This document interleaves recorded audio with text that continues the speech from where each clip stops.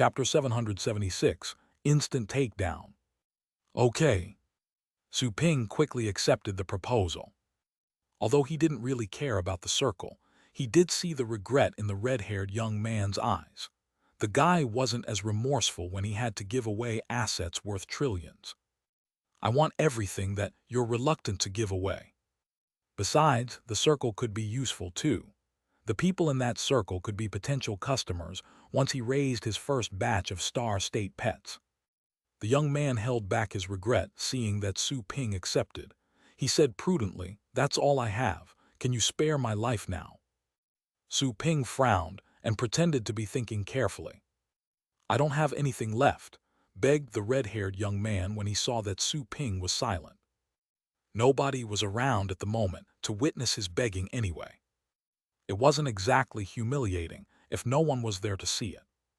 While he considered this, he suddenly saw a girl who had the most beautiful face he had ever seen. He was stunned, feeling as though he had been smitten by lightning. "Okay, I'll release you after you transfer the things to me," said Su Ping, seeing that he couldn't get anything else from the guy. "Do you swear?" The young man came back to his senses and quickly said, "You won't go back on your word, will you? How about we set up a soul agreement?" "What soul agreement? Never heard of it," said Su Ping. He immediately declined since it was a weird thing that involved souls. "I'm a man of my word. I'll let the matter rest if you don't try this again. But don't blame me for not showing mercy if you do offend me again."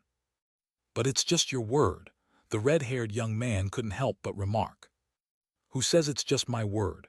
Do you not know how trustworthy I am? Why bother suspect me? I can kill you right now," snorted Su Ping, pretending that he was too proud to lie. Joanna was next to the pet room door. She couldn't help but roll her eyes when she heard this. Her eyes went all the way up, mostly showing sclera. A beautiful girl would still be beautiful when she rolled her eyes. Of course, neither of the other two people in the shop were in the mood to appreciate her beauty.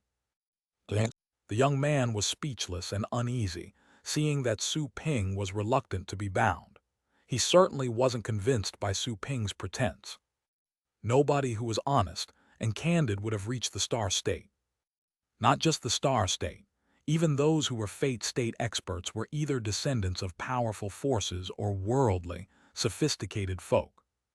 "Okay, I'll contact the mining groups and the corporations that I've invested in and ask them to transfer the money right now. As for the Star State Circle, I'll inform them first and let you know after I receive a reply." The red-haired young man could only compromise, as he no longer had any bargaining chips. "You'd better hurry," Su Ping said. "Stay in my shop while you make arrangements. Don't go anywhere." "Anna, keep an eye on him." "Yes." Joanna nodded and spoke in a pleasant voice. The young man's foul mood finally lessened after hearing Joanna's voice. He looked at her. Beautiful things were always enjoyable. He felt a lot more relaxed, even thinking that it might not be a burden to stay in Su Ping's shop. The guy turned out to have such a beautiful girl hidden in his shop. "I've never seen a girl as beautiful as her, and she's only at the void state. Did he kidnap her from somewhere? This isn't fair." The red-haired young man was secretly angry, as if he would have seen a flower lying over feces. He believed that even some star lords would have been attracted to the girl. There were many beautiful girls in the world, but not all of them were strong. All the beautiful girls who were at the top would kneel in front of experts. Joanna, in particular, was the most beautiful of all. Her face alone had left him stunned and amazed. It was at this moment that Joanna turned around and glared at the young man. "What are you looking at? I'll gouge your eyes out if you keep staring." So beautiful. She was so beautiful even when she yelled at someone. Once again the young man was amazed, but then snapped back to his senses. Being a Star State warrior, he kept his cool and avoided swooning over the girl. He frowned and said, "Do you know who I am? You're just a void state warrior. Where are your manners?" He knew that, the more humble he was when interacting with such beautiful girls, the less they would think of him. He would only attract their attention if he treated them coldly. "Humph, you think the Star State is something. Do you want to be beaten up?" Joanna rolled her eyes again. It was almost hilarious that a star state guy would act contemptuously before someone with ascendant state level. Su Ping was barely able to avoid bursting out in laughter. The guy was trying to show off his cultivation in front of Joanna. Is he trying to get humiliated? You! The red-haired young man became furious. Did the girl see how I was begging to be spared, and now thinks I'm a nobody that anybody can take advantage of? I might as well show you some star state moves, so that you know the void state means nothing. He snorted and simply applied space pressure. His plan was to scare the girl. Sometimes it was a better solution to impress such proud girls with strength. However, Joanna emanated a dazzling golden light right after he took action. Then she flashed, and a glowing spear pointed at the center of the red-haired young man's eyebrows. The whole shop became quiet. The red-haired young man's eyes widened in shock. He felt as if his head were covered in an attraction force that was both horrifying and lethal. His target had already locked onto him. He would be attacked if he did anything wrong. The golden light enveloping the spear was dazzling and fierce, like that of the sun. It seemed able to destroy a planet at any time. What kind of monster is this woman? The red-haired young man suddenly felt frightened. He quickly realized that Su Ping had been pretending to be an ocean state warrior, so the girl's void state level was obviously a disguise too. What the heck? Those two scoundrels liked to play dirty. It was truly unscrupulous to hide their strength all the time. Su Ping was quite surprised. He knew that Joanna was strong enough to deal with the red-haired young man, but he didn't know she was that good. She defeated the enemy in one moment. If she hadn't gone easy on him, she probably could have killed him in one attack. Even though the red-haired young man had just fought him and was quite weak at the moment, and he was defenseless, he was a star state warrior nevertheless, and Joanna was at the void state, yet she had defeated him easily. She really was horrifying. The instant outburst of strength seemed to have made use of her constitution and divine power in the most appropriate way. Su Ping's eyes flashed. Even he didn't see the attack clearly. Humph, behave. Joanna shook her hands, and the spear she had been holding was dispersed as golden light. The golden light on her skin also vanished as she snorted. The young man was already covered in cold sweat. He nodded quickly, not even daring to breathe aloud. The admiration in his heart based on appearances was also shattered.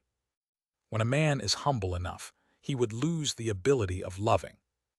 It was exactly the case for the red-haired young man, who felt devastated. Keep an eye on him inside the shop. I'll go train the pets, said Su Ping. Joanna had shown enough strength for Su Ping to entrust her with the prisoner. She frowned and asked, "You don't need my company." "No, I'm tired of the dangerous places anyway, and I'm going somewhere else," replied Su Ping casually, then entered the pet room. Training by himself. The red-haired young man was quite shocked by what Su Ping had said. He finally noticed that Su Ping was running a pet shop. Is Su Ping also a trainer? He felt that his heart had been heavily struck again. I don't know how good he is as a trainer. I'll feel better if he only has 5 stars, the young man thought. In the meantime, in regards to the central continent, the Ryan family. What Garland was caught. A mysterious realm was found on the mountaintop by the Ryans' headquarters. A man who was as brawny as a bear changed his expression and looked at the 2 visitors in shock. The astral power in that realm is very dense, and there was a hill of purple astral crystals in it. The purple astral crystals were surrounded by auras that could increase one's odds of success when entering a state of epiphany, which could allow them to grasp new laws. 3 visitors stood in front of the brawny man. 2 of them were the black-haired woman and the white-robed old man. The third person was an old man wearing a purple robe. He was exactly O'Neill's son and the current executive officer of the Ryans, who was responsible for all the family affairs. O'Neill had spent most of his time training in the mysterious realm and only listened to his son's reports in regards to what had happened outside. That man was bold enough to kill my grandson. How dare he? You failed to defeat him even after living together. Is he in the mid-phase of the star state? The brawny man was shocked and infuriated. His grandson being killed on his own planet was like a slap on the Ryan's face. Probably, replied the white-robed old man bitterly. O'Neill was looking quite gloomy. He had not foreseen that the enemy was in the advanced phase of the star state. Because if so, the two visitors before him couldn't have survived. Is it true that he also killed a student of the Humia Academy? That is correct. O'Neill took a deep breath and fell into silence. Garland is still in his hands. We don't know his current location, said the black-haired woman with a worried gaze.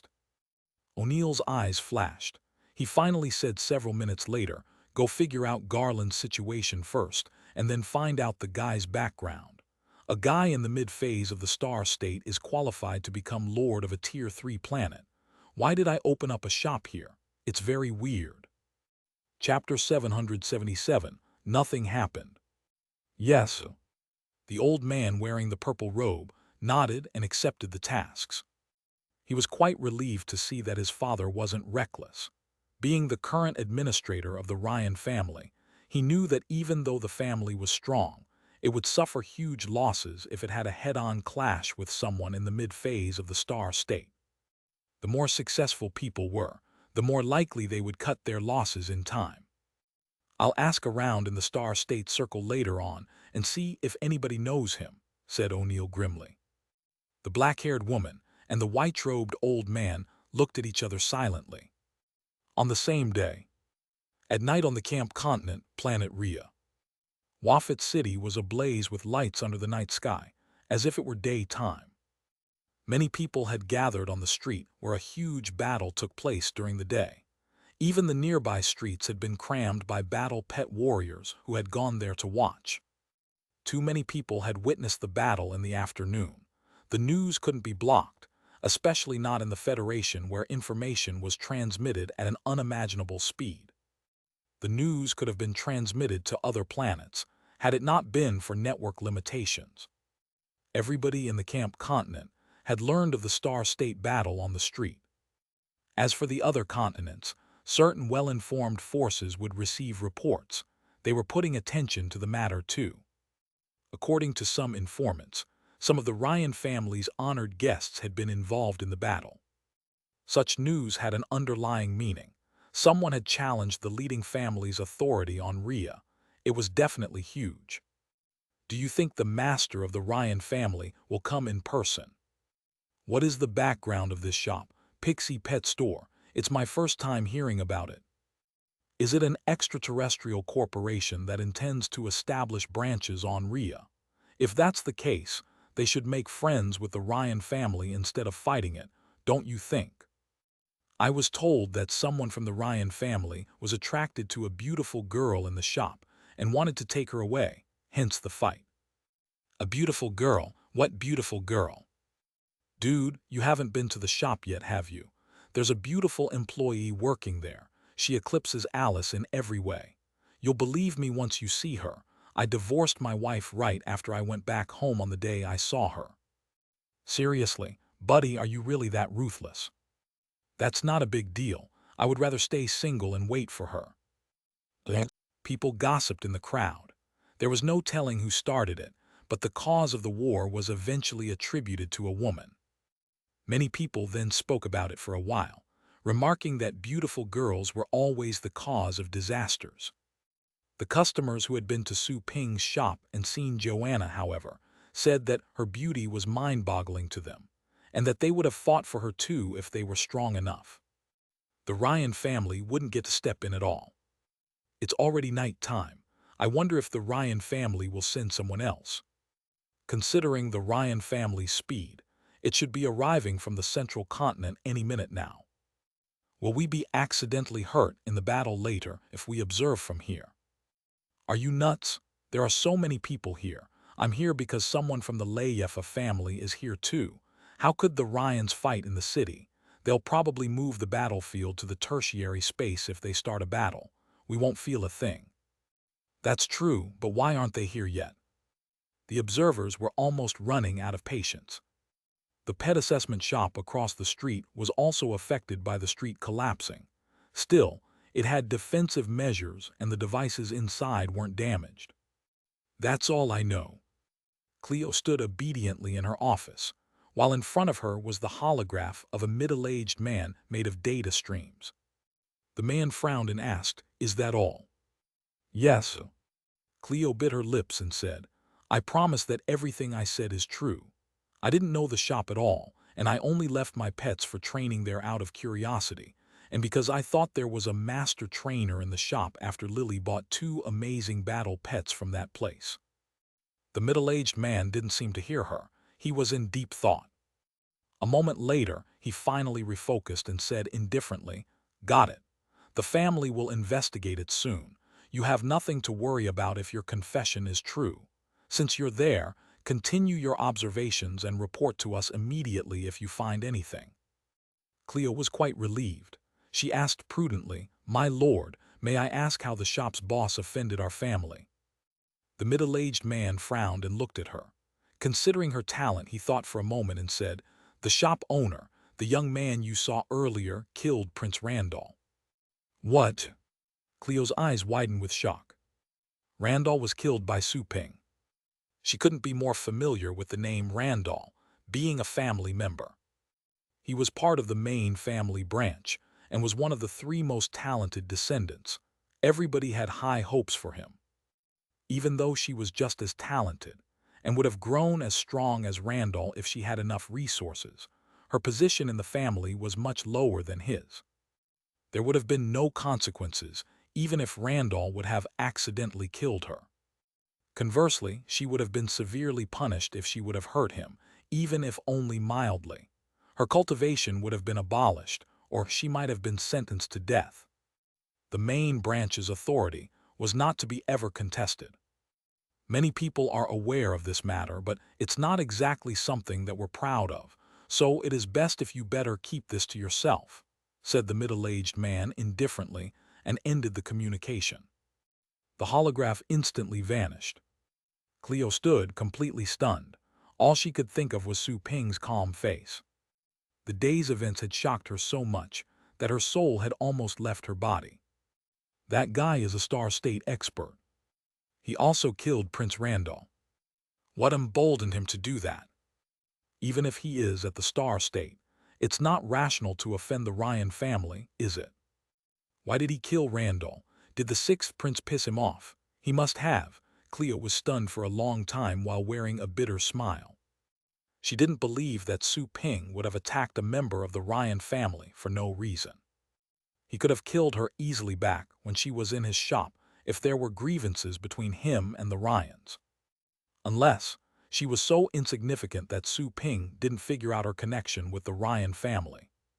But that didn't make sense, as her clothes clearly had the family emblem. It was then obvious that Su Ping didn't hate the Ryan family back then. Randall's death might have been purely accidental. Alternatively, he might have pissed off the Star State expert while oblivious of the latter's status. After all, that guy had been pretending to be an Ocean State warrior. Why do you have to pretend to be such a lowly fellow when you're actually this strong? You could pretend to be a Fate State expert if you prefer to keep a low profile. Nobody would dare to mess with you. Also, nobody would feel surprised or shocked to see a Fate State warrior on the road. Such a disguise is both low-key and less troublesome. Wouldn't that be much better? Good thing I didn't say anything outrageous back then. I'm so scared. Cleo was terrified since she remembered how she had snapped angrily at Su Ping in his shop. Su Ping could have then revealed his identity and straight away request her family to have her killed if he were pushed hard enough. After all, her family would never risk offending a Star State bigshot for the sake of a junior such as herself. However, Su Ping had killed Randall, a talented heir of the Ryan family. The whole thing would not be easy to get over with. Cleo took another deep breath and heaved a sigh.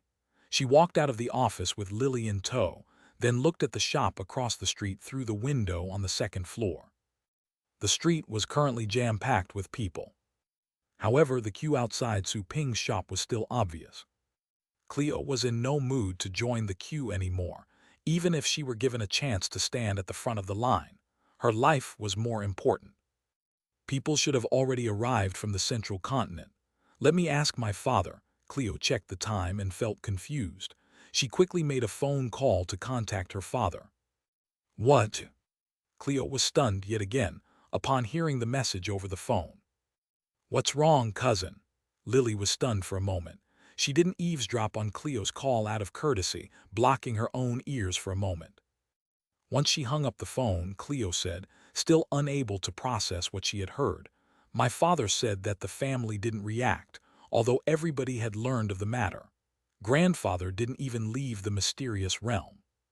He didn't, asked Lily in disbelief. Is our family going to let the matter go? But we're talking of Prince Randall being killed. Cleo was also in a trance.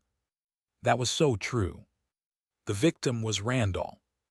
He was the brilliant star of the family's younger generation, an unreachable genius to look up to.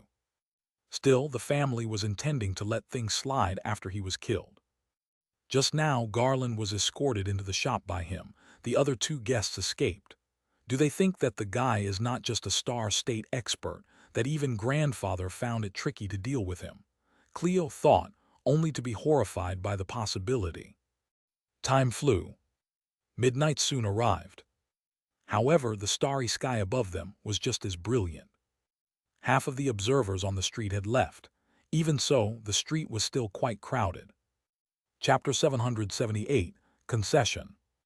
The observers on the two sides of the street became anxious while waiting and discussing. It's already so late. Why is the Ryan family still not here? It's been such a long time. They could have arrived by now, even by spaceship. What's going on? Is the master of the Ryan family away from home? Do you think the Ryan family wants to make a concession? A concession? How could that be possible? That would only happen if he were a peak star state expert. Otherwise, the Ryans would never let go after such a humiliation. It was already late at night, and the Ryan family had not taken any action yet. Many people thought they would probably not see the battle they were expecting. It's true that our family intends to let go of the matter, or maybe they haven't found out about the guy's background yet, thought Cleo, still on her shop's second floor while looking at the quiet Pixie pet store. She felt more certain of her speculation. Her family would have arrived by then if they wanted to take action.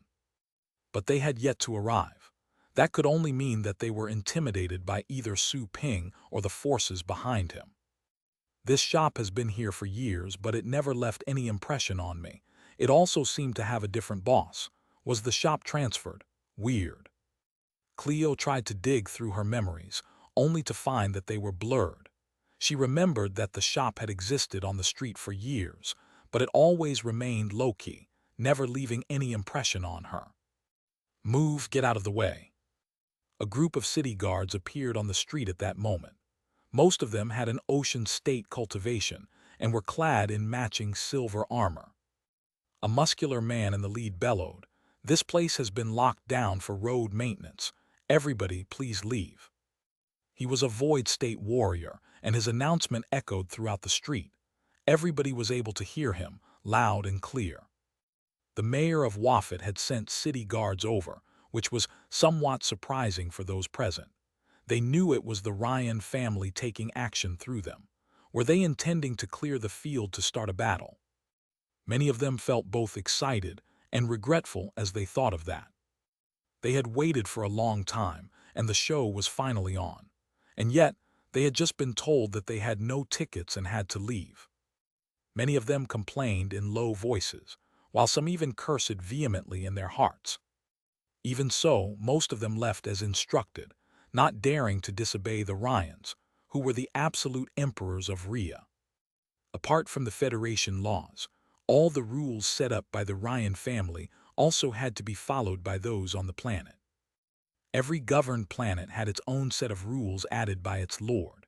If there was a higher organization governing the planet's solar system, the regulations imposed by the solar system's lord would also apply. Of course, all of those rules and regulations couldn't conflict with the federal laws, or they would be considered ineffective. Will they attack? I don't think so. Still on the second floor, Cleo frowned at the scene, feeling that those people weren't there to clear the battlefield. She knew the Ryan family's style. They would have arrived and charged with a grand display of force. Never would they clear the field. They would show how strong the Ryan family was and focus their efforts on leaving the people present in awe. "It seems that our family plans to concede," said Lily in a low voice. She looked like a cute little girl, but she was actually quite shrewd. Cleo nodded. Soon, most of the people on the street had left, except those who were waiting in a long line outside of Su Ping's shop. The captain of the city guards frowned after seeing them. Much to their surprise, he didn't ask them to leave. "You must be an honorable guest from the Leifa family. Welcome to Ria." The captain of the city guards quickly approached Mia, who was at the front of the line, and flashed a courteous and obsequious smile on his previously cold face. One of the rules observed on Ria was that every member of the Leifa had to be treated in the most respectful way, exactly as they would treat core members of the Ryan family. After all, Ria belonged to the Zeraprun solar system, which was the Leifa family's domain. The Ryan family had to respect their superiors. "All right, my presence won't hinder your road maintenance, right?" Mia nodded and asked. She had learned the backgrounds of the Star State experts who participated in the previous battle thanks to the gossiping around her. She felt uncomfortable with the conflict between the Ryans and Su Ping. She didn't like the Ryan family in the first place because Lane had been courting her like a sticky pad. She didn't like that at all. Alas, she wasn't from the family's main branch. Her mother didn't originate from a powerful background. Otherwise, she could have stopped the Ryan family from retaliating against Su Ping's shop by uttering a single word. She could only stand by and watch at the moment. Her identity in the Leifa family was quite sensitive. She preferred not getting involved in serious matters or acting in the name of the Leifa family until she was fully fledged. There was a risk that she, her mother and friends in the family could be affected. She had her own difficulties, but the others didn't know. They only knew that she was from the Leifa, so none of them had dared to offend her. "No, of course not," said the captain quickly, rather flattered. The other people waiting in line behind her were shocked. Some already knew her identity, while others had just realized it. A girl from the Leifa family to them was like an angel from the heavens. And yet, such a girl was standing right in front of them. The captain of the guards didn't disturb her any further after offering his greetings. He and his guards arranged themselves to stand on both sides of the street. Very soon, a few men stepped out of the secondary space, emerging as if out of thin air after a space jump. There were 3 of them in total, and all of them were at the Fate state. "This is the shop. I can't probe the interior, even though I'm using an ancient technique. Don't cause trouble. The family has sent us here to reach an agreement." They spoke to each other in midair. Everybody gasped when they saw the old man in the middle. He was the mayor of Wafat City. The mayor had shown up in person. Is he intent on attacking the shop? Still, no matter how renowned he wasn't able to beat a Star State expert. The 3 men in the sky, led by the old man in the middle, came to the front of the queue and greeted Mia right after. Then, the mayor dropped a hint by looking at the closed door, asking the captain of the guards to knock on the door. The captain instantly stepped forward and did as implied, but no one answered. He called out again, and then the door suddenly opened. A gorgeous girl with long blonde hair and fair skin appeared in front of them. A red-haired young man was standing next to the girl. He was exactly Garland, the Star State expert who had fought there earlier and a guest at the Ryan family. Mr. Roger Garland. The mayor's face suffered a slight change in his expression after seeing the young man. The others, however, were attracted to Joanna. Those who had never been to Su Ping's shop were astounded by her looks. "Mom, I'm in love.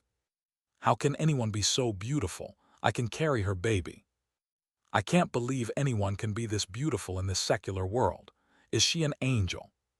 The crowd exclaimed, shocked and fascinated. Garland saw the mayor and frowned. He asked, "O'Neill is not here." The mayor came back to his senses and quickly said telepathically, "Sir, Master knows that you were held in custody and was worried that you might be hurt, so he asked us to take a step back." Garland raised his eyebrows ever so slightly. He knew that it might not be the truth, but he did feel warm and his demeanor became gentler. He replied telepathically, "That's the right decision to take. I was really worried that he might launch another attack. Tell him not to be rash when you go back. There's not just one Star State expert in this shop. The stunning woman in front of you is also a Star State warrior, and she's even stronger than him. She might be at the peak of the Star State." The peak of the Star State. The mayor narrowed his eyes, nearly losing his cool and shouting out loud, "Seriously? Anyone with a peak Star State realm could act as lord of a Tier 1 planet. Even O'Neill himself, the master of the Ryan family, had to be courteous towards them and would even try to adulate them." Joanna suddenly spoke. "Why are you making noises here?" She directed a cold gaze at the captain who had just knocked the door. The captain felt somewhat under a daze. He was about to talk, but the mayor interrupted him in time and roared, "Who allowed you to knock on the door? Kneel and apologize." The captain. Chapter 779. Shock. What the? The captain of the guards didn't know how to react. How could anyone change his attitude that quickly? That was not what you said a moment earlier. To be honest, he was quite stunned as well. The sudden plot twist came so fast he almost hurt his back. Is it because of the woman's identity? Or is it simply because she's pretty? He never knew the mayor had a lustful streak. "What are you waiting for? Hurry up!" The mayor roared when he saw that the captain wasn't moving due to his stupor. Cold sweat ran all over his back. The woman was most likely at the peak of the Star State, as stated by Mr. Garland. She had to be really close to such an estimate, even if she wasn't already there. He certainly couldn't afford pissing her off. Did they not see that even the family master didn't dare to make a personal visit? The captain woke up after the yelling. His face became blue and pale. However, having been a captain of city guards for years, he knew what to do and simply fell on his knees. "My lady, it was me who knocked on the door. Sorry if my actions disturbed you," said the captain of the city guards after lowering his head. The only reason for the mayor's sudden change of attitude could have been due to the woman's extraordinary identity. Otherwise, the mayor would have been fired and executed by the Ryans for disgracing his family. That is, if he had changed his attitude simply because she was pretty. The whole street was quiet when the captain fell to his knees. The whole street was quiet. All that could be heard was the noise from a few blocks away. All the people who had been ready to watch a battle on the street were shocked. Someone from the mayor's office had just decided to kneel.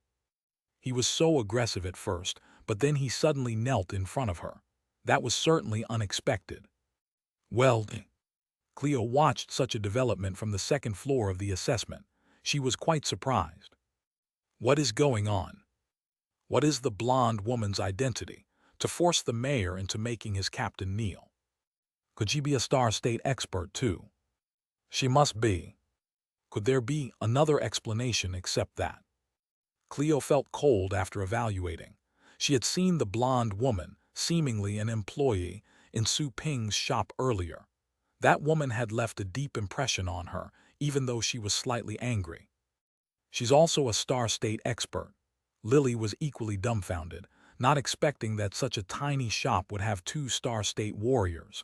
It was too unbelievable. Aside from them, the people on the street came to their senses. None of them was an idiot. They soon figured out a reason. If the blonde woman didn't have such a high rank, why on earth would the captain have knelt and apologized? That man represented the honor of Wafat City. Wafat City was under the control of the Ryan family, so the Ryan family's honor was at risk. I thought they were here to demand an explanation. Oh my goodness, it's more like they're begging for an explanation. Why did he do that? Did this shop really have such a powerful background?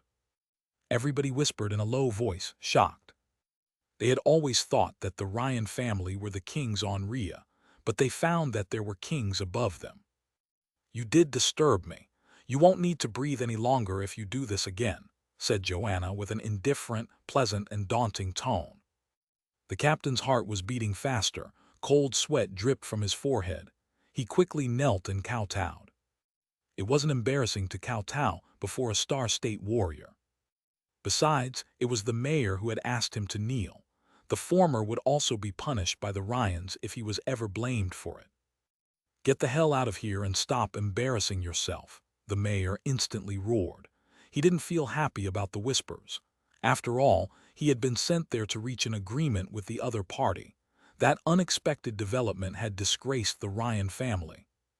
He wouldn't have behaved like that had it not been for what Garland said. After all, the Ryan family would blame everything on him and punish him all the same if the woman was truly a peak Star State expert, and he managed to offend her. It was quite a dilemma. He only hated being the one appointed to deal with it. "Of all the places in the world, why did you have to open your shop in my city?" The captain of the city guards was again rendered speechless when the mayor spoke, but he didn't dare to express his dissatisfaction. He simply backed away on his knees. "Apologies for my subordinate's inconsideration, my lady. I'm the mayor of Waffet City. We're here mainly to repair the street," said the mayor respectfully. The observers on the street clicked their tongues when they heard that. This man is quite shrewd. To repair the street. They were clearly there to negotiate, even after that kneeling disgrace they had to endure. He was claiming he was there to repair the street, meaning that they didn't represent the Ryan family. In that case, the embarrassment wouldn't be linked to the Ryans.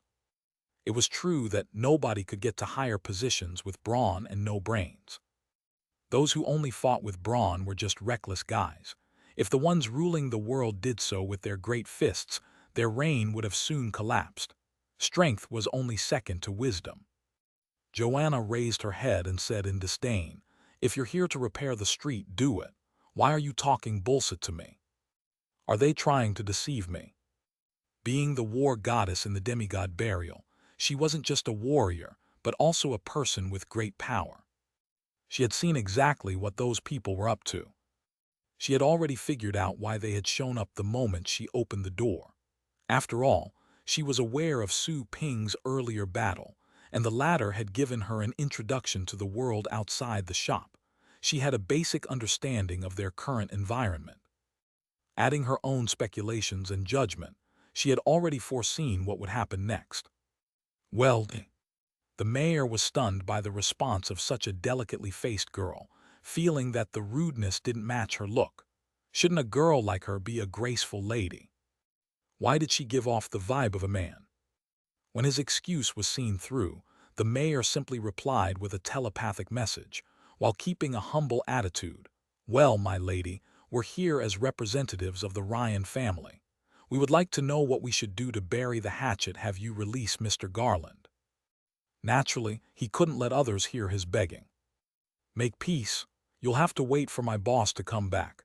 I can't make that decision," said Joanna indifferently.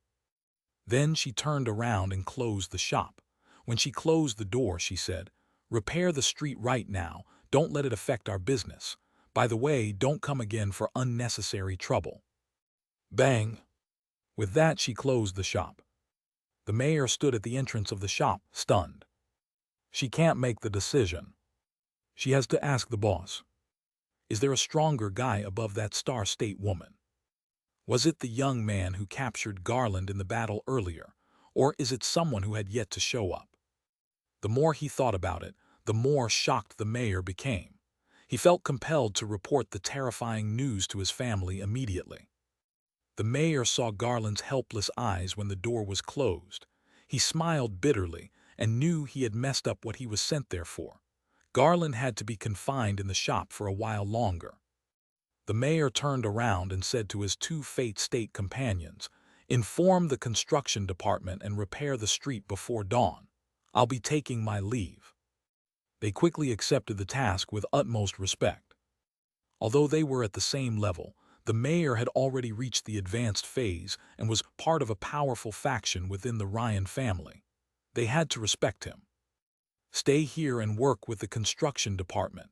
Don't let anyone slack on the job," said the mayor to the captain of the city guards. He patted the captain's shoulder, as if comforting him after saying that. The captain of city guards wept in his heart. It was true that a trusted subordinate was always the best choice as the scapegoat. Yes, my lord. He accepted the task respectfully, not daring to show his emotions. Everyone who remained on the street was still in shock after the mayor and his companions left. They didn't expect the mayor from the Ryan family to leave just like that. It seemed that their negotiation had fallen out. The shop was closed first. They didn't show any respect to the Ryans. They didn't even invite them into the shop. I wonder what the Ryan family will do next. This tiny shop has 2-star state experts. Not even the Ryans would have willingly pissed them off. It's too irrational. That's right. A battle won't do us any favors. A battle between star state experts will cause turmoil all over the planet. Some old men who had grown up on that planet were rather worried. A battle of that caliber would be like a nuclear war in the blue planet's primitive age. It was the general public who would suffer in the end. Outside the shop, Mia had been stunned to see that event happen in front of her. Is Joanna a star state warrior? No wonder she beat me so soundly in our virtual sparring. Considering the methods of the star state, she could have easily taken her down, even if they were at the same level. She was suddenly mollified. She had always thought she had been defeated by someone of her same rank. It made much more sense that a star state warrior had beaten her silly. I knew I couldn't be beaten so miserably by someone my level, Mia thought. She was suddenly eager to fight her again.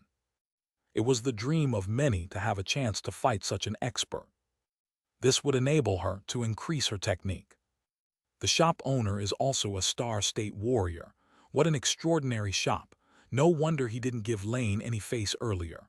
Odd. Does the boss hate the Ryans because of that incident? Mia suddenly grew uneasy once the thought crossed her mind. Lane had tried to defend her as a way to impress her. She would feel guilty if Su Ping was at odds with the Ryans because of that exchange. What should I do? I should ask him tomorrow. I wonder if he'll be open about it, Mia thought. She was willing to act as a mediator to solve the issue if that were the case.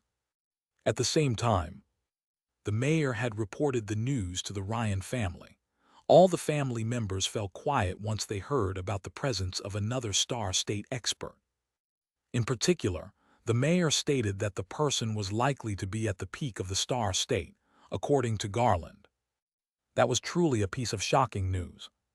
The Ryan family was dead silent. The leaders were utterly speechless because of the news. The radicals had turned mute. They had been the ones most vocal about declaring war on the shop to display their family's power. One of the 2-star state experts had fought against Garland, the white-robed old man and the other guests, imprisoning Garland in the end. It was very likely that such an expert was at the peak of the star state. Why did such a pair of monsters move to Rhea? Chapter 780, Giving In. In the mysterious realm of the Ryan family. O'Neill was rather stunned after hearing the news.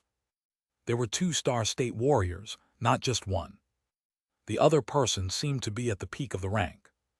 2-star state people were doing business together. Is that supposed to be a joke? What intimidated O'Neill even more was that someone even stronger might be behind that powerful pair. Say, several star lords. He couldn't afford to piss them off. He was of a mind to give in. Keeping a tough attitude would only make his family suffer. The shop owner who stepped out earlier was already tricky enough, not to mention the guy had an ally. He probably couldn't take them down even if he invited his friends. Even if they did fight, the entire planet would be destroyed. Unless he asked the Leyafa family for help. After all, that planet belonged to the Leyafa family's solar system, and its prosperity was in their best interests. But if he were to start a planetary war just because one of his grandsons had died, would he be punished and killed by the Leyafa family afterwards? He had no doubt about it. After all, the whole thing had begun with his grandson Randall attempting to rob a star state expert, thus offending him. Getting himself killed was a natural outcome. Even if other Star State peers learned about the situation, they would also agree that he deserved death. So the whole thing was rather tricky. His retaliation wasn't justified. He would not need to justify his actions if he were strong enough, but that wasn't the case. That was the cold reality. No reasoning was needed if he could crush his enemy. He would have to reason with them if he couldn't. However, he couldn't possibly win in such a negotiation. What to do? He had no choice but to give in. The more he thought about it, the more awful O'Neill looked. In the end, he took a deep breath, gradually breathing out his fury and recovering his calm state. It was better to lose face than to suffer greater losses.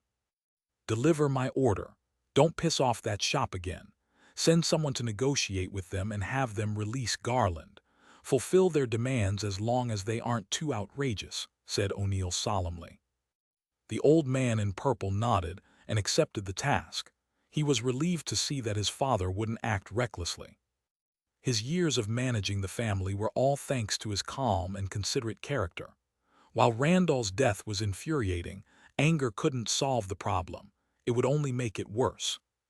He had been chosen to manage all affairs in the family, large and small, exactly because he was rational and calm enough. If a grandson was gone, another grandson could always be born. Besides, there were two more sons who were both rather promising. Randall had provoked quite a formidable enemy for his family, much before he was fully grown. He truly deserved death. The old man in purple thought everything through. The only thing that made him mad was that worthless grandson had disgraced the family in battle. It was unforgivable. In Waffet City, many pets were repairing the street. They had grasped skills related to construction and life through special training. The street was soon fixed with their help. Some of the ruined shops were also renovated and strengthened. The line outside of the Pixie Pet store was very long. More and more people had joined it after learning that someone from the Layefa family was also there. The stars and the moon were gradually gone, and the sun was rising. The next day had soon arrived. The pets and the city construction department had retreated, and so had the city guards except for one squad, which was asked to maintain order as an aid to Su Ping's shop. They claimed that too many people were waiting and conflicts could potentially arise. Those waiting in line were all battle pet warriors. They weren't fools. How could there be any conflicts? It was just a gesture of friendliness. Very soon it was 10 in the morning. Why is the door still not open? Will the shop remain closed because of the battle yesterday? This is so inconsiderate. Why won't he open the shop yet? Is this how you do business? Are we waiting for nothing? Shut up. How can you be waiting for nothing? The shop will open tomorrow even if they don't open today. The wait will be worth it even if I stand here for a week to buy a pet. Exactly. All the pets here have class A aptitude. 1 day of waiting is nothing. Get the hell out of here if you don't want to wait. Everybody in the queue whispered. It was then that the shop slowly opened, and Su Ping stood by the door. There were stubbles in his face after a single night. Su Ping simply opened the door without taking time to shave, knowing that the customers had waited for a long time. You're back. Su Ping looked at an empty space, not far away from the team, and smiled. Tang Ruyan and Zhang Lingtong, who had been standing there, quickly ran to him. Zhang Lingtong stuck out her tongue and said, "Sir, you're so awesome. Is our shop so popular after it just opened?" "Yeah, I heard that our shop just sold some Class A pets. Is it true?" Tang Ruyan was curious too. Neither of them expected that the shop would become even more popular than it was back on the blue planet.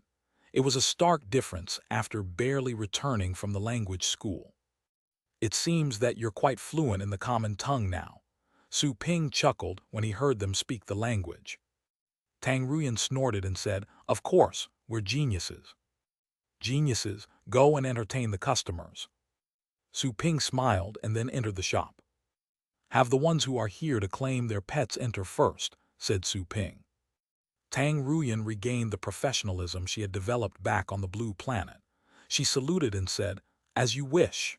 Then she stood at the door with arms akimbo before she roared, "Come on in if you're here to claim your pet. If you have other needs, please wait." "Huh, why? I have to keep waiting?" Someone in the line shouted, angry about the girl's announcement. Tang Ruyan was a ninth ranker, which was quite a remarkable feat on the blue planet, but most of their customers were ocean state warriors. They weren't impressed by her at all. Although it was weird enough seeing someone as strong as her working as a store clerk, they had already seen the blonde woman. Tang Ruyan's appearance wasn't as surprising. Rules are rules. Tang Ruyan rolled her eyes and bellowed at the guy who complained. The guy fell quiet after hearing that. Everybody had searched online for the rules in Su Ping's shop while they waited for their turn. The rules in themselves were strange, but they had to be obeyed. Some of the rules couldn't be broken, not even with money, such as line cutting or spot buying. The customers who were there to fetch their pets were delighted to follow Tang Ruyan's cue. All of them entered the shop and quickly greeted Su Ping behind the counter. Su Ping asked Joanna to take the pets out and give them back according to their names. They were in awe of Joanna, who was said to be at the Star State. She had made the captain of the city guards kneel the night before. Even the red-haired Star State guy behind her was acting quite obediently. It was then that the pet owners saw the red-haired young man on the couch. Their hearts began to race once they saw him idling on the couch. They had inferred Joanna's cultivation after noticing the captain of the city guard's behavior, but Su Ping and the red-haired young man were undoubtedly Star State warriors. None of the customers who fetched their pets dared to test the training effect in Su Ping's shop. They were intimidated by the powerhouses in the store. They simply said goodbye and went to the assessment shop across the street. The more prudent ones even went to the neighboring street for testing, lest Su Ping became angry, thinking that they didn't trust him. "B-boss, I'm here to claim my pet." Cleo arrived with the pet-redeeming crowd and looked around. Her pupils contracted when she saw Garland, then she quickly withdrew her gaze. She wouldn't no longer dare to behave as arrogantly as she used to on her prior visit to the store. "Name?" "Cleo." Cleo didn't know what to say. The guy forgot my name after a single day. No one with a Star State level would have such a bad memory unless he never planned to remember her name. "Oh, your pet is receiving professional training. It's not over yet," said Su Ping casually while looking at her. The answer was within Cleo's expectation. She nodded and replied, "Got it." She was mainly there to check up on Garland, so she simply turned around and left. Garland is safe for now. Cleo had soon left and returned to her own assessment shop, ready to deliver the news back to her family. But then, exclamations burst out of the lobby right when she stepped into the shop. Cleo raised her head, and her pupils contracted. The test pillar at the center of the lobby was showing a Class A reading. Another Class A pet. Chapter 781, Seething. Is it another pet from his shop? Cleo was again shocked and thought of Su Ping immediately. She had almost turned numb about the series of Class A ratings, which only appeared once every few years in the past, but seemed to have become the norm in recent days. The lobby seethed after the Class A rating was found out. The pet owner, an Ocean State young man, stared at the test pillar in disbelief while everybody exclaimed, "I only paid $100 million to improve my pet to Class A. Am I dreaming, or did I stumble upon a windfall? Buddy, you're rich now, you're rich now. Was your pet trained in that shop? Oh my God, is there a Grandmaster trainer in that shop? Damn it, I heard that the training cost was only $100 million. All the customers in the shop wailed. Many people looked at the Ocean State young man with open jealousy. They asked themselves, why didn't I go to that shop yesterday? Why did they have to go shopping in malls with their girlfriends? They had to break up with them. Many people had bloodshot eyes due to jealousy and fury. The uncanny rules and costs set by the Pixie Pet Store, including the training costs, had been exposed on the internet. Everybody knew that even the normal training would cost $100 million in the shop. There was also the fact that the training would only last one day. The so-called professional training required 10 billion and half a month to finish. It was almost like blatant robbery. However, while they had at first mocked the shop online for ripping off the customers, they were then slapped in the face by reality. The battle against the Star State experts from the Ryan family further proved that the owner of the shop was a Star State expert himself. Why would a Star State big shot care about so little money, or even bother lying to advertise? However, nobody had expected that the training done at the shop would be that effective. A Class A attribute had been attained after a single day. Nobody knew the pet's past aptitude, but it was unlikely to be a Class A. It was already incredible enough if it would have been improved from B+ to A. That was something that a master trainer couldn't achieve. A grandmaster trainer might not achieve it either. The Ocean State young man came to his senses while everybody was coveting his pet. He was both excited and scared since he saw how the others were acting like hungry wolves. He hurriedly fetched his pet, paid for the assessment, and left the crowd. Wafit was a lawful place anyway, and the city guards weren't far from the site. Nobody would dare to cause trouble at the moment. Cleo's face showed a slight change. She then figured out that a new testing policy had to be implemented in her shop, after seeing how some people were looking at the leaving Ocean State young man with glowing eyes. The customer's privacy had to be protected. She shouldn't let others tell easily to whom the pet being tested belonged, or nobody would test any pet in her shop anymore. She did it immediately, without even having the time to deliver the report that Garland was safe back to her family. She knew her family would learn of the matter even if she didn't report it. After all, the boss of that shop wasn't intent on keeping it a secret. He was simply letting Garland sit in the shop. Her family had probably learned that Garland was still alive. Well, 10 minutes later, exclamations were again heard in the assessment shop again. Another Class A pet had been found. It was just A, but that was still in Class A. However, nobody knew whose pet it was this time. Some of the malicious guys looked around and tried to find the pet owner. The entire assessment shop fell quiet in the next 2 hours. Class A. A. The two ratings appeared on the test pillar in turns. None of the pets were rated below A. The effervescent shop gradually fell quiet. In the end, everyone stopped talking whenever the Class A rating appeared on the test pillar. All the people lingering in the shop had become too stupefied to talk. Since when has the Class A rating become so common? Some even suspected that the assessment system in the shop was malfunctioning, or had even been set to purposefully cheat. However, when people questioned the shop, Cleo showed up and revealed her identity as a member of the Ryan family. All doubts dissipated. Not only was the Ryan family the most powerful on Rhea, it was also the absolute authority that represented fairness. The planet had thrived exactly because the family was authoritative and fair. Everybody on the planet would have suffered and complained if the Ryans would have ruled over them with nothing but violence. Cleo, monitoring the situation inside the shop, was completely dumbfounded. She was almost absolutely certain that the people who were doing the tests had been to Su Ping's shop and trained pets there. All their pets had turned out to be Class A. Did it happen to the 10 vast sky thunderous dragons too? Were they trained and turned Class A overnight before they were sold? After being stunned for a long time, Cleo suddenly realized what she should do. She patted her forehead and quickly contacted her family in her office. She was going to deliver the precious message back to her family as soon as possible. A few minutes later, the communication was established, and the middle-aged man's projection made of data streams looked down at Cleo and frowned. "What's wrong?" "Mr. Secretary, there's a piece of intelligence that I don't know if I should report." "Speak." "I suspect that the shop where Garland is being kept is backed by a Grandmaster trainer, one who borders on the extraordinary level," said Cleo, gritting her teeth. It was just an unconfirmed speculation of hers, so she had to consider the consequences if it wasn't true. A Grandmaster trainer. The middle-aged man's pupils contracted, but he soon calmed down and said, "What do you mean by suspect?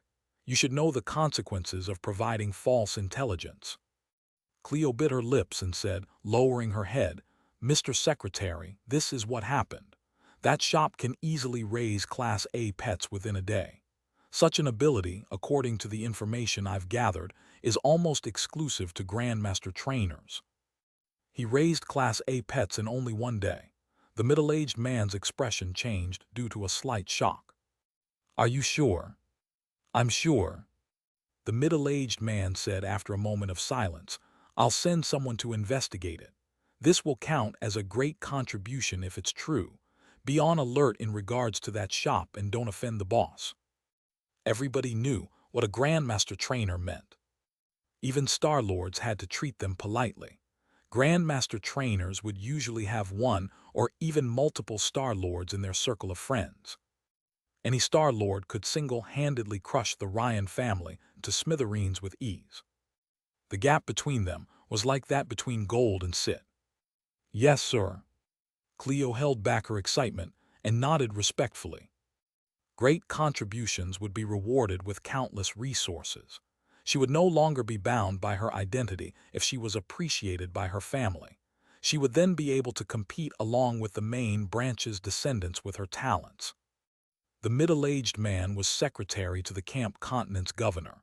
His position in the family was quite high. He didn't have to steal the credit from her. After all, he would be well appreciated as long as he confirmed her report and delivered it to the family. She would also receive enough rewards for her to rise to higher places in the family. By the way, he said that the pets only went through normal training and they already have Class A aptitudes. I paid for a professional training session. Will my pet rise to A+? Su Ping's casual expression popped up in Cleo's head. Her heart suddenly pounded. A pet with an A+ rating could be almost considered ultimate. Besides, her pet was a Fate State vast sky thunderous dragon. If it was raised to A+, that would mean she would almost be invincible in the Fate State. Even if she was only a Void State warrior, she could still defeat many Fate State battle pet warriors with her A+ dragon, unless she ran into any of the brilliant geniuses. Inside the Pixie Pet Store, Su Ping had already returned the pets to their owners. 1/5 of them chose to train their other pets in Su Ping's place. The rest of them quickly ran to the assessment shop to test the recently trained pets. Su Ping's shop was almost emptied after the pets were returned. He then began to welcome new customers. Mia was the first to enter. Boss, it's truly been a long wait, said Mia with a smile and a hint of awe, which was different from what others felt. Many were awfully nervous when interacting with Su Ping as if they were mice and he were a cat. After all, Su Ping was a Star State big shot in their eyes, one who could easily kill them. Mia, on the other hand, was from a renowned family. She had seen a lot of things since childhood, so naturally she controlled herself better than others. Her confidence came from the bottom of her heart. The Star State wasn't too unusual in the Leifa family. She had seen how obedient and respectful certain Star State experts were in the presence of her family's master, so she wasn't as awed of Su Ping as the others were. Thank you for your patience. What do you want to train? I've gathered enough money and I want professional training. Can you train 2 of my pets? Said Mia gracefully, not as casually as before. She was neither humble nor arrogant. She certainly wasn't demeaning the Leifa family. Su Ping's eyes glittered. 2 pets. It would be 20 billion, which would in turn be converted to 200 million energy points. 100 million was enough to raise the Chaos Spirit pool to LV5. To upgrade the shop again only required 1 billion energy points, which equated to an income of 100 billion. He had accomplished 1/5 of the task. Of course, replied Su Ping. Great. Mia was greatly relieved to see that Su Ping had accepted the task. She was afraid that he would turn her down because she was being too greedy. After all, normal training could already produce Class A aptitudes to rise. She couldn't imagine how powerful Su Ping's professional training would be, but it would definitely be more effective than with normal training. Mia felt it would have been a great bargain, even if she were to pay 10 billion for the normal training. The pet she had trained was at the void state.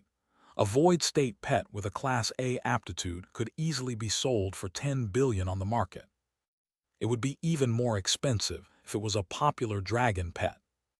"I'll transfer the money now," said Mia quickly and obediently. She quickly completed the transfer, fearing that Su Ping might regret that. She was a VIP client in the Universe Bank, and her transfer limit was 100 billion. She paid 20 billion up front. Su Ping looked at the shop's energy and felt much more delighted to see the additional 200 million points. He nodded and said, "Take out your pet." "Okay." Mia nodded and was about to summon her pet when she thought of an important problem and asked, "Boss, how long will the professional training last? Will you need the pet very soon?" "Well, sort of. I can't stay on Ria for long and have to go back to my academy soon." Mia nodded and hesitated. It didn't seem appropriate for her to cancel the transaction anymore, which would have offended the Star State expert. Su Ping didn't expect that time would be a problem either. He frowned and asked, "If you're in a hurry, do you have a week?" "A week?" Stunned, Mia looked at Su Ping with her mouth opened. "Boss, did you say 1 week?" "Is it too long?" Su Ping slightly frowned. 1 week was already an exception. He would have to take her pet on every training session and use more strategies in training. The threat of death alone wouldn't be enough and would have to drain the pet's potential. He had to train with resources. But if the customer didn't have a week, he would have to use his training technologies, or maybe impart knowledge to the pet. Chapter 782, The Alliance of Stars. "Yes, I can wait for a week," said Mia quickly. Suddenly she looked at Su Ping with worry. "Boss, isn't 1 week too short? Can you really train them so quickly?" "Quickly?" Su Ping raised his eyebrows. She was desperate a moment ago, and now she thinks it's too quick. Women are indeed troublesome creatures. "Of course, if you're really in a hurry, I can finish the training here and now," said Su Ping indifferently. Mia was at a loss for words. Here and now? You must be kidding. Not even a grandmaster trainer would have dared to promise that. But of course she wouldn't say it out loud. She smiled awkwardly once she saw that Su Ping was dissatisfied with her suspicion and obviously angry. "I'm not in that much of a hurry. I can wait for a week. A week is good enough." "A week it is then. Call them," said Su Ping indifferently. "Call them. Call your pets." "Oh, okay." Mia blushed a little bit. Then she quickly summoned her 2 pets, her main and first deputy pets. The former was an ultimate demon pet, while the latter was a dragon. It was a vast sky thunderous dragon, but a fire-tide crystal dragon which was equally rare. As for the tiger and the frost blood star dragon she had given Su Ping to train earlier, they were both deputy pets. The appearance of those 2 pets instantly raised a round of exclamations. Many people in the line were quite envious, as they recognized how precious and rare the pets were. The girl from the Layefa family was indeed rich, graced with plenty of resources. Joanna approached her, attracting everybody's attention again, and took away the 2 minimized pets. "Do you need anything else?" asked Su Ping. Mia blushed and asked carefully, "Well, boss, do you have more Heaven Frost crystal fruits?" She felt she was being too greedy. The previous Heaven Frost crystal fruits had been sold to her almost for free. She had questioned whether the fruits were genuine, but she had realized that a Star State expert like Su Ping would never cheat her for such a trifling sum of money. She would be shameless if she asked for more fruits. However, she decided to bear the shame for the sake of her pet. "You want more. They're not available right now, but I can look for them when I'm free. Come again a few days later," said Su Ping. He could train the pets while collecting the fruits. His time wouldn't be wasted. "Really? Thank you so much, boss." Mia was quite delighted to see that Su Ping was casual about it, not at all displeased. It seemed that the boss wasn't offended by her past actions. "You're welcome. This is just an ordinary transaction." "I'll remember your favor, boss." "Like I said, it's just an ordinary transaction." "Boss, it's so nice of you. I never had a chance to thank you for your favor the other time. Thank you so much." "Ordinary transaction." Thank you, boss. Fine, we're not on the same channel. Su Ping was too lazy to talk any longer, and he looked out of the shop with a smile, hinting that she should go. Mia left, then Su Ping greeted the second customer. The second customer chose normal training after an exciting conversation, but he was going to have 5 pets trained in one go. It would produce an income of 500 million, or 5 million energy points. Although it wasn't as profitable as professional training, it was much easier, and the income could be accumulated. Then the third customer entered, the fourth. Boss, I'd like to train 7 pets. Is that okay? Phileas stepped forward. He was very excited since it was finally his turn. Unlike the others, he had confirmed the training effects in Su Ping's shop. His green alligator was already a Class A pet that could fight against certain pets beyond its level, which was amazing enough. Unfortunately, green alligators weren't really popular. Their price would never be too high even if their aptitudes were raised to Class A. However, Phileas wanted to train all his pets this time. Sure, Su Ping nodded slightly. Phileas felt troubled seeing that Su Ping had accepted the task so readily. He suddenly gritted his teeth and said, "Boss, sorry for what I did earlier. I shouldn't have doubted you." Su Ping was stunned for a moment but then realized what he meant. He said casually, "That's all right, it was nothing to me. I train all pets the same way." Phileas was greatly relieved to see how forgiving Su Ping was. He was a lot more relaxed as he replied gratefully, "Thank you for your benevolence." He was truly touched. A Star State bigshot was willing to forgive him. "Take your pets out," said Su Ping. There were a lot more customers in the line and he had no time for small talk. Besides, training the pets would also take time. He was quite busy. "Okay," Phileas nodded. He suddenly thought of something and made a decision after taking a deep breath. "Boss, can I choose the professional training?" "As long as you have enough money." Phileas excitedly replied. "Then, I'd like to have my main pet go through professional training." "Okay." Su Ping nodded. Phileas didn't hesitate anymore this time. He quickly paid for the service, which represented all the money he had left. He had intended to buy a powerful protective set for his pet, but obviously, the improvement of such equipment would be temporary and unreliable. Only the abilities would really belong to it. Su Ping was feeling rather comfortable after seeing his income rise by another 100 million.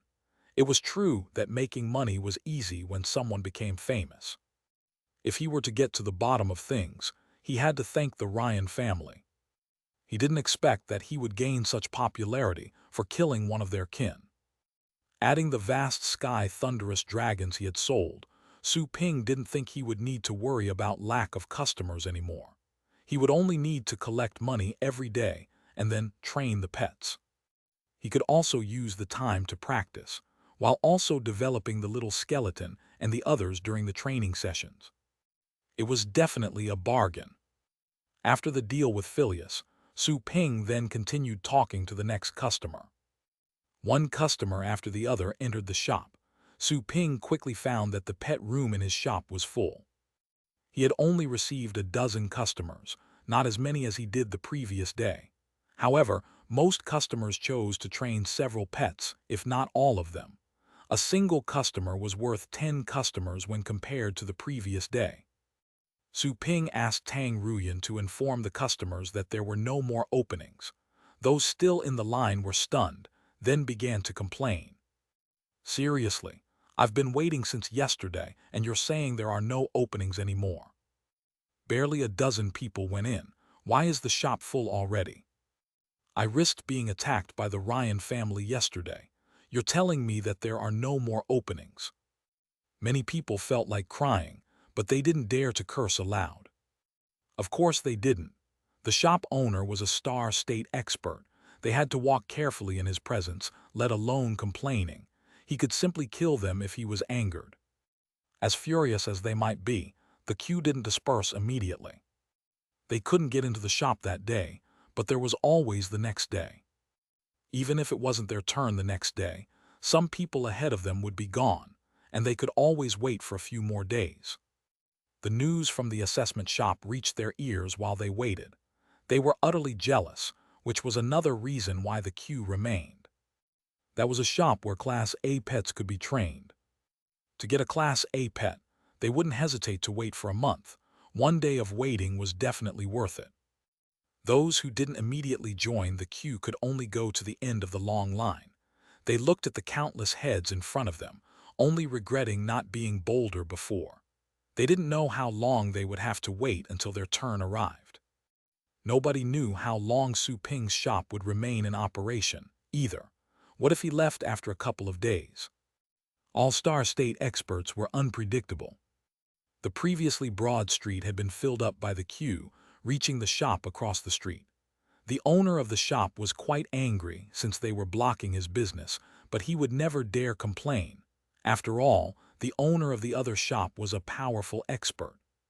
Still, his business would plummet if he didn't do anything. The boss could only watch the proceedings, simply joining the line in the end. If he could get an opening and receive the training services from Su Ping's shop, there was the chance of getting a Class A pet, which would represent 10 whole years of his store's income. Why keep his own shop open if the training was that profitable? Word was spread like wildfire in the Federation, where communication was fast and convenient. More and more people arrived from the outside world. There were originally about 500 people outside of Su Ping's shop in the morning. Many people refused to join the queue after seeing how long it was. However, afternoon arrived, and the line already had 3,000 people waiting. The people who had left the line, when there were only several hundred, could only regret their decision. They had to give up once they saw the long and zigzagging line on the street made by thousands of people. Considering the shop's capacity, he would only receive a dozen customers every day. They would have to wait for months if they were to join the line. However, while some people gave up, the line didn't get any shorter. There were already 8,000 people when the night arrived, blocking half of the street. Those who had relented when there were only 3,000 people were currently regretting their decision, once they calculated the value of a Class A pet and the waiting time involved. It would be an absolutely fair deal if they could get a Class A pet after several days waiting. Some people were just like that, always observers but never doers. Many more gave up when the number of the people in the queue rose to 8,000, but the line was still becoming longer. Inside the store, Tang Ruyan had closed the door after sending out a notice that the business hours were over. Su Ping checked the ledgers and found that he earned more than 500 million energy points on that day. It was terrifying. It was almost like a moneymaker. 500 million energy points were originally 50 billion astral coins. There weren't many famous shops able to earn money that quickly. I'll be able to upgrade the shop again if I get a few more professional training orders tomorrow. Su Ping was quite excited by how fast things were going. It had to be noted that his shop had just been upgraded recently. He wondered what new functions a LV5 shop would have. Should I upgrade the Chaos Spirit Pool first or the shop? Su Ping wavered. Garland suddenly interrupted his thoughts. He said, while still sitting on the couch, "I've spoken to the Alliance of Stars. An advanced Star State Senior reviewed your profile and accepted you." He wore a troubled expression after saying that. Su Ping's entrance meant that he had to leave his spot. The seats were quite limited. He was just a lackey in the organization, unqualified to invite anyone over. He could only let someone else take his place. Leaving the Alliance of Stars was a huge loss for him. He would no longer enjoy receiving the precious intelligence shared in that circle. The people in the mid-star state level had always respected him because he was from the Alliance of Stars, but they probably wouldn't consider him a big deal anymore.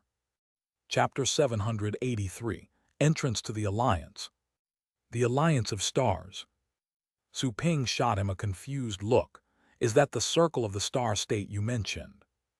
Yes, the leader of the Alliance is a Star Lord. You mustn't offend him. Its deputy is a Star Lord with a mysterious background. All in all the members are powerful and influential. I was the one at the bottom. Garland didn't brag about his identity. He had already been defeated by the guy, and it was pointless for him to boast about himself. Besides, he didn't want Su Ping to act cocky when he made his appearance. If he offended the leader, not only would Su Ping die miserably, Garland could also be affected. After all, Su Ping was able to enter thanks to him. Okay, Su Ping nodded, not really impressed. Star Lords were on par with the major gods in the demigod burial.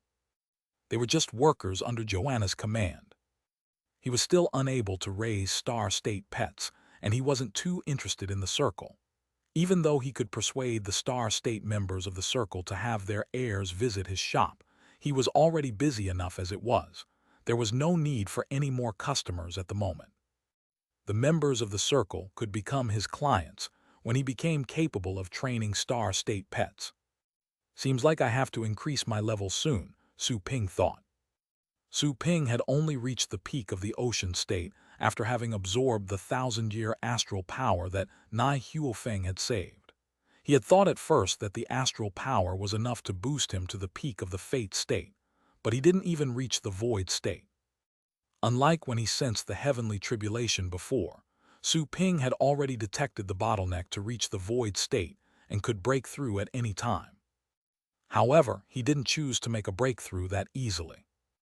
Normal battle pet warriors had to grasp the mysteries of space and break the bottleneck with that power in order to advance into the void state. His understanding of space was already much deeper than that of void state warriors and even that of fate state experts. He was already able to set up the bridge to the new level. However, Su Ping didn't want to go through that step that easily. He wanted to completely understand the truths of space before he broke the bottleneck and built the sturdiest bridge. Such a bridge would be 100 times harder than those developed by void state warriors. It would also have the strength to endure his profound astral power and make his explosive force even more horrifying. Seeing how unconcerned Su Ping was, Garland hesitated for a moment and then said with a bitter smile, "Do you have a minute? Give me your phone number. I'll relay it to the senior so that he'll send you the invitation to join the alliance." Okay. Su Ping didn't consider it a big deal. He took out the Green Lord badge. His phone and all messages were being stored and managed through the Lord badge at the moment. In a way, the badge was his phone. It couldn't be compromised either, not even by the most brilliant hackers. They wouldn't have the courage to hack it either. A Lord badge. Garland was quite shocked to see the badge. Never did he expect that Su Ping would be a lord. But soon, he realized that Su Ping was more than qualified to be one, not to mention that the badge was only representing a lowly Tier 5 planet. Here, Su Ping gave his phone number to Garland. The phone and its related phone number he had bought on the Blue Planet were already unusable. His identity had been registered in the badge when he was appointed Lord of the Blue Planet. A new and unique phone number in the Federation had been generated for him. Of course, he was free to apply for other phone numbers, possibly to flirt with more girls. However, he was still single, and the thought didn't cross his mind, unless he intended to flirt with himself. Garland remembered the phone number and thought quickly. Su Ping is a lord. Why did he come to Rhea? Does he plan to swallow Rhea too? He didn't think it made sense. If that were the case, he would have gone straight to the Laefa family who ruled over Zerapron. He could have easily been appointed as the master of Rhea, as long as he satisfied the Laefa family. Garland didn't stop moving while he pondered, fearing that Su Ping would see what was on his mind. He quickly reached out to said senior in the Alliance of Stars. Garland reported Su Ping's number to him after some small talk was exchanged. Beep. A few minutes later, Su Ping received a notification that the Lord badge had sent directly into his head via information waves. Apollo invites you to join the Alliance of Stars. Apollo. Su Ping was stunned for a moment, as the name was quite familiar. Is it a nickname? It seems that some customs of the Blue Planet were passed down by the Federation. Su Ping felt somewhat comforted. He accepted the invitation. The information waves from the Lord badge quickly created a virtual nebula in his head. The nebula was cloudy and vague. Shining stars could be seen far in the distance. In the middle of the clouds was an enormous, round desk. Around the desk were chairs with high backs. 8 chairs were occupied at the moment, while the others were still waiting to be filled. Su Ping was only able to see the contours of the people already seated. Their faces were shrouded by mist. A newcomer. I think Apollo invited him. Welcome, newcomer. I just saw Roland quit. Is this newcomer replacing him? Those people spoke, some coldly, some warmly, and others casually. Is this the Alliance of Stars? Su Ping observed them and saw 2 men surrounded by mist at the far end of the desk. Not just their faces, their whole bodies were concealed. Hello, I am Apollo. At this moment, an old man coughed and said in an indifferent voice, Roland gave up his place and transferred it to you. Newcomer, give yourself a name so that we can easily address you. On the other hand, while the Alliance leader and the deputy are present, they've only split some of their attention here. Don't disturb them unless it's really important. Su Ping looked at the source of the sound, only to see an old man with a blurred face.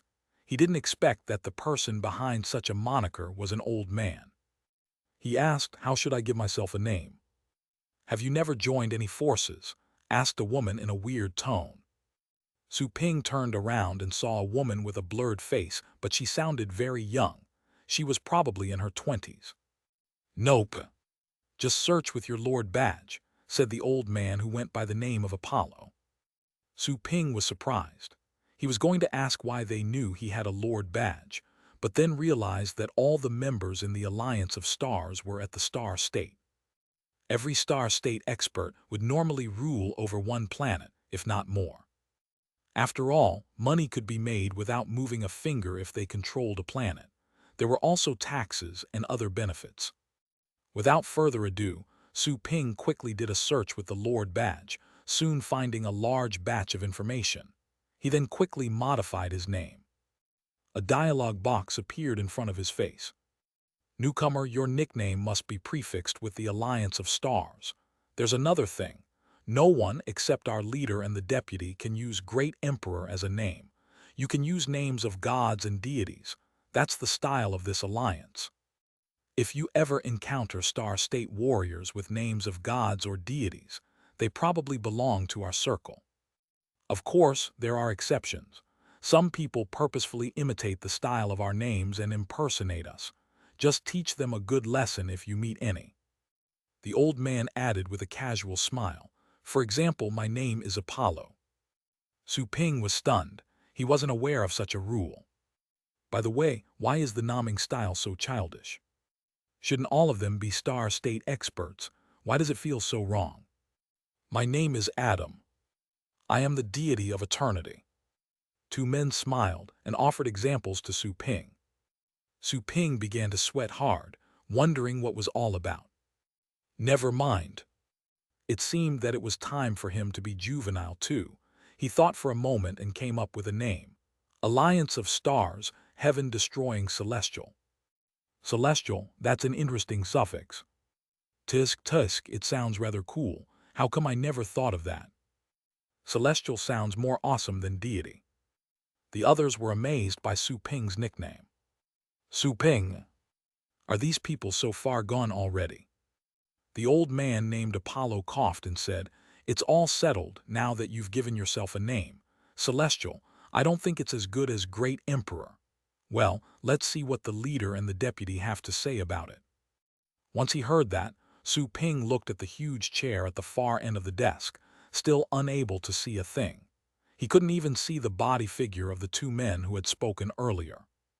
Chapter 784, Alliance of Juveniles.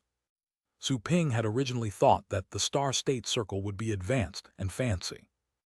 However, their juvenile names made him realize he was sorely mistaken. Was this naming style established by the leader? Su Ping couldn't help but ask. The old man named Apollo nodded and said, exactly, it's an inviolable rule that the leader has set up. The Alliance of Stars has a unique style among all the Star State organizations, all thanks to our leader's wisdom. You'll be able to witness it soon. You must be really good at sucking up to the boss. Su Ping's lips twitched. He felt like he had entered the wrong circle. The people present were the lords of planets. A single stomp of theirs would provoke a planetary earthquake. Everybody thought that they were lofty experts on the top of the clouds, inscrutable, sophisticated, and unpredictable. As it turned out, did any of them have the demeanor of a top expert? Wait a minute. Rather, did they behave in such a juvenile way because they were kissing up to the leader? It must be the case. The atmosphere in a circle was decided by a leader. It was just like it happened with companies. They were positive or corrupted depending on whether its leader loved adulation or the truth. The leader was exactly the source of that childishness, and all the others were pretending that they loved it. Brilliant, truly brilliant. So that was how they showed their cleverness. Su Ping took a deep breath. Acting was truly important for cultivators. Heaven-destroying Celestial, did Roland give his place to you? What's the relationship between you two? Why was he so generous? Asked a middle-aged man curiously. Su Ping almost felt goosebumps rise. He felt rather awkward when other people addressed him by that name. He looked at the man and found that he could see the guy's nickname. It was the deity of 6 realms. Su Ping's lips twitched. He was just as good at acting as anyone else. As long as he wasn't embarrassed, the embarrassment would be carried by others. He's a life-and-death friend of mine, said Su Ping simply. They were indeed life-and-death friends. It was just that he nearly caused the death of that guy. It makes sense now, said the deity of 6 realms. Apollo was also enlightened. He had only asked the leader to give a space to the guy earlier after he begged and offered a lot of good stuff to him. You're free to change your face when you're here. If you're bold enough, you're free to adopt your face in reality. After you're done, I'll give you clearance so that you'll be able to see us, said Apollo to Su Ping. I have to modify my face. Su Ping was surprised. Once he saw that their faces were all shrouded by mist, he realized that it was meant to protect their privacy. He instantly consulted the Lord Badge and soon learned how to change his face. Very soon, Su Ping created a handsome face, which he believed was 1/10 as attractive as himself. It was good enough. He preferred to keep a low profile when he was out. I'm done. Yes. Very soon, Apollo finished adjusting the settings. Su Ping instantly saw that the mist covering the other people's faces was gone, revealing their real appearances. The deity of 6 realms turned out to be a middle-aged man who had tattoos, or maybe energy circuits, on his face. Su Ping was quite curious as he looked around. Apollo looked like a kind-hearted old man, but his eyebrows were long and sharp. Blades were hidden behind the kindness. Su Ping found that they had different faces and hair color from what he had seen before, and those on Rhea. Every race had its own features. Su Ping speculated that since their privacy was protected, those people were probably unwilling to show their real faces and might have created a different look than how they truly looked. Heaven-destroying Celestial, you don't look bad. It's also a style that I've never seen, said a girl nearby. Su Ping turned his head, and his eyelids twitched. Her name was Jade Pool Angel. The girl named Jade Pool Angel seemed to be in her 20s, exactly like how she sounded.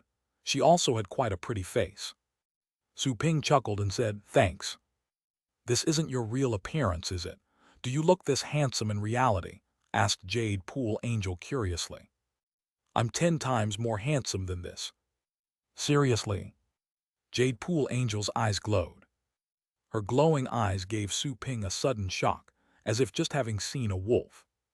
It was true that boys should also learn to protect themselves when they were out and about. She must be quite ferocious. Sister Jade Pool, I'm heartbroken. How can you fall in love with someone so quickly? Said another young man. Su Ping turned around and felt that he was on the verge of passing out. Devil of the Netherworld. Each of them was more childish than the other. His own nickname didn't seem as horrible anymore. I've just arrived in the forest of meteorites. I have to get down to business. Talk to you later, said a cold-looking young man. Then his body faded away, and his chair was surrounded by mist. Jade Pool Angel bashed the table and cried, "Brother Poseidon is truly diligent. He's training in the forest of meteorites again. I want to go there too. Who can take me there?" The deity of 6 realms sighed and pitched in, "I want to go there too. Please take me with you. The place is too dangerous for us. Brother Poseidon is truly lucky. He has a pet able to protect him," said the devil of the netherworld with envy and regret. Su Ping was quite curious, so he asked, "What's the forest of meteorites, a training area?" "You don't know?" All of them were stunned. The deity of 6 realms asked in surprise, "Brother Heaven Destroying, are you from another galaxy?" Su Ping was at a loss for words. He knew he had exposed some information by checking his companion's expressions. He quickly searched via the Lord badge. Some relevant information quickly popped up, but it was encrypted, and he had to pay in order to read it. The fee was rather high. 1 billion had to be paid. Su Ping wasn't short of money, so he paid the money up front. He then realized soon after that the forest of meteorites was a mysterious realm in Sylvie. That region was in space. It had a complicated environment. Many ferocious beasts lived there. It was one of the perfect places for Star State experts to train. It was possible to capture Star State pets, or extraordinary ores and astral crystals there if one was lucky. However, if luck was not on your side, you would never return from that place. So it's a place for training. It looks similar to the top-ranking dangerous places in the demigod burial, where most Star State beasts are active. Su Ping realized that such a training place was a rarity to others but not attractive to him at all. He had too many places where he could train pets and exercise. Su Ping ended the session in the Lord badge and said to the deity of 6 realms, "No, I was just asking." Then, without giving the guy any chance to ask further, he said, "I have to go now. I'll have to ask for your enlightenment later." "You flatter me. Brother Heaven Destroying, you must be in the beginning phase of the Star State too. Let's talk later." The Jade Pool Angel called out, "Yes, Brother Heaven Destroying, let's hang out in the virtual arena sometime." "Okay, call me when you're going," Su Ping replied with a smile. Su Ping quit the virtual nebula after saying goodbye to them. It was their first meeting anyway. He wasn't too familiar with the strangers yet. So, Su Ping never mentioned anything about pet training. He was still unable to train Star State pets anyway. Chapter 785, Void Debris. "What about it, have you joined?" Hardly had Su Ping opened his eyes, and his consciousness returned to his shop when he heard Garland's nervous question. Su Ping looked at him and remembered everything that happened during his first encounter with the circle just then. He asked with twitching lips, "Now that you've left the circle, is it possible for you to reach out to any of the members?" "Well," Garland glanced at him and said, "O'Neill is the only person that I'm close to from that circle. You didn't see him just now." "No, what's his nickname?" "Zeus." Su Ping was at a loss for words for a long time before he asked, "Is the law he grasped from the lightning class?" "No, it's a fire class law." "Then, is his constitution of the lightning class?" "No, it's also fire class." Su Ping finally allowed Garland to leave, as there was no longer a need to keep him under custody. Apart from the Alliance of Stars, Garland had also sold his shares and other fixed assets. He had transferred all his money to Su Ping as soon as he could.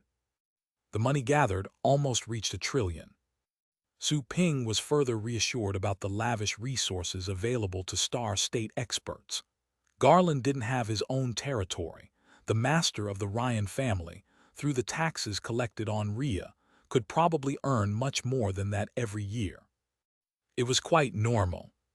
While living on a prosperous planet, the richest man in a continent had much more savings. After all, the GDP of an entire planet could be astonishing. Unfortunately, that money couldn't be converted into energy points and could only be saved in his back account. Su Ping intended to invest the money on the blue planet's development and fulfill his responsibility as a lord. Garland was delighted and surprised when he was set free. He didn't expect Su Ping to release him just like that. Their exchange had been too beneficial for Su Ping, after demanding too many things for the young man's release. It was definitely not a rational choice to let a star state enemy walk away. Is this guy simply fearless, or is he naive? Garland felt he had been reborn when he left the shop and embraced the sunlight again. He looked back at the shop with a troubled face. However, his gratitude was instantly gone when he thought of his losses. He quickly tore space apart and flashed away. At the store, Su Ping looked at Tang Ruyan and Zhang Lingtong, who were currently idling in the store, and said, "I'm going to train the pets. Since you're free, you can go out and become familiar with the planet's environment. This is a Tier 3 planet of the Federation. You should know more about the Federation in general." Tang Ruyan pouted her cheeks. "I don't want to go out, I want to train." "Suit yourself," Su Ping said. "Master, I want to study too," said Zhang Lingtong cutely. Su Ping looked at her. There wasn't much knowledge on training that he could teach her, unless he simply imparted the knowledge to her. The downside of such an option would be having her forever in his shadow. She would never catch up to him. It would be pointless. Since she had been his student for such a long time, Su Ping wanted her to grow more brilliant than himself, so that he could be proud of her. "Wait." Su Ping took out the Lord badge, which had already been adjusted to Rhea. He made some queries about how to become a trainer on that planet. Information popped up moments after. He found a lot of classified information, thanks to his Lord status permissions. Some of the information had to be unlocked with money. Su Ping paid without hesitation, as he had just earned 1,000,000,000. He was also certain that the taxes collected on the blue planet every year would be much greater than that when it turned into an advanced planet in the future. Taxes could produce enormous sums. Income taxes, expense taxes, corporate taxes, and many others could reach astronomical numbers. Su Ping took a few minutes to read all of the information. He thought for a moment and said to Zhang Lingtong, "If you want to learn, I suggest you get to know the training methods used in the Federation. All the training you learned on the blue planet is underdeveloped in comparison. It's best for you to catch up with the more advanced technologies available. You have two options. The first one is to apply for the local Trainers Association as a part-time student and part-time worker. The second option is to ask another trainer to teach you." The latter part left Zhang Lingtong stunned. She quickly said, "No, I don't want another teacher. You're my only teacher." "By teacher, I mean some sort of professor who loves teaching students. You only need to attend their classes. I can pay the tuition fees for you," said Su Ping. Zhang Lingtong instantly realized what was going on and relaxed. She thought she had done something wrong, and Su Ping didn't want her as a student anymore. She didn't know how she could survive without Su Ping in that foreign place. "Sir, I want to apply for the Trainers Association as a part-time worker. Then, I'll attend the master's classes with the money I earn. You've taught me training skills and I haven't returned anything to you yet. I don't feel comfortable taking more money from you." Zhang Lingtong bit her lips and spoke with firmness showing on her round face. "That works too. Come to me anytime if you don't have enough money. I have more money than I can possibly spend right now." Su Ping chuckled. Zhang Lingtong was relieved after he accepted the request. She nodded quickly.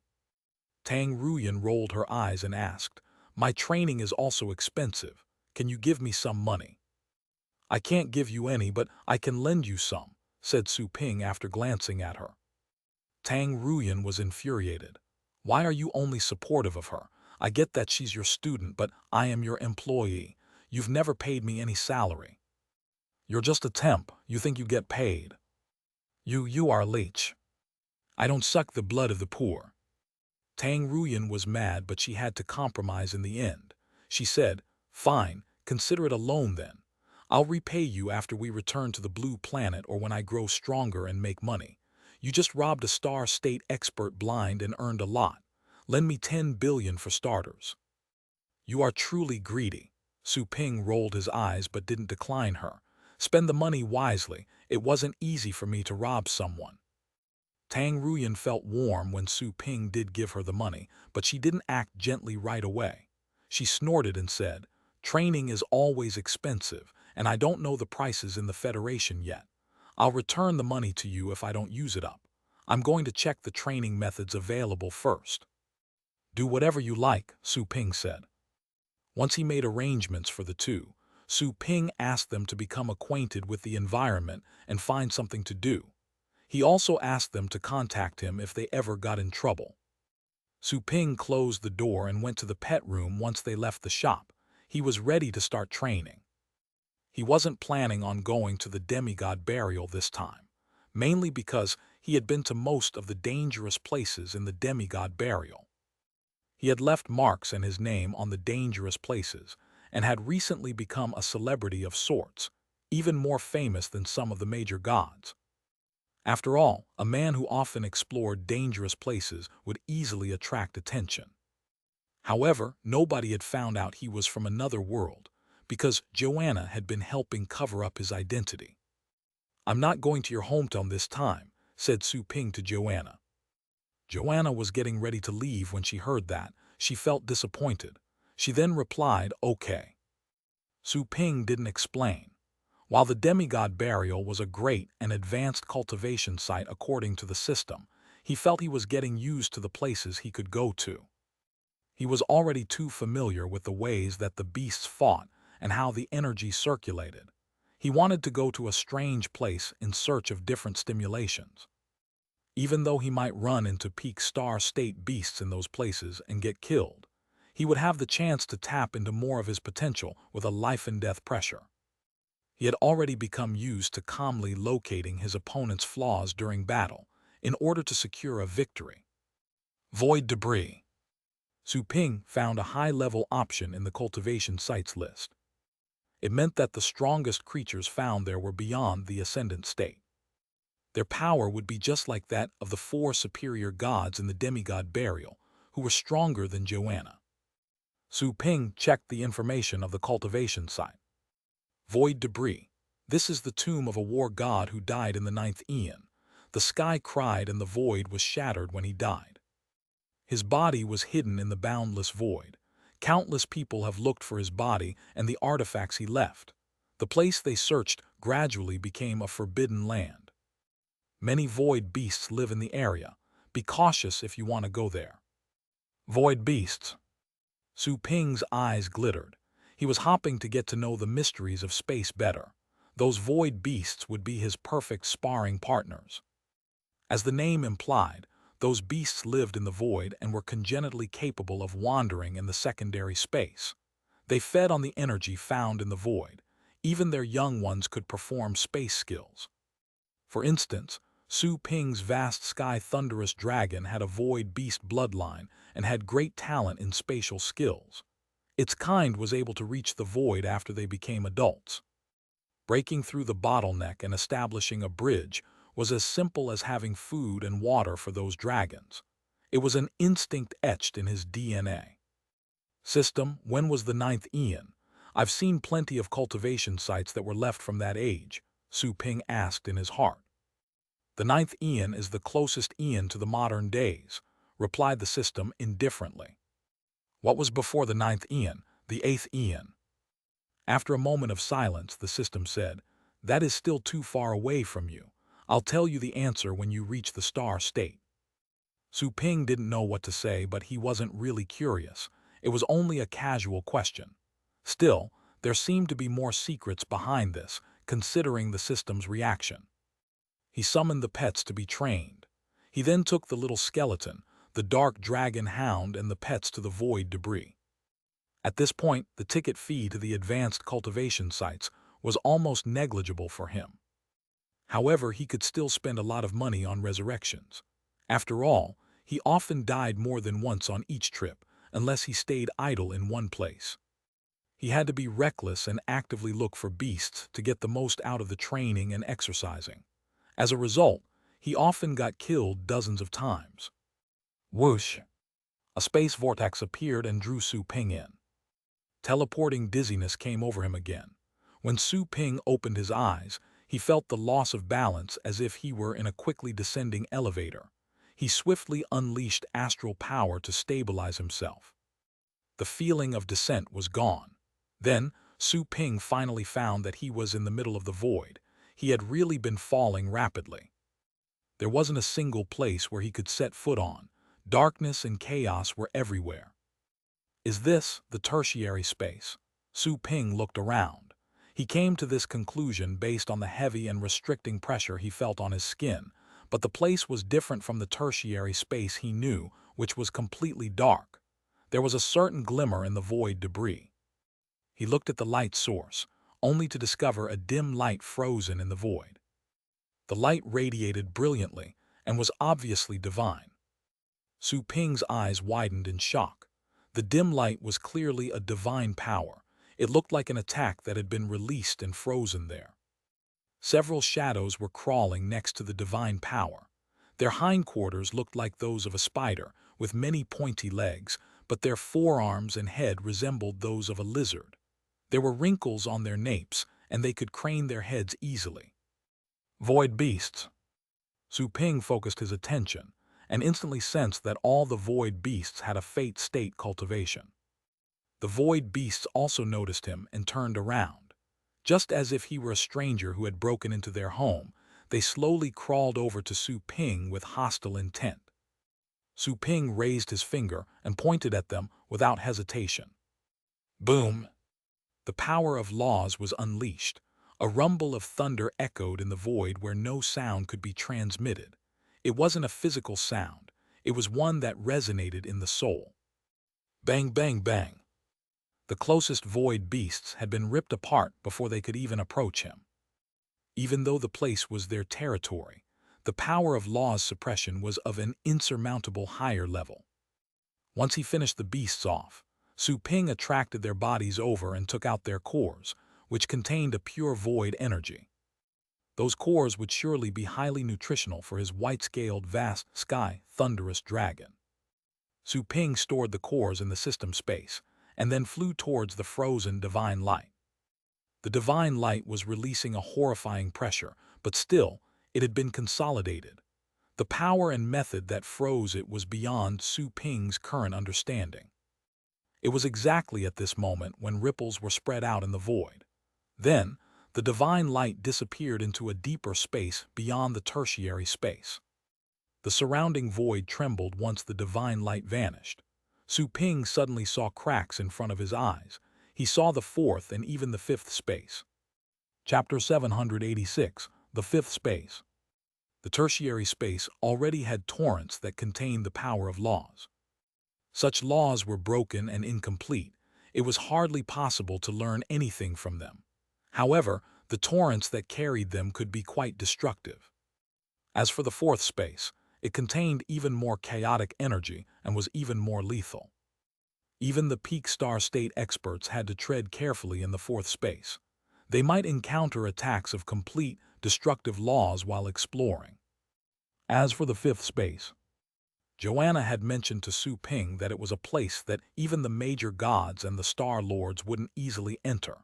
It was possible to hear voices and whispers from the primeval age. Such mysterious sounds could easily drive anyone insane.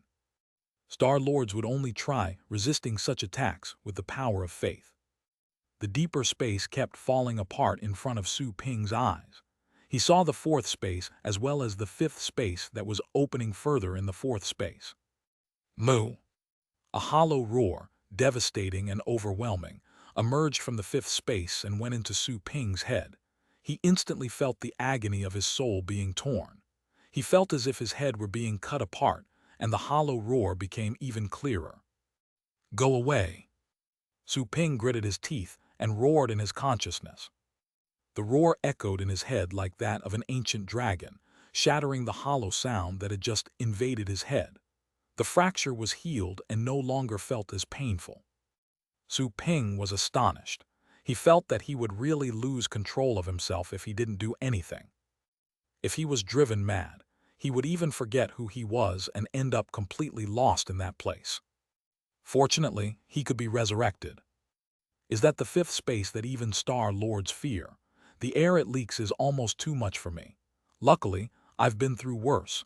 Su Ping stared at the twisting and expanding fifth space with flashing eyes. Suddenly, he made a decision. Whoosh! Su Ping dashed toward the fifth space. He first entered the fourth space at a quick pace. The darkness in the fourth space surrounded him and made him feel as if he were tied up. His movements were slowed down as one would experience when in water. He could hardly break free. 100 quilts seemed to be holding him in place. All of a sudden, he felt a dangerous aura approach him. Su Ping instantly detected 3 space torrents that were attached to 3 horrifying laws. 2 of the laws were incomplete, but the last one was quite powerful. It was almost like a complete law, and it cut him like a gigantic axe. Su Ping narrowed his eyes and unleashed all his astral power. All the astral power in his cells rushed out like exploding planets. Boom! Su Ping threw a punch at the place where the 3 laws were gathered. 2 of the torrents were instantly eclipsed by the light of his fist. However, the giant axe which carried the most powerful law cut the fist apart, as well as the 3 laws that were attached to it. Su Ping's expression changed, and he hurriedly took action again. However, the giant axe flew close with the overwhelming aura of laws. Su Ping couldn't think of another word except sharp. That was exactly the law that the giant axe carried. It was so sharp that it could cut anything apart. Su Ping established multiple shields with astral power and then punched again, this time not aiming at the front of the axe but toward one of its sides. His fist aura was broken, while the axe was deviated and knocked away. Su Ping was so shocked he had cold sweat all over his body. Even though he could come back to life, he always tried best, hopping to survive every battle. This law must have been grasped by a peak star state warrior. It's almost complete. Su Ping looked at the disappearing law of sharpness and remembered it vividly. However, the law was close to completion. He could hardly cut it open and understand it. That is, unless an expert were there and captured the law, to disintegrate the mysteries of the law layer by layer, letting him absorb the law in a gradual manner. However, such an expert had to be at least at the ascendant state. That was the combat ability of Joanna's original self. It was impossible even if Su Ping wanted to ask Joanna for help. Her original self was still restricted somewhere. The fourth space is truly dangerous. Garland's partners were forced to flee through the fourth space by me. They probably would have died if they weren't capable enough, Su Ping thought. He prudently summoned the little skeleton, the dark dragon hound, the white-scaled vast sky thunderous dragon and the other pets. He also summoned the customer's pets. After all, resurrecting those pets would come at no cost, so it was fine even if they were killed easily in that place. Merge. Su Ping chose to merge with the Inferno Dragon. He grew in size and his energy soared, turning into what looked like the hybrid of a dragon and a human. He then merged with the little skeleton, or to be more exact, he requested his pet to use its special merging skill. Su Ping's combat ability was doubled with the dual pet merging. He was confident of dealing with the law of sharpness if he met it again. The fifth space. Su Ping looked at the flipping and disappearing fifth space, quickly breaking it without much thought. The clothes by Dark Dragon Hound and the Purple Python were already used to suddenly entering dangerous places where they could hardly survive. They could only struggle to hang on. They activated their own skills and followed Su Ping closely. The white-scaled drakeling had fought in the demigod burial for a long time with Su Ping. It had already become used to the dangerous places that always popped up out of nowhere. It actually didn't feel any pressure in the fourth space, all thanks to its void beast bloodline. Rather, it found the place quite familiar. Even so, it had no time to enjoy the feeling. It quickly reacted and followed Su Ping once it sensed the surrounding dangers. The pets of the other customers, however, were astounded by the place they suddenly found themselves in. All of them trembled with fear when they detected the fluctuating power of laws. One of the pets was soon impaled by a random blade that was flying by. The power of laws it carried had easily ripped the pet apart. Su Ping chose to resurrect the pet without thinking, once he received notification of its demise. As for himself, he moved faster toward the fifth space further ahead. The voices from the crack became even more evident as he moved closer. There were quite a few of them, as if a lot of people were moaning and praying. Some of the voices were maddening, while others were eerie. With bloodshot eyes, Su Ping roared in his consciousness, feeling that his head was falling apart. "I've even seen real gods, begone." He defended his consciousness with all of his strength. The force field appeared next to his face, displaying the shocking scenes he had witnessed in the chaotic realm of the undead. Su Ping had seen the Lord of Bones there, the king of the netherworld who floated in an ocean of blood, and a host of mountainous ghosts that wandered in the world. Su Ping was still too weak back then. Those creatures had left a deep impression on him. He felt that even Joanna's original self wasn't as horrifying as those creatures, which had surpassed the ascendant state and reached immortality. They wouldn't decay out or be destroyed by the passage of time. Those mystifying murmurs weren't nothing when compared to those ghastly, undead creatures. Even if the murmurs were the words left by a deceased true god, or by some sort of unimaginable almighty power, they only contained a tiny fraction of the power that created them. Su Ping, on the other hand, had confronted such strong creatures. He had even snatched a blood crystal from one of such creatures. It was the Skeleton King's bloodline, which was later consumed by the little skeleton. Su Ping broke into the fifth space when his head was about to explode. All of a sudden, the murmurs were gone, and everything was peaceful and quiet. Huh? Su Ping was quite puzzled by such tranquility. He felt like he had arrived in another world. Su Ping then felt a gentle breeze that was mixed with a certain smell. Su Ping was stunned for a moment. He looked forward and his pupils contracted. He found that he was right in the middle of a gigantic mouth. The mouth was wide open, like that of a whale. Su Ping was right at the center of that oral cavity, surrounded by immense fangs. Bang! The mouth was closed. The oppressing force, which equaled 1,000,000 tons, instantly broke the bones covering the surface of Su Ping's body. Blood gushed out of his pores because of the pressure. He was simply squeezed to death.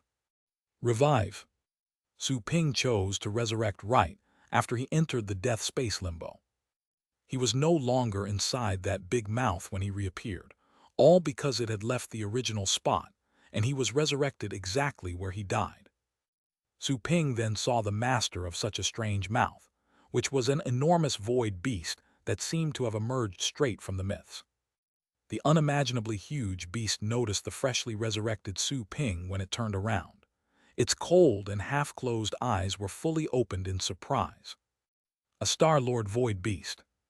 Su Ping was awed by that beast, but he wasn't too shocked by it. He kept looking at the creature. He would still try his best to resist if it wanted to eat him again, even though he knew that resistance would be futile. Therefore, Su Ping didn't focus all his attention on the beast. Instead, he observed the fifth space around him. Chapter 787, Dry Corpse. The pressure in the fifth space was 10 times stronger than that in the fourth space. Su Ping felt as if he were rooted in the soil and could hardly walk. However, the otherworldly murmurs, which contained an unknown power, were gone, making Su Ping feel more comfortable. Aside from that, Su Ping detected a strong spatial air permeating the area.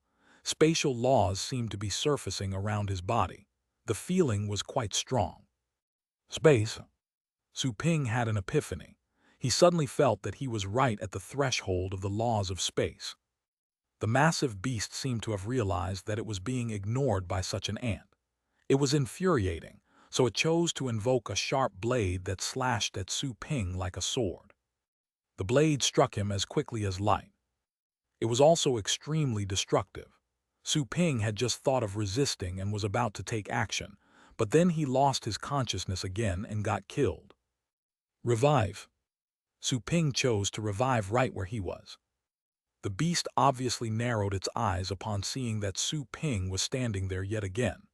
There was no telling what was on its mind, but it unleashed a space blade again. Su Ping was prepared this time, so he quickly threw a punch. He didn't use his sword, which was a Star State treasure that could be used in Star State battles. It would probably end up being broken by that beast in a flash. His fist aura, which contained the power of 3 laws, was cut apart like bread, and so was Su Ping. Su Ping thought for a moment in the death space, eventually deciding not to be stubborn. He would only be wasting energy on resurrections if the beast turned out to be as stubborn as himself. It was impossible for Su Ping to learn anything from such a beast. The strength gap between them was too vast. Su Ping waited for 30 seconds before he revived himself. He then saw an enormous tail, the size of an aircraft carrier, flying away, right before his eyes. The beast had turned around, heading elsewhere. Su Ping was slightly relieved. It seemed that the beast wasn't as curious as a human. He was seen as a mere bug it could kill easily. If it didn't kill him in one try, it could kill him several more times. Maybe a human would have stopped to consider why the first try failed, but other creatures were usually not as curious. I didn't expect such a horrifying creature to be living here. If people were to break into the 5th space and saw such a thing, they would probably want to kill themselves, Su Ping said to himself. Su Ping heard the distant murmurs again, once the beast flew away and disappeared. They were quite low and vague, but nonetheless irritating. Su Ping held back his irritation and a rising desire for destruction. He focused on the 5th space around him. The spatial aura was so dense that he felt as if he could touch the laws of space at any time. Whoosh! Suddenly, Su Ping's consciousness was gone. Revive! Su Ping was stunned, but still chose to resurrect himself. He was still standing where he was, but there was nothing around him. He didn't know how he got killed. It seemed that someone had just passed by and killed him by accident. No wonder, even Star-Lords would think twice before entering that place. Su Ping quickly focused his attention and revived both the little skeleton and the Inferno dragon.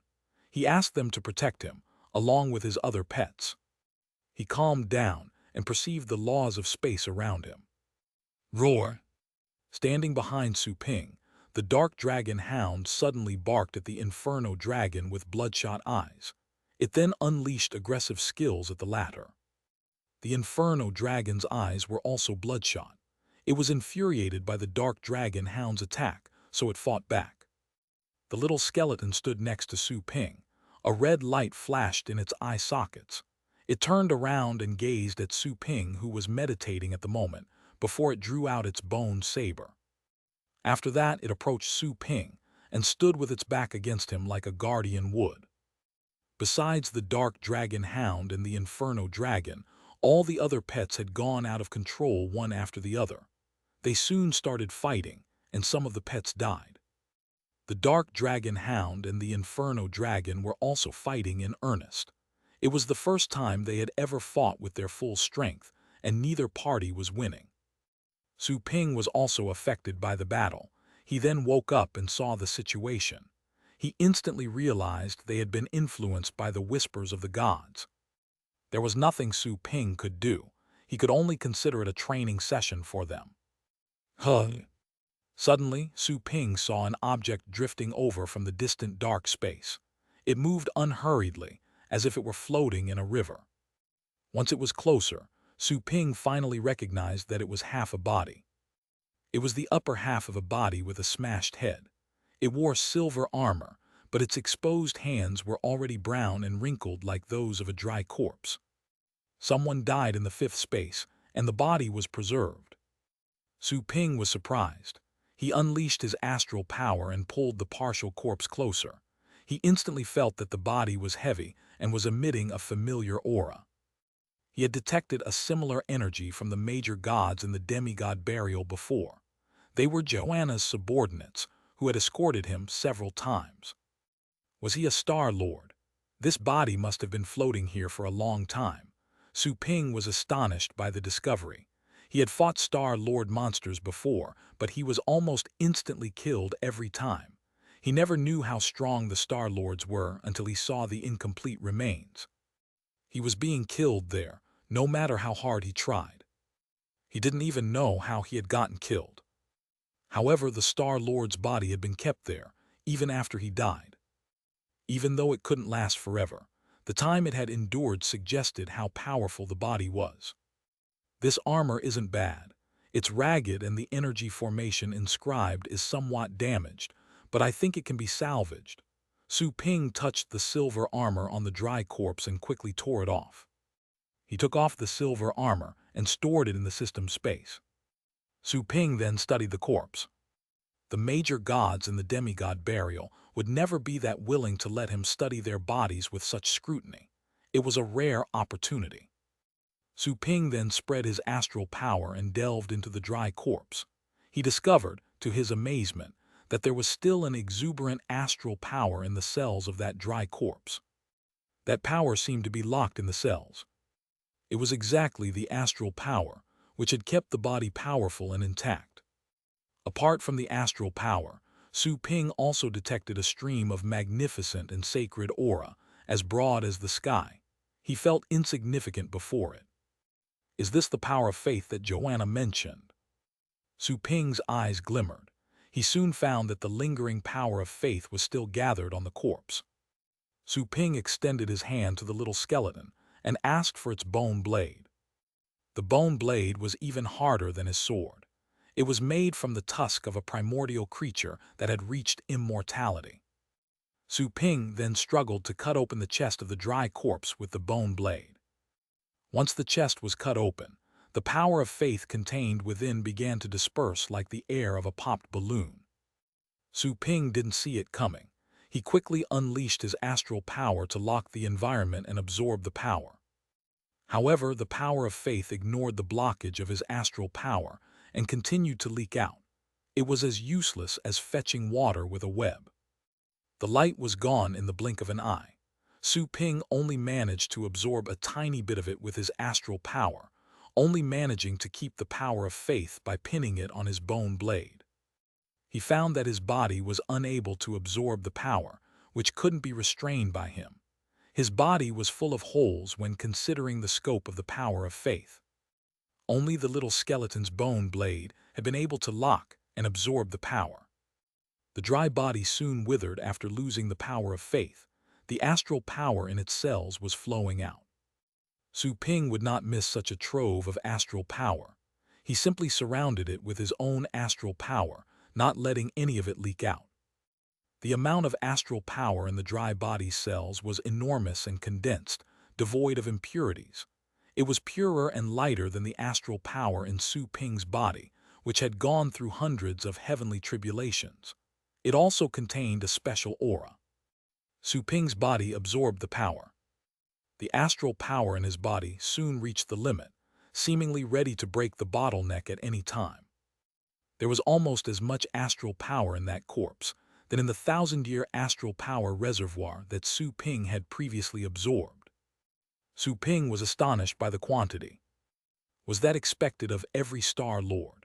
The remaining amount of astral power in his body was unbelievably massive as it was. Chapter 788, Advancement.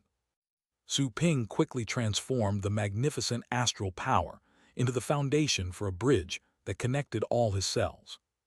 He instantly became as hard as a piece of iron. He wasn't a void state warrior, but he was as strong as one. All that was left was the law of space. As a matter of fact, he could have directly broken through given his cultivation, but he wanted to build a sturdier bridge, and he hadn't yet used the mysteries of space he already knew. Space. Su Ping's senses were spread out. He had no time to care about the status of the customer's pets at the moment, nor did he have time to pay attention to the Inferno Dragon and the Dark Dragon Hound's battles. The dangers hidden within the fifth space were also ignored. He simply focused on perceiving the law of space. The energy was dense in that place. The spatial law was almost visible and tangible. Still, it seemed like a cloud that could be seen but not touched when he tried to reach for it. Calm. Su Ping could only focus on achieving a complete stillness. Time flew by without him realizing it. There was no notion of time in the fifth space. He could only make speculations based on memory. Space folding, jumping, and shuttling. The methods that involved the mysteries of space had already been grasped by Su Ping. He was currently tracking down the sources of those mysteries. The truth lay at the source. Truth was like a seed. The branches and leaves which sprouted from them were the skills on the surface. There was space at the core of the skills. The system said that the mysteries of space are hidden in the deepest parts of space. What is space? If the universe is compared to an egg, space would be the eggshell. However, the enormous emptiness behind the eggshell is also space. Superacceleration time frame. Space. Revive. Su Ping kept pondering over those concepts, gradually understanding the truth of space in the middle of a dense void energy. He felt as if he were swimming in the depths of an ocean, which naturally led him to understand the rhythms of water. Su Ping was killed by something during his meditation. But he wasn't bothered by it, simply coming back to life and resuming his meditation. He turned a blind eye to the dangers around him and was completely devoted to the task. While he contemplated space, Su Ping also thought of time via the mid-level acceleration skill he had acquired. Time and space were indispensable. However, time was even more subtle and sophisticated. Time was also one of the 4 supreme laws. Very few people could understand it. Su Ping was slightly distracted. He had to concentrate his attention on the truth of space again. There was no telling how long it had been. Su Ping felt he had died dozens of times. He didn't know what had killed him or how many times he was brought back to life. He had no time to consider anything else. Space is everywhere. Even a piece of paper can be separated into countless spaces. Space involves cutting and separating. The layers resulting from the cutting and separating are the walls of space. This is space. Su Ping slightly opened his eyes and blades seemed to be flashing out of his eyes. He raised his hands and a transparent power of law surfaced. It couldn't be seen but was extremely sharp, like the edge of a sword. The edge could destroy anything he wanted. It was a pure blade made of space. The blade was sharp enough to cut the secondary space. If any void state being flashed in front of him, he could cut the secondary space they escaped into and get them out. Law of space cutting, Su Ping quietly named it. He sensed that such a spatial law wasn't complete, but he was already satisfied. Understanding a complete truth would enable him to become a Star Lord and build a world of his own. Since he had already grasped the law of space, Su Ping no longer hesitated to build a bridge with the astral power he had accumulated, including the laws he already knew, to connect his entire body. After a hum, Su Ping felt that his body was shivering. Countless cells were surging vigorously. While the cells were surging, his body unleashed a tremendous amount of astral power. The life energy in his body was activated, and all his cells were regenerated. Su Ping instantly made use of the laws he knew and cleansed his internal system. He removed all the impurities in his body using the traits of 2 laws. His veins started to glitter, and all his acupoints were dredged. He glimmered as if he were made of glass. The divine power in his body, boosted by the astral power, wandered throughout his body and became even purer. Very soon, such an evolution was complete. Su Ping felt so great that he took a long breath, as if he had just returned from a spa session. He had been holding his breath when he hit the bottleneck, while everything became smooth at that moment. Anyone who had suffered from constipation should know what it felt like. Su Ping realized that his cells had become even more elastic. They were also much more spacious than before, perhaps due to the law of space. The interior of every cell was at first like a pond. It then evolved and turned into a lake. It was a dozen times bigger than before. The chaos star chart that Su Ping cultivated allowed him to hide his astral power inside his cells. He was currently in the astral body state, and there were star vortices in his cells. The astral power spun inside his cells like floating planets. Every cell was the same.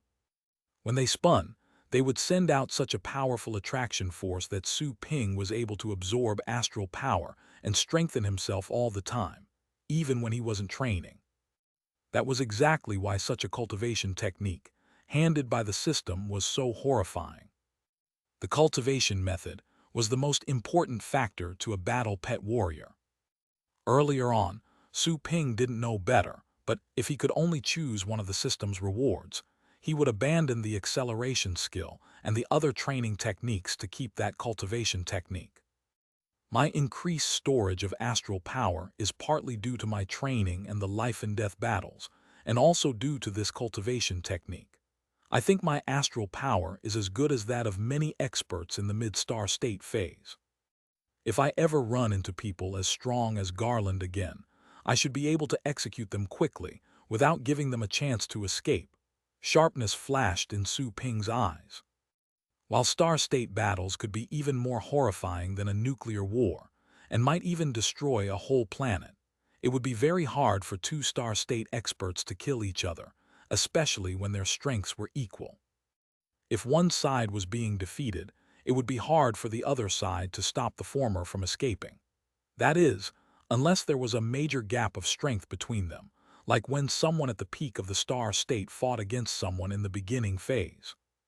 Otherwise, even though a mid-phase star state expert could easily defeat someone in the beginning phase, it would still be hard to actually make the kill. After all, anyone at the star state could tear space apart and escape to the fourth space as a last resort. Nobody would chase them all the way to the fourth space, which was too dangerous unless they were sworn enemies. Su Ping had mastered 4 laws and advanced to the void state. He had earned a lot from the trip. He felt he had gone to the right place. Su Ping then shifted his attention to the environment. The little skeleton, the dark dragon hound, the inferno dragon and the customer's pets were all dead. He had indeed been too busy meditating to revive them. He was still in the deep, dark fifth space. He could only see nothingness around him with his senses. Su Ping quickly resurrected all of the pets. I should practice with the roaming void beasts.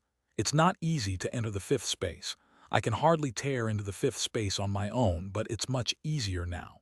The people in the outside world would hardly enter the fifth space unless they were cornered. Nobody knows what's lurking inside the fifth space. Su Ping glanced at his battle pets. He didn't merge with any of them. He could always revive them when they were killed. They wouldn't benefit from the training if he merged with them. You already have a high aptitude. Practice harder here and try to reach the high level. Su Ping looked at the white-scaled vast sky thunderous dragon. Su Ping had more or less bonded with the pet he had captured during the quest, but it wasn't as close to him as his other pets were. Woo! Hearing that, the white-scaled vast sky thunderous dragon bellowed, as if saying that it understood. It had always been obedient. It wasn't too hostile towards Su Ping, even though it knew Su Ping was the one who had captured it. That was quite perplexing to Su Ping. I'll let you return to see your parents in the rumbling thunder continent when you're capable enough. If you want to stay and follow me, that's fine too, said Su Ping telepathically. It was a choice he offered the pet. He knew why the little guy had been trying to grow strong, fighting in the vanguard. It wanted to return and reunite with its parents. It was exactly because they were deeply bonded that Su Ping was willing to give it a choice. Otherwise, Su Ping would have kept it to himself after all the efforts he had spent. The drakeling was stunned after hearing that. It gazed at Su Ping with its purple eyes, which were reflecting Su Ping's smiling face. It didn't respond, nor did it make a sound this time. Su Ping smiled and petted it. Then, he turned around and released his energy without hesitation, alluring the beasts in the fifth space. Phew! The magnificence of his astral power even surprised himself. It was like a tornado that was sweeping out. The released astral power was enough to ruin a street if they were in the outside world. The astral power in my body seems to be 100 times greater than the norm for the void state, Su Ping calculated. Right at that moment, a weird wave approached them. Su Ping narrowed his eyes and turned around, only to see a sharp wave coming at him. It was obviously a void strike. He instantly raised his hand and used the law of space. A thin blade made with the law was slashed forth, cutting the void waves apart. Roar! Then a loud roar echoed in the soul and penetrated the mind. After that, a behemoth the size of almost 10 aircraft carriers moved toward them. It would have horrified a lot of people even the Beast Kings would have looked petite next to it. Peak of the Star State. Su Ping narrowed his eyes. He would have fled immediately if he were in the outside world, but since he could be revived, his eyes were ablaze with a burning fighting spirit. Kill it! Su Ping didn't merge with his pets. He simply asked the little skeleton, the dark dragon hound, and the other pets to attack along with him. He ignored the customer's pets, which could hardly stand in such conditions. The little skeleton and the inferno dragon quickly charged forward, followed by the white-scaled dragon, which was already an ocean state beast king. It had a high-level aptitude and a combat ability close to the peak of the fate state. It had also perceived a vague rule of the lighting class, all on its own. It hadn't completed the entirety of the law and could only make use of some of its power. This achievement was thanks to an inspiration when seeing Su Ping perform lightning-class laws during battle. Another reason was that it had a high power of understanding. After all, it already had a Class B aptitude back in the wild. Given more time, Su Ping believed it would perceive its own law.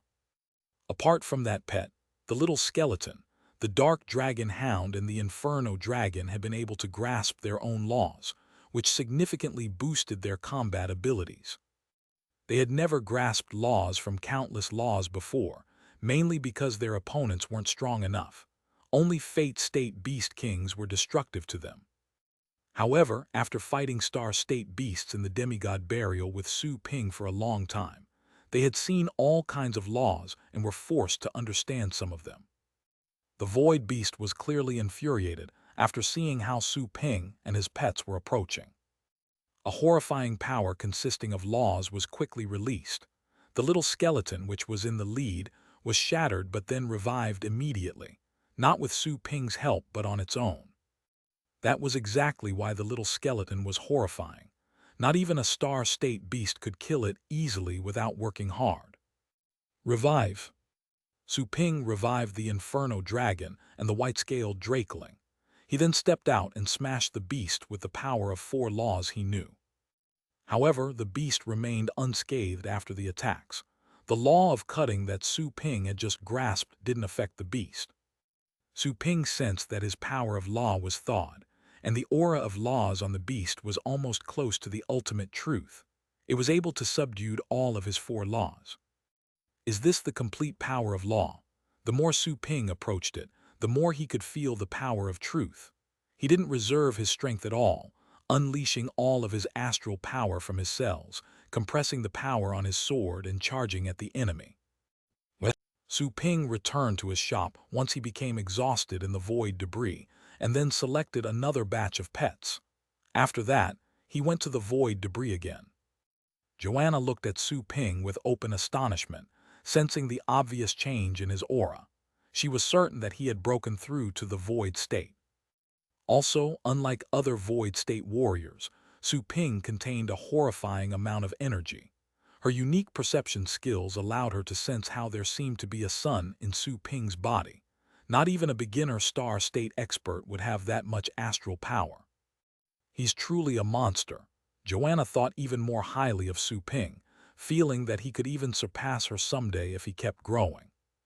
Of course, she was talking about her original self, not that reincarnated body.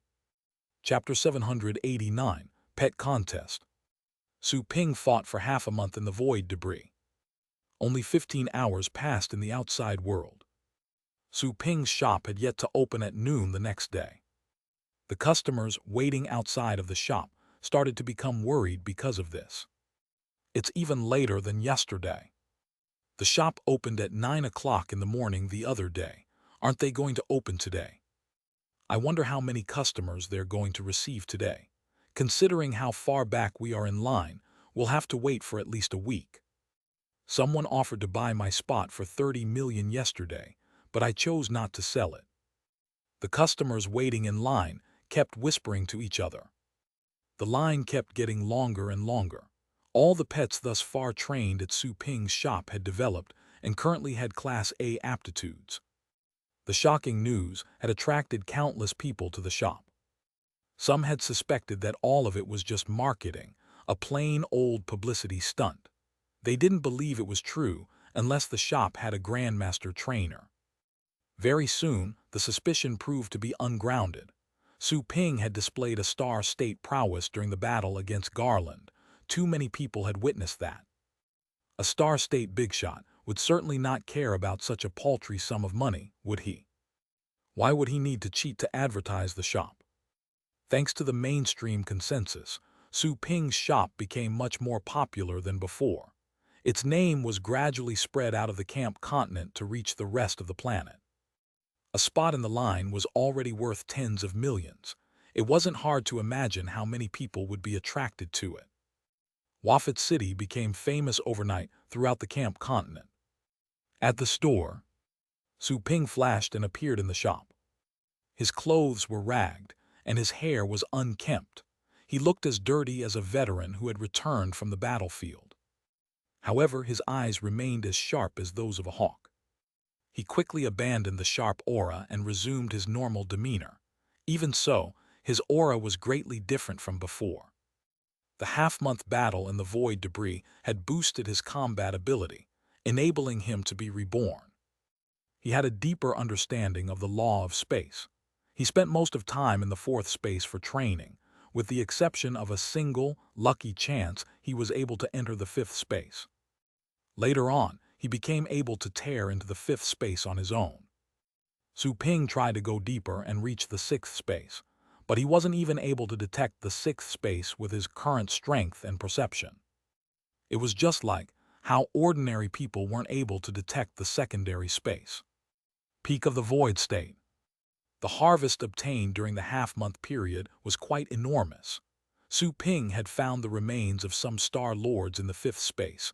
Although most of the remains were already bones, they remained intact thanks to the protection granted by the lingering power of faith. Some of the remains had astral power hidden in their cells. The power accumulation was as massive as that found in the 1,000 years' worth of astral power that Nai Hu Feng had saved. Su Ping absorbed the astral power until he was completely filled. He was only a step away from the fate state. Apart from the level increase, Su Ping's battle techniques and experience in the void were significantly improved. He was completely different from his own self from a day prior. Su Ping felt that he could easily defeat Garland if he ran into him again. He wouldn't even give him a chance to escape. Is it already the new day? Su Ping was entranced as he looked at the hazy rays of sunlight through the window. He even found the rays themselves dazzling. His stay in the void debris took too long, while being completely deprived of any sunlight. Pulling himself together, he changed his clothes, shaved himself, took a shower, and then opened the door. It's open, it's open. Great. The boss is finally out. The customers were surprised to see the open door, then they quickly became excited. Su Ping had already detected the situation outside and wasn't too shocked by it. Still, the popularity was beyond his expectation. He didn't expect his business to thrive that fast, barely having settled down on a strange planet. Are any of you here to fetch your pets? Come forward first, said Su Ping. Me. Me too. Soon, many of the customers went inside the store and claimed their pets. Su Ping nodded. Tang Ruyan and Zhang Lingtong weren't present at the moment, but he was too lazy to call them. He simply asked those customers to line up, then he returned their pets according to his training log. Thank you, boss. I can't thank you enough, boss. All the customers who fetched their pets were both excited and respectful toward Su Ping. After all, they had witnessed that Su Ping was a star-state warrior. Su Ping didn't know what to say. I'm just a businessman. Why are you thanking me? You think I don't want to charge more? I simply can't. Most of the customers who claimed their pets left without testing the pets in his shop. They chose to run to the assessment shop across the street. The assessment results were more accurate than their own tests. They were also more used to the assessment system used in the Federation. However, a lot of people chose to leave and assess their pets in other places, which was merely a precaution in case anyone coveted their pets. The street had become an instant hit, all because of Su Ping's shop. The street was supposed to be a mediocre business strip in Wafat City when compared with dozens of similar places in the city. However, it became a superior business hub. There weren't many luxury stores on the street, but you could find as many magnates as on the top-tier business streets. After all, the cost to train pets in Su Ping's shop could easily reach 100 million. The professional training required 10 billion. Such a hefty transaction would usually only be completed with the supervision of the relevant departments, unless both parties were powerful and their accounts in the Universe Bank were advanced enough. Class A. Oh my God, another Class A. It must be from that shop. There had never been a Class A pet before yesterday morning, but then there was one the moment the shop opened. Tisk, I wonder which lucky dog it is. Let's go, let's go. Join the line. I'll stay here even if I have to wait until next year. He's so good. I heard that the training cost was just 100 million. Charging 100 million for a Class A pet is almost like charity. The assessment shop exploded again. The Class A result on the testing pillar invoked another round of jealousy. Another Class A rating had appeared on the pillar soon after, but it was A that time. Nevertheless, a lot of people were extremely envious. It's true, that shop only delivers Class A pets. Still watching from the second floor, Cleo was quite astounded by the readings on the test pillar. Her shop's revenue had also soared thanks to Su Ping. After all, the charges for a Class A pet were much higher than those for a Class B pet. That rule applied to any assessment shop. I have to notify the family, no matter the outcome, to show that I'm fulfilling my duties and that our family made the right decision when choosing not to confront him, Cleo thought. Su Ping's shop became more important in the eyes of the Ryans. She knew full well that even though the Ryans were the de facto dominators of the planet, and she was truly proud of being a member, it couldn't compare to Su Ping's shop. Having rooted 3 champions, including Garland, showed his horrifying combat ability. His training expertise showed that he wasn't a simple master trainer either. It was important to stress that the training only took a single day. The master trainer working for the Ryans was definitely incapable of training so many Class A pets in one day. The street became completely crowded soon after Su Ping opened the shop. The exclamations from the assessment shop stirred the customers waiting in line, making their eyes become bloodshot. They stared at Su Ping's shop as if it were an unparalleled beauty. The notifications announcing Class A pets kept coming. Those who complained about the long line were all rendered speechless. They had become restless and angry because Su Ping's shop hadn't opened until noon, but there was only madness left in their eyes at the moment. They only hated that they couldn't rip apart everybody ahead of them and run into Su Ping's shop first. Inside the store, Su Ping checked the openings and welcomed the new customers after seeing off others who had already trained their pets. Some of the old customers chose to train their pets again, but most didn't have the money, even if they wanted to. After all, not everybody was rich. Boss, I'd like to train 8 pets. The new customer was a young man. He was so thrilled to be next to Su Ping that he couldn't even talk straight. Su Ping smiled, and then asked him to choose between normal and professional training. The money was paid, and the pet was submitted. The news about Su Ping's shop had been sent to the Ryan family before Cleo reported. The Ryan family had its own intelligence crew, who acquired the intelligence as soon as possible. The family leaders were shocked to receive such a message. They had suspected that the prior tests were fortunate occurrences, or maybe because of other reasons. However, the newly trained pets conclusively proved that there was a grandmaster trainer in the shop. There was no longer doubt about it. A graceful lady was crying inside a glamorous hall, next to a middle-aged man who wore wrinkled clothes. "My child, my Randall." "Stop crying," yelled the middle-aged man angrily. The woman wasn't intimidated in the slightest. Instead, she shouted hysterically, "Stop yelling at me. Randall died. Our child died so young, and yet you don't dare to say anything as his father. Are you even qualified as a father?" "Shut up, shut up." The middle-aged man seemed to have been stung. He jumped and roared, "You think I didn't beg my father for support? He already sent Garland and other experts over, but the man is a Star State expert and is being supported by a Grandmaster trainer. How can we avenge our son? My father had already warned me. Do you want me to die too?" The woman was stunned and weakened. She knew how strong her father-in-law was, the dominator of the Ryan family. What the man said was like a royal decree. "But our son, it's all because you spoiled him. I said that he should have been sent to an academy, yet you insisted on keeping him at home. Do you see the trouble he caused?" The middle-aged man laid on the blame even more angrily. Fury was all over the woman's face. She then lost all her gracefulness and simply bit her lips in silence. "Don't ever talk about the matter again. My father said that he would help cleanse Bower's body as a way to compensate.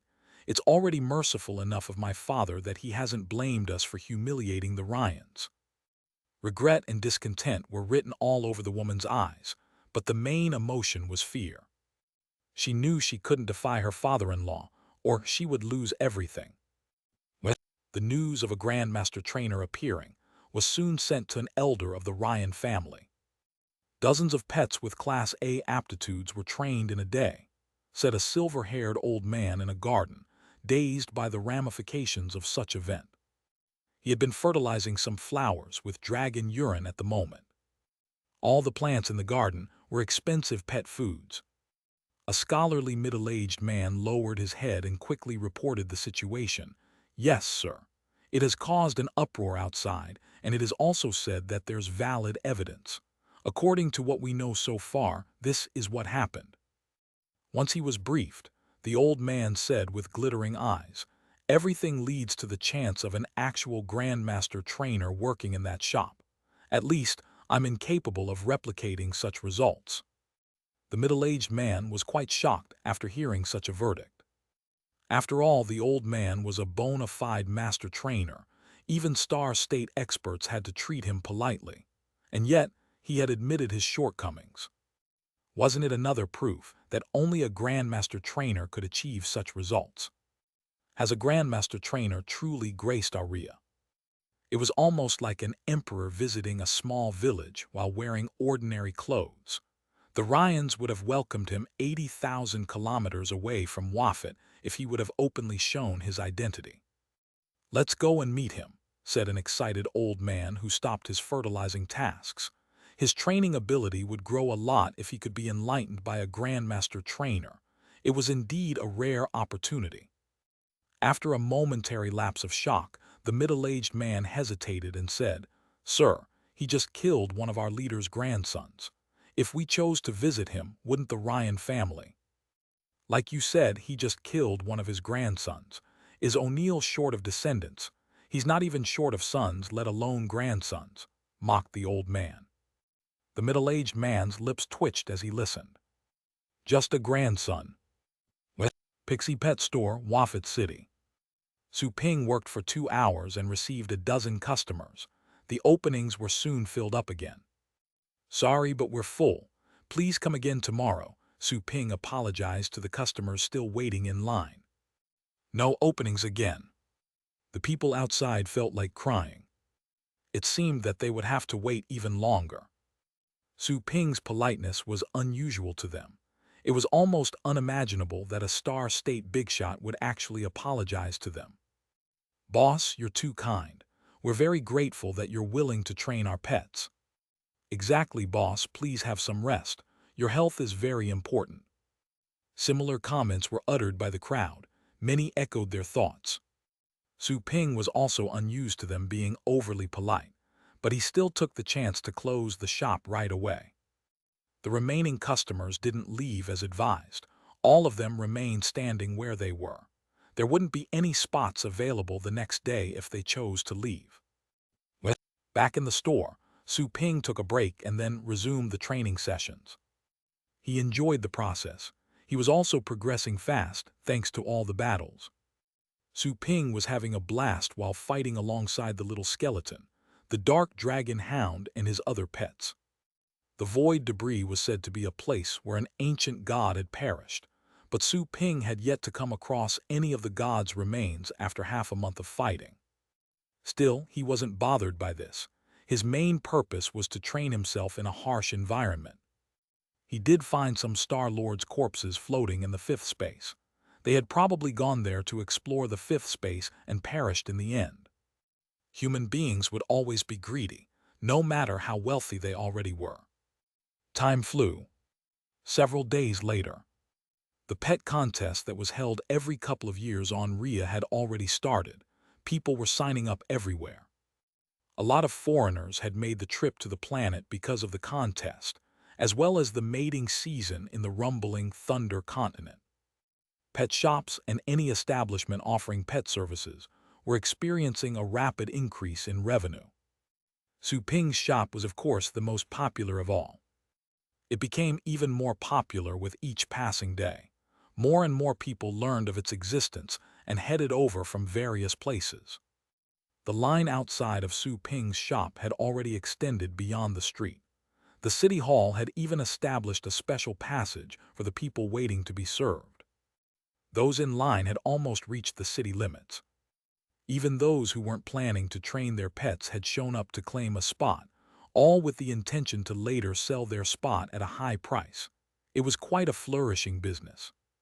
The enthusiasm of that many people had made Su Ping's shop quite popular, so much that everyone in the city had learned of it. The pet contest is about to begin. I'm going to be the Ocean State Pet King in Wafet City. You really think you can pull it off? My pet has already been trained in the Pixie Pet Store 3 times already. I've invested all my money on the pet, and its aptitude is already A+. Stop fighting. Even if it's A+, so what? I have an Ocean State Star Fire Dragon. It can easily beat your pet. Everyone was engaged in heated discussions related to the upcoming pet contest, while waiting for their turn outside the shop. Chapter 790. Visit. Cousin, are you going to participate in the pet contest? Across the street, on the second floor of the assessment shop, 2 beautiful women were standing by the window. Cleo looked at the pet shop across the street. Her eyes flashed when she saw its long queue. She said, "Yes, I've signed up for the Ocean State and the Fate State categories. You're also participating, right?" "Yes, I've signed up for the Ocean State and the Void State tiers." "Did you sign up in Wafet City? I believe the local competition will be fierce. After all." "Cousin, I'm not that dumb. My 2 Class A Vast Sky Thunderous Dragons probably won't even win the city championship if I sign up here." Cleo gave her a bitter smile. That was indeed the case. Such high-profile dragons would have easily won in a citywide championship in the past. After all, their opponents would be on a similar level. The natural advantages enjoyed by the Vast Sky Thunderous Dragons and their Class A aptitudes would make it easy to crush their opponents, all save for the rarely seen excellent pets. Still, at that moment, there seemed to be pets with Class A aptitude all over the street. While they were still rare in other cities, they weren't as uncommon as before in Wafet. The Pixie Pet Store had contributed to raise the bar in Wafet City's pet contest by several levels on its own. Good thing we can sign up in other cities thanks to the privileges of our family, or we would definitely be knocked out if we tried our luck here, Lily remarked with mixed feelings. She looked like an innocent teenager, but she was actually quite smart. Cleo nodded with sympathy in her eyes.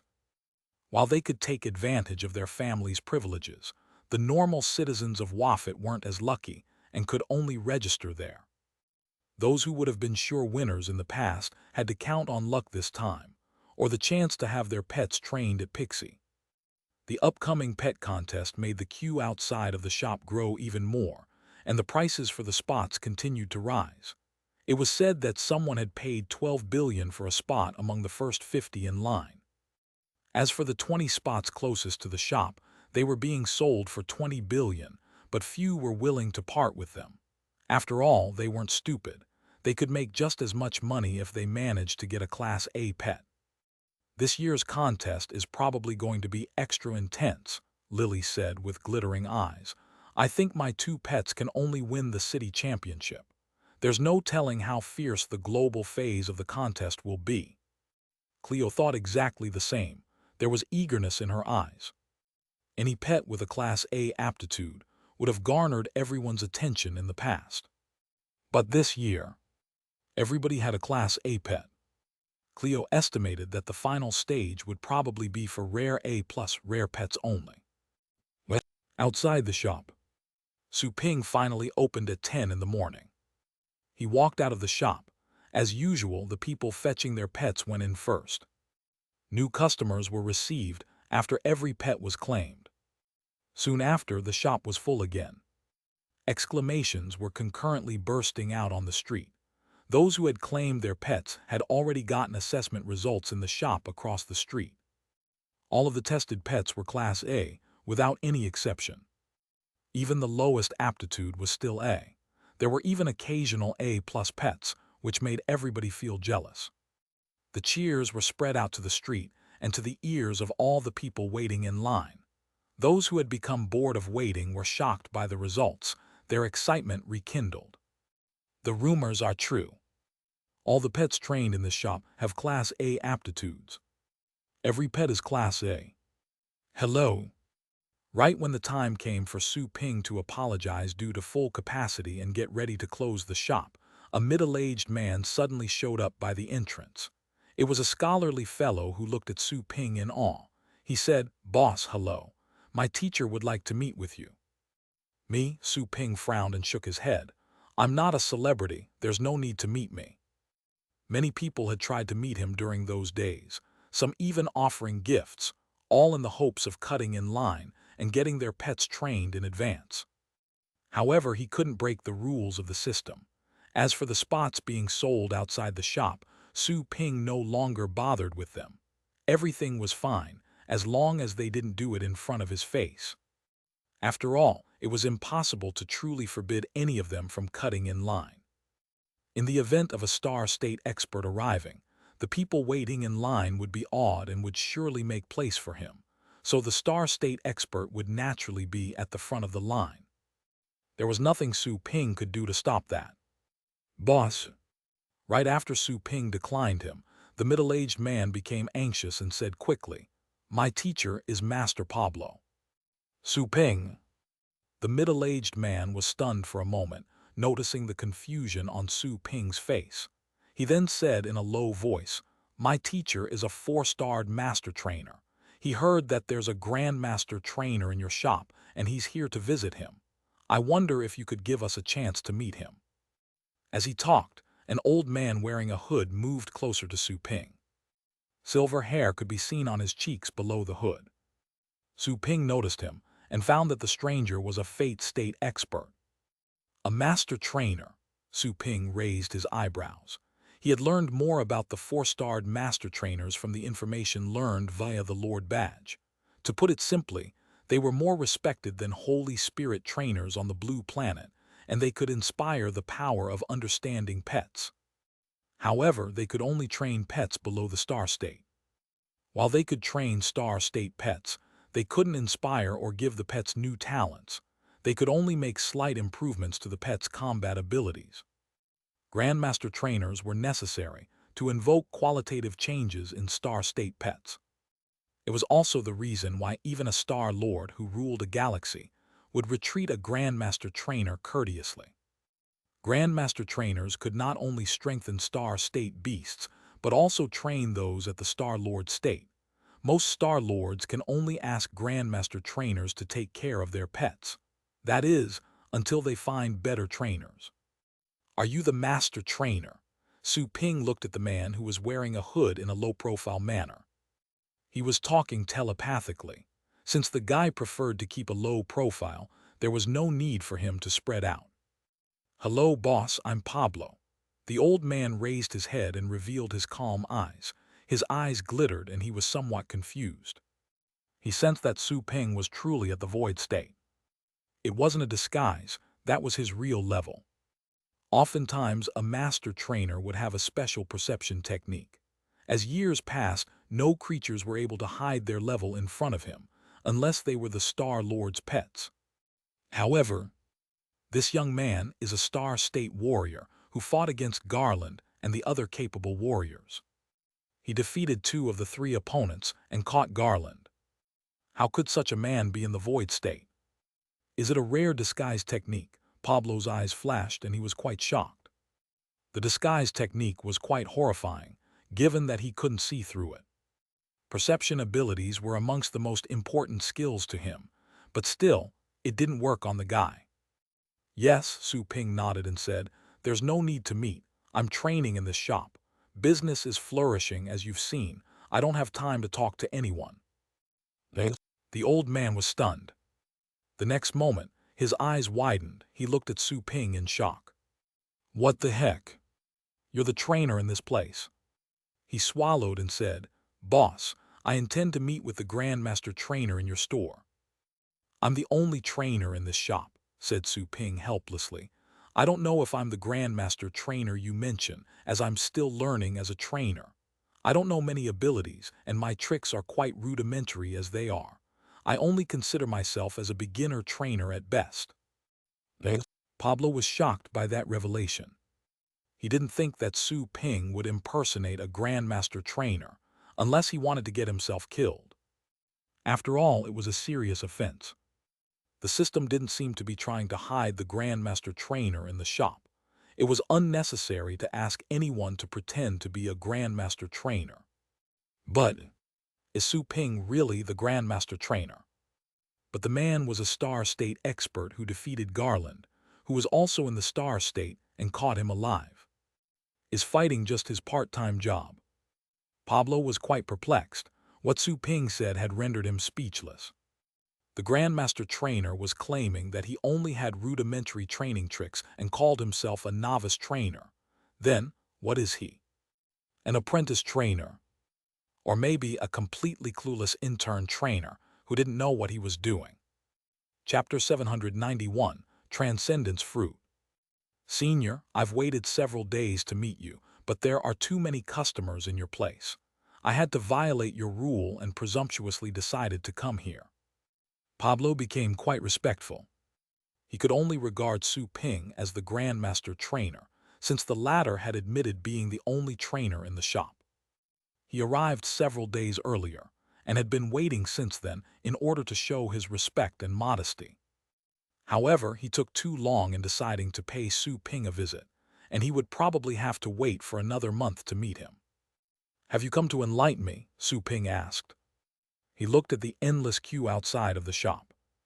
He no longer had to worry about the lack of customers. His only concern was to seize the day and do his best to train more pets. The faster he trained the pets, the more money he could make. "You flatter me. There's nothing I can enlighten you with. In fact, I'm here to ask for your guidance. I'll be eternally in your debt if you can give me some advice when you're free," said Pablo respectfully, lowering his head. Silver light flashed in his palm while he spoke, and a scroll appeared. He handed over the scroll to Su Ping and said, "This is an ancient training technique that I acquired from a relic, but it's incomplete. It may be useful to you." Su Ping raised his eyebrows. An ancient training technique. He became somewhat interested and opened the scroll. Ancient, unrecognizable words appeared on the scroll, but some of them were written in the language of the gods. "Life," he mumbled to himself. That was the only word that Su Ping knew. "I don't think there's anything I can teach you. Perhaps I'll consider communicating with you if you find the rest of this technique," said Su Ping to Pablo after considering for a moment. Pablo's eyes glittered, but soon his face wore a bitter smile. He replied, "Senior, I've searched for the rest of the scroll for decades, but to no avail. Could you ask for something else?" "You searched for decades and found nothing, so you're giving me something that's absolutely useless," said Su Ping, narrowing his eyes. Pablo changed his expression and said, "I dare not. I'm afraid there's a misunderstanding. I simply thought that you might be able to find the other pieces of the scroll with your connections. After all, I don't think you'd be interested in anything else that I have." Su Ping became friendlier after seeing his sincere expression. He said, "Fine, do a few things for me if you can't find the rest of the technique, then I'll consider it." "I'm all ears." Pablo was rather uneasy. "First, I have a student pet trainer. Help me take care of her and teach her training techniques. You must turn her into a master trainer like yourself as soon as possible," said Su Ping. Stunned, Pablo said, "Well, of course, it's up to her whether or not she can grow up into a master trainer, but I will check whether or not you've taught her dutifully," said Su Ping. Pablo realized what was going on and said quickly, "I'll definitely teach her and treat her like my own disciple." "All right, the second thing is about the transcendence fruit," Su Ping said. "You're the master trainer working for the Ryan family, right? The pet contest held on Rhea is organized by the Ryan family, and the prizes are also provided by them. Being the family's master trainer, do you have any transcendence fruits?" Pablo's expression changed, not expecting that Su Ping would have already figured out his background. He said quickly, "The transcendence fruit tree belongs to the Ryan family and has a limited yield. I don't get many fruits either." "How many do you have?" "Well, F4. Give them to me." Pablo was speechless. He felt like crying. It was quite outrageous for the guy to demand transcendence fruits on their first meeting. Those fruits were so precious that not even Star Lords would ever have enough of them. They were always rare in all the Federation.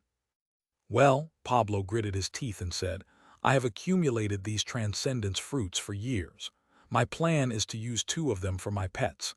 If you want some, I can only offer 2 of them." Su Ping gazed at him for a moment and nodded. "Fine." Pablo was relieved. He would truly give up networking with this fellow if he asked for more fruits. After all, while the enlightenment of a Grandmaster trainer was precious, 2 transcendence fruits were just as valuable. He could always turn to other Grandmaster trainers if Su Ping asked for more. "Senior, do you have any other demands?" Pablo asked prudently, fearing that Su Ping would ask for more things. Su Ping replied, "That'll be all. Give me the transcendence fruits first." Pablo's lips twitched. Even though Su Ping didn't ask for anything else, he was afraid that the latter would go back on his word after taking the transcendence fruits. After taking a long time pondering, Pablo gritted his teeth and took out 2 transcendence fruits from his storage device. "Senior, here they are." They were 2 sealed, delicate boxes. There was no telling what was inside. However, the seals protecting the boxes were black gold and seemed quite luxurious. Su Ping's eyes glittered. He accepted the boxes and tore the seals apart. Hardly had the energy on the seals dispersed when Su Ping detected an intense fragrance wafting over. He felt so comfortable when he breathed it in that even his head felt a lot clearer. The world in front of his eyes had also become brighter. He could even think much more quickly than before. They truly are transcendence fruits. Su Ping peeped at what was inside one of the boxes and then closed it in 0.1 seconds. Still, the dispersing air made the environment much more fragrant. He had searched for the transcendence fruits on the internet. The boxes indeed contained the genuine fruits. Su Ping didn't check the second box, quickly putting it away. The spreading fragrance, however, surprised those who were waiting in line. Everyone who smelled the fragrance felt comfortable, and their thought processes were much quicker. Pablo and Su Ping had been communicating telepathically, so nobody knew that the boxes in Su Ping's hands contained transcendence fruits, Rhea's ultimate treasures. Seeing that Su Ping had accepted the gifts, Pablo asked carefully, "Senior, about your teaching." Su Ping smiled and said, "Help me look after my student first. There's no need to be too hasty about us communicating. I won't go back on my word."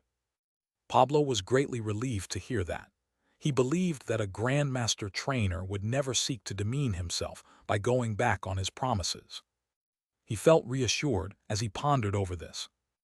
It was also understandable that Su Ping wouldn't immediately teach him about his Grandmaster experience and knowledge, either. After all, it was unrealistic to be taught everything by such a character in exchange for a mere pair of transcendence fruits. "Senior, call me if you need anything. I live in Wafat City for now and am available anytime, said Pablo courteously. Su Ping nodded and asked, does the Ryan family not blame you for coming to see me? Pablo quickly replied, Senior, the Ryan family and I are just partners. We're independent from each other. I won't get myself involved with the conflict between you and the Ryan family. Su Ping realized what was going on and chuckled. I was just asking. There's no conflict between me and the Ryans. They have already apologized to me. Remembering what Su Ping did, Pablo could only wear a smile in his heart. The Ryan family did give in when Garland was imprisoned. Yes, you're right. All right, I'll call you when my student is back. I'll be heading back to work. Senior, I see that you have a lot of customers. I may be able to help if you're too busy to train all the customers' pets, Pablo quickly added, hopping to train pets along with Su Ping and witness his expertise. It would also be a great opportunity for them to bond. Su Ping asked, can you raise a pet to attain a Class A aptitude in one day? Well, I don't think so. Su Ping shook his head and said, forget it then. I can't ruin the reputation of my shop. But I can still help as your assistant. There's nothing you can do to help, Su Ping shook his head. Pablo was at a loss for words and eventually had to give up. He couldn't help. He was more than qualified as an assistant. He believed that the guy simply didn't want him to watch him work. Pablo didn't insist on the matter. He said some final words to Su Ping, then turned around and left. The nearby scholarly middle-aged man was deeply awed. He had seen how his teacher had stood respectfully and humbly with his back bent, exactly like he did when in his mentor's presence. It was true that there were always greater experts out there. Why was my teacher so respectful to the guy? Is he a grandmaster trainer? The scholarly middle-aged man bowed, and also said goodbye to Su Ping before he left with Pablo. Su Ping had accepted the scroll remains of the training technique right before they left. He intended to ask Joanna about it. He could ask around in other cultivation sites if she couldn't recognize the words. Well, Su Ping closed the shop as soon as he entered, then summoned the little skeleton and the dark dragon hound. There were only 2 transcendence fruits. After glancing at his pets, Su Ping eventually chose the dark dragon hound and the little skeleton. The little skeleton was his primary pet. He had prioritized feeding the little skeleton with all his rare resources to ensure that it continued being the strongest. The Inferno dragon was good at offense, and the dark dragon hound was good at defense.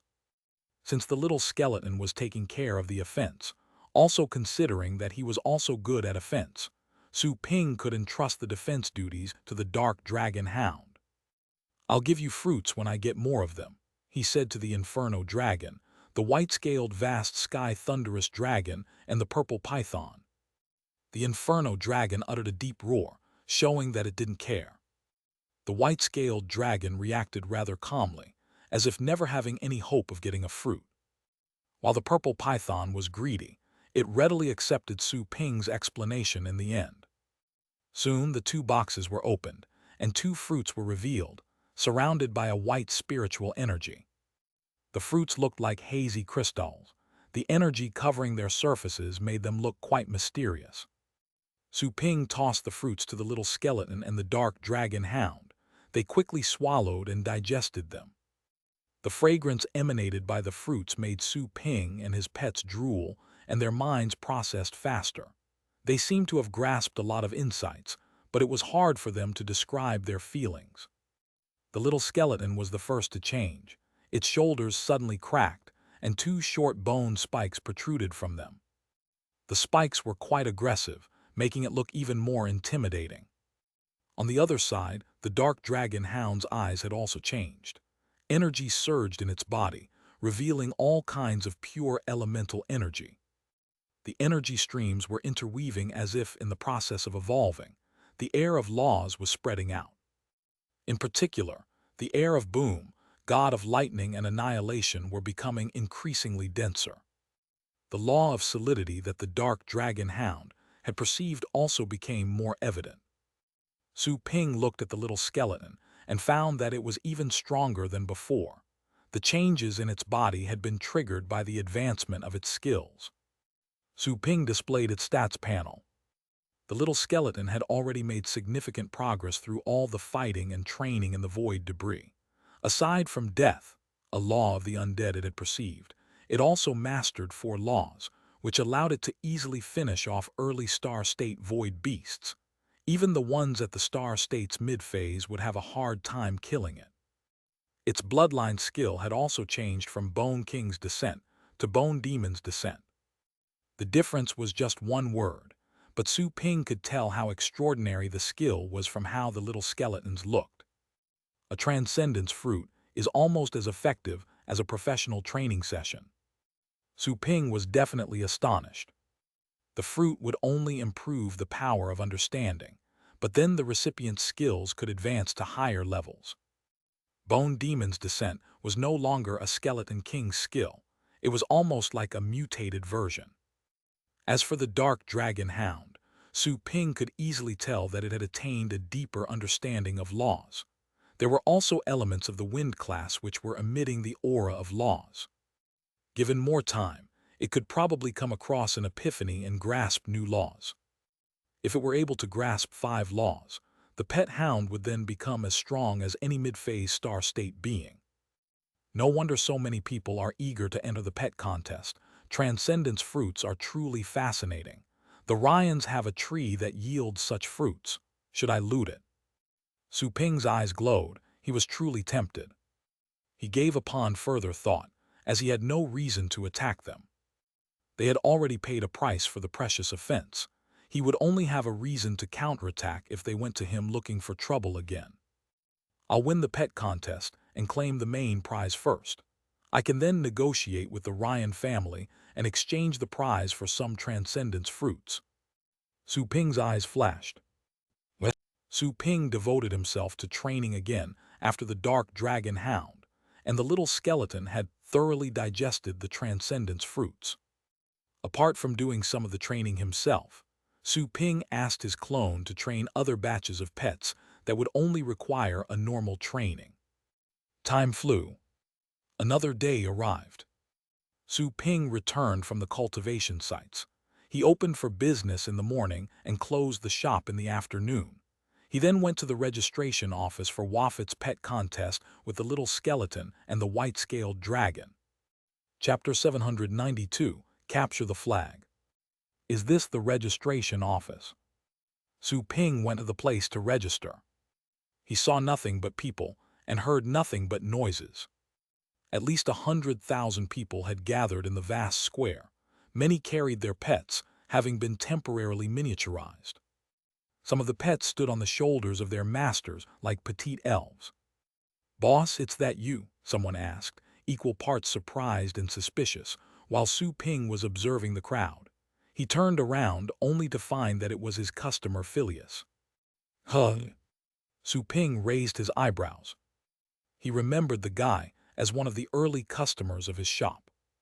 What surprised Su Ping was that he had made slight changes to his appearance before he left the store, all in order to make himself less attractive.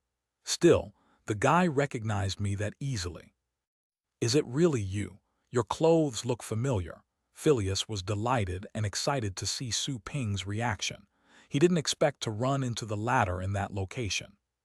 Su Ping was undoubtedly the most famous and important person in Wafit City. Being a Star State expert supported by a Grandmaster trainer, he was someone that not even Ria's ruler would dare to piss. Few were able to meet Su Ping unless they visited his shop for business. Clothes. Su Ping looked at his clothes and instantly realized what happened. He was speechless, not expecting to be exposed because of his clothes.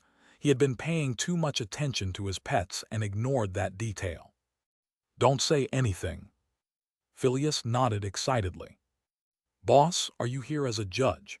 asked Phileas carefully with awe and gratitude in his eyes. He had chosen to continue having his pets trained every time he went to claim them. He already had multiple Class A pets. One of them had been trained 3 times and already had an A+ aptitude. That was also why he was confident about entering the contest.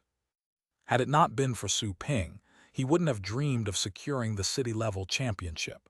It was his goal, but he knew that he could hardly accomplish it. However, he was quite confident of his victory at the moment. His family had also found out that he was training his pets in Su Ping's shop. This, in turn, made his position in the family soar. He also received a great amount of money, which allowed him to request professional training for his main pet. The family had also spread the word everywhere. The organizations and moguls who had taken advantage of them earlier had become much more respectful.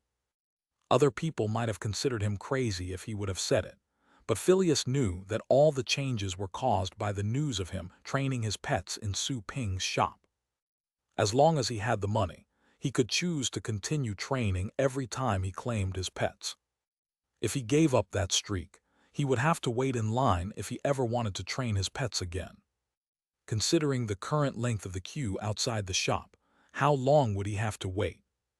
"No, I'm here to sign up for the contest," said Su Ping. Phileas was baffled by his answer. He asked in a daze, "Why you're here to sign up, but no Star State pets are allowed to participate in the pet contest." But before he finished, he suddenly realized that Su Ping didn't have to use his own pets. The boss could use uncontracted or unowned pets. After all, nobody cared to whom the pets belonged. Phileas suddenly became nervous, as Su Ping was obviously going after the championship. Su Ping looked at him and shook his head. He didn't say anything to him. At this moment a soft voice was heard, "Boss." Su Ping was startled by it. He turned around and found that it was Mia. "It's really you, Boss Su." Mia was quite delighted to see Su Ping. "Are you here as a judge?" Su Ping was at a loss for words. "Why does everyone think I'm a judge? Can't I be a contestant?" Phileas promptly offered to answer the question, seeing that Su Ping was silent.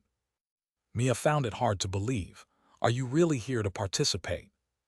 She then realized that her attitude was inappropriate. She quickly smiled and said, "Then, let me congratulate you in advance for your victory, Boss Su. The Transcendence fruit will surely be yours." "Yes." Su Ping nodded, not seeing this as flattery but as fact. Mia became even more envious, seeing how confident Su Ping was. She had also gone there to sign up, wanting to have some fun before she returned to her academy. She wasn't really hopping to get a good result. There was also the rise of Class A pets in Wafat City because of Su Ping's shop. She had Class A pets of her own, but she wasn't confident of beating all the others. She only hoped that her pet could gain more battle experience from the contest. Very soon the queue progressed, and Su Ping's turn to sign up arrived. He summoned the little skeleton, the dark dragon hound, the inferno dragon, the purple python, and the white-scaled vast sky thunderous dragon. Apart from the little skeleton and the dark dragon hound, his other pets also managed to shock everyone in the surroundings. But then they felt they had overreacted when they saw that the giant beasts were just dragons and python with lesser bloodlines. The white-scaled vast sky thunderous dragon, however, attracted a lot of attention. Everybody was surprised by the mutant dragon whose scales were all white. There was no telling whether the mutation was good or bad. Some mutations would be regressive and make the creature weaker, which wasn't unusual. Exclamations came from other places. Other people had pets with powerful bloodlines, also drawing the attention of countless people. "Are my eyes deceiving me? Does he intend to sign up with that python? It doesn't seem to even be an ocean state beast. Do you see the skeleton over there? Is it even presentable? As far as I recall, there aren't any strong skeleton races, are there?" Mia and Phileas were standing next to Su Ping. Both began to sweat after hearing all the whispers.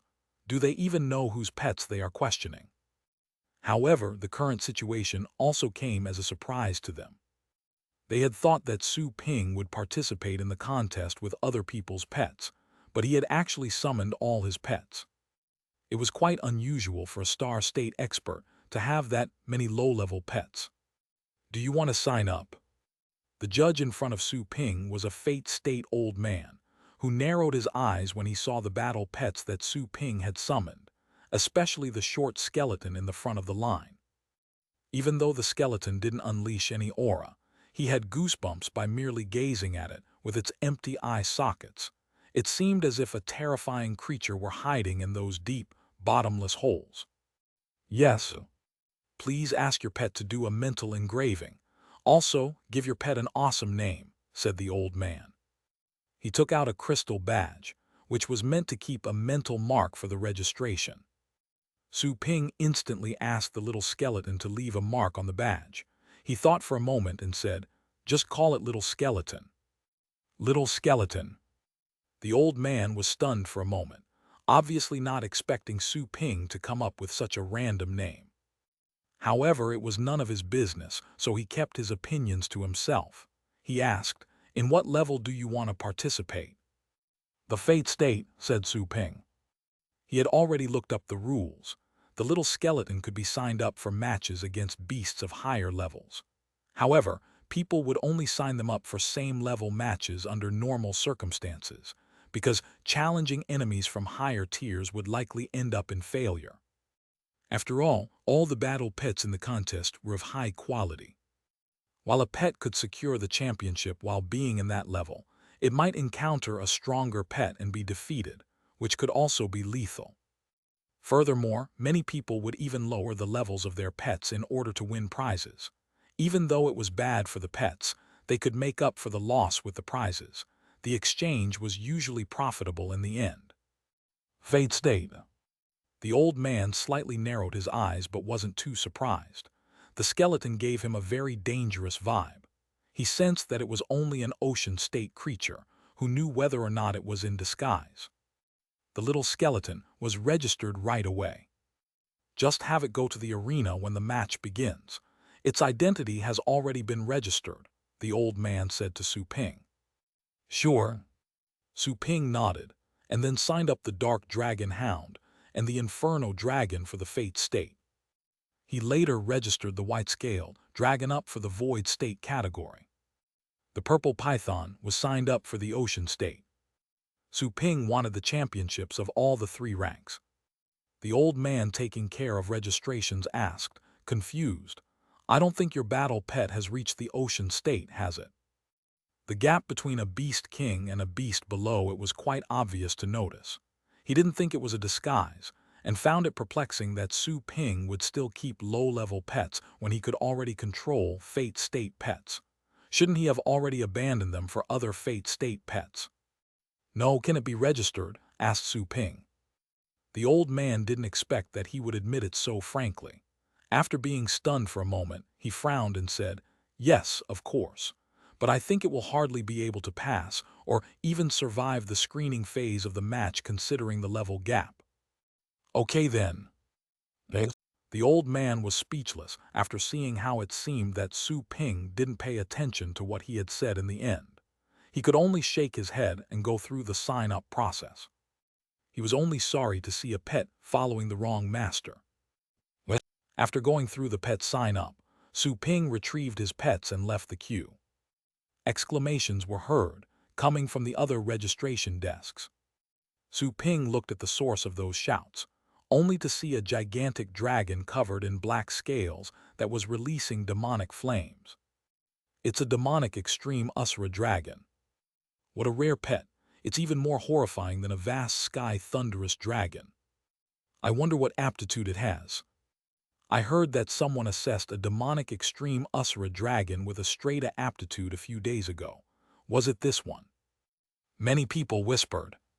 Su Ping suddenly found the dragon familiar. He soon remembered it had trained before. It was one of his customers' pets. The pet in question had followed the Dark Dragon Hound, and the little skeleton like a sidekick would. Su Ping shook his head, no longer eager to watch any longer. "Boss, are you going to participate in the contest with those pets?" Phileas and Mia were waiting for Su Ping right outside of the crowd. They were quite astonished when they saw the pets summoned by Su Ping. None of the other pets seemed to have remarkable bloodlines, with the exception of the mutant vast sky thunderous dragon. "Yes." Su Ping didn't talk to them much, simply said, "I have to go back to work. See you tomorrow." There was a lot more that they wanted to say to Su Ping, but they didn't dare to ask him to stay and could only say goodbye. Su Ping returned to his shop and continued his training after leaving the registration office. "Which race do you think the words on this piece belong to?" Su Ping asked Joanna. Joanna didn't recognize the words etched on the training technique. It was either an incomplete scroll. "They look even more ancient. Maybe someone in the primordial age knows them," Joanna ventured. Su Ping was rather tempted. Even more ancient. Maybe they could be understood by some of the living creatures in the Archean divinity or the chaotic realm of the undead. Once he found free time available, he could go to the Archean divinity with Joanna and ask around. Soon after, another day arrived. Much fewer customers were waiting outside of the shop at the moment, but the queue was endless. Many of the customers had gone straight to the pet contest venue, but those who knew they couldn't distinguish themselves in that event were simply waiting dutifully. It was the day of the concert. Su Ping returned the trained pets to their respective masters and published the business hours in the afternoon. He closed the shop and sent his pets to the arena in Wafat City. The arena had 3 realms that floated above the city. There was an extremely magnificent mountain inside each of the 3 realms, which could be seen even from the suburbs of Wafat City. Su Ping moved closer to the entrance to the realms, which was the central square of Wafat City. It was quite enormous but crowded with people at this moment. Su Ping was quite amazed after seeing the number of contestants. The screening phase will last 4 hours, from 8 o'clock to 12 o'clock. Whoever keeps the flag on the Pet King Mountain and lasts more than 4 hours will be qualified to enter the next phase. The screening phase rule was quite simple and straightforward. Whoever captures the flag would be the winner. It had already been 11 o'clock in the morning. There was only one last hour to go. Su Ping had learned the rules in advance, and his pets could enter the competition at any time before 12. Entering the battlefield too early might not necessarily be a good thing. After all, pets had to defend the flag after claiming it. "Let's go in." Su Ping instantly summoned his pets and sent them into the battlefield. Chapter 793, Dominate the Mountains. The 3 realms corresponded with the 3 legendary levels. The little skeleton and the dark dragon hound simply flew towards the Fate State realm, which was the largest and hardest. The purple python and the white-scaled vast sky thunderous dragon, on the other hand, went towards the Void State and the Ocean State realms respectively. Their mental marks had been uploaded to those realms. There was no need to confirm their identities again when they touched the boundaries as they flew in. The 3 realms were star state devices of the Federation set for the 3 levels. However, not even an ocean state being could endure a star state attack. A lot of pets waiting at the square went and joined the battlefield besides the little skeleton and the dark dragon hound. Many people had made thorough plans. It was better to enter with the best timing than to enter early, as it was harder to defend the flag than to take it. The competition would become fiercer if the pets got in there early. They might as well wait until the situation was stabilized. "Look, it's a vast sky thunderous dragon. I think it's a mutant." Someone quickly noticed Su Ping's new dragon. After all, it was the most famous battle pet in all of Rhea, and a local breed which was the pride of the planet. "It will certainly win." "I don't think so. It wouldn't have been a problem for any vast sky thunderous dragon to pass the screening phase in the past, but this year is different." "You're right, it's especially difficult in Wafat City." "Who could say otherwise? Do you know the Pixie Pet Store? My goodness, they raised 100 Class A pets in only a few days." 100? Are you kidding me? The number already reached 1,000. It's more than 1,500 according to the news. At least half of them belong to Wafat City. The Continental News says that Wafat City is an arena for the global finals. Do you know what this means? The local matches will be as fierce as the finals. Tusk. My cousin's neighbor's friend's sister-in-law's brother-in-law trained his pet in that shop. What a shame. He's a local and has to participate in the contest here. I don't know if he can pass the screening phase that easily by simply having a Class A pet. Su Ping heard the whispers and finally realized the turmoil he had caused in Wafat City. However, have I already trained 1,000 pets? I don't think so. What a rumor. Never mind, I should just watch the screening first. His pets would probably keep a low profile, but he forgot to remind them before they left. Su Ping was more or less worried. Brother, don't worry. Your mutant vast sky thunderous dragon will likely pass the screening phase. A young man patted Su Ping's shoulder and smiled. Don't be intimidated by them. The headcount for each level is 500. Even if that shop raised 1,000 Class A pets, there will still be an opening if they're evenly distributed to the 3 levels. Yes, brother, you will certainly pass. One of the young man's friends smiled at Su Ping, too. Well, Su Ping didn't know what to say. The two guys seemed to be quite warm and friendly, but what worried him was something else. Would the mountains fall if the boundaries of those realms were destroyed? He looked at the mountains above his head and saw the glittering lights all over each mountain. Each light represented a flag, and the battle pets were fighting for them. The little skeleton and the dark dragon hound had entered the Fate State realm at the same time. The little skeleton, the dark dragon hound, and the inferno dragon weren't rare pets, so nobody paid any attention to them. Even if someone saw them, they would simply overlook them. Their auras changed the moment they entered the realms. Their auras were as vast as oceans, filling the entire realms in the blink of an eye.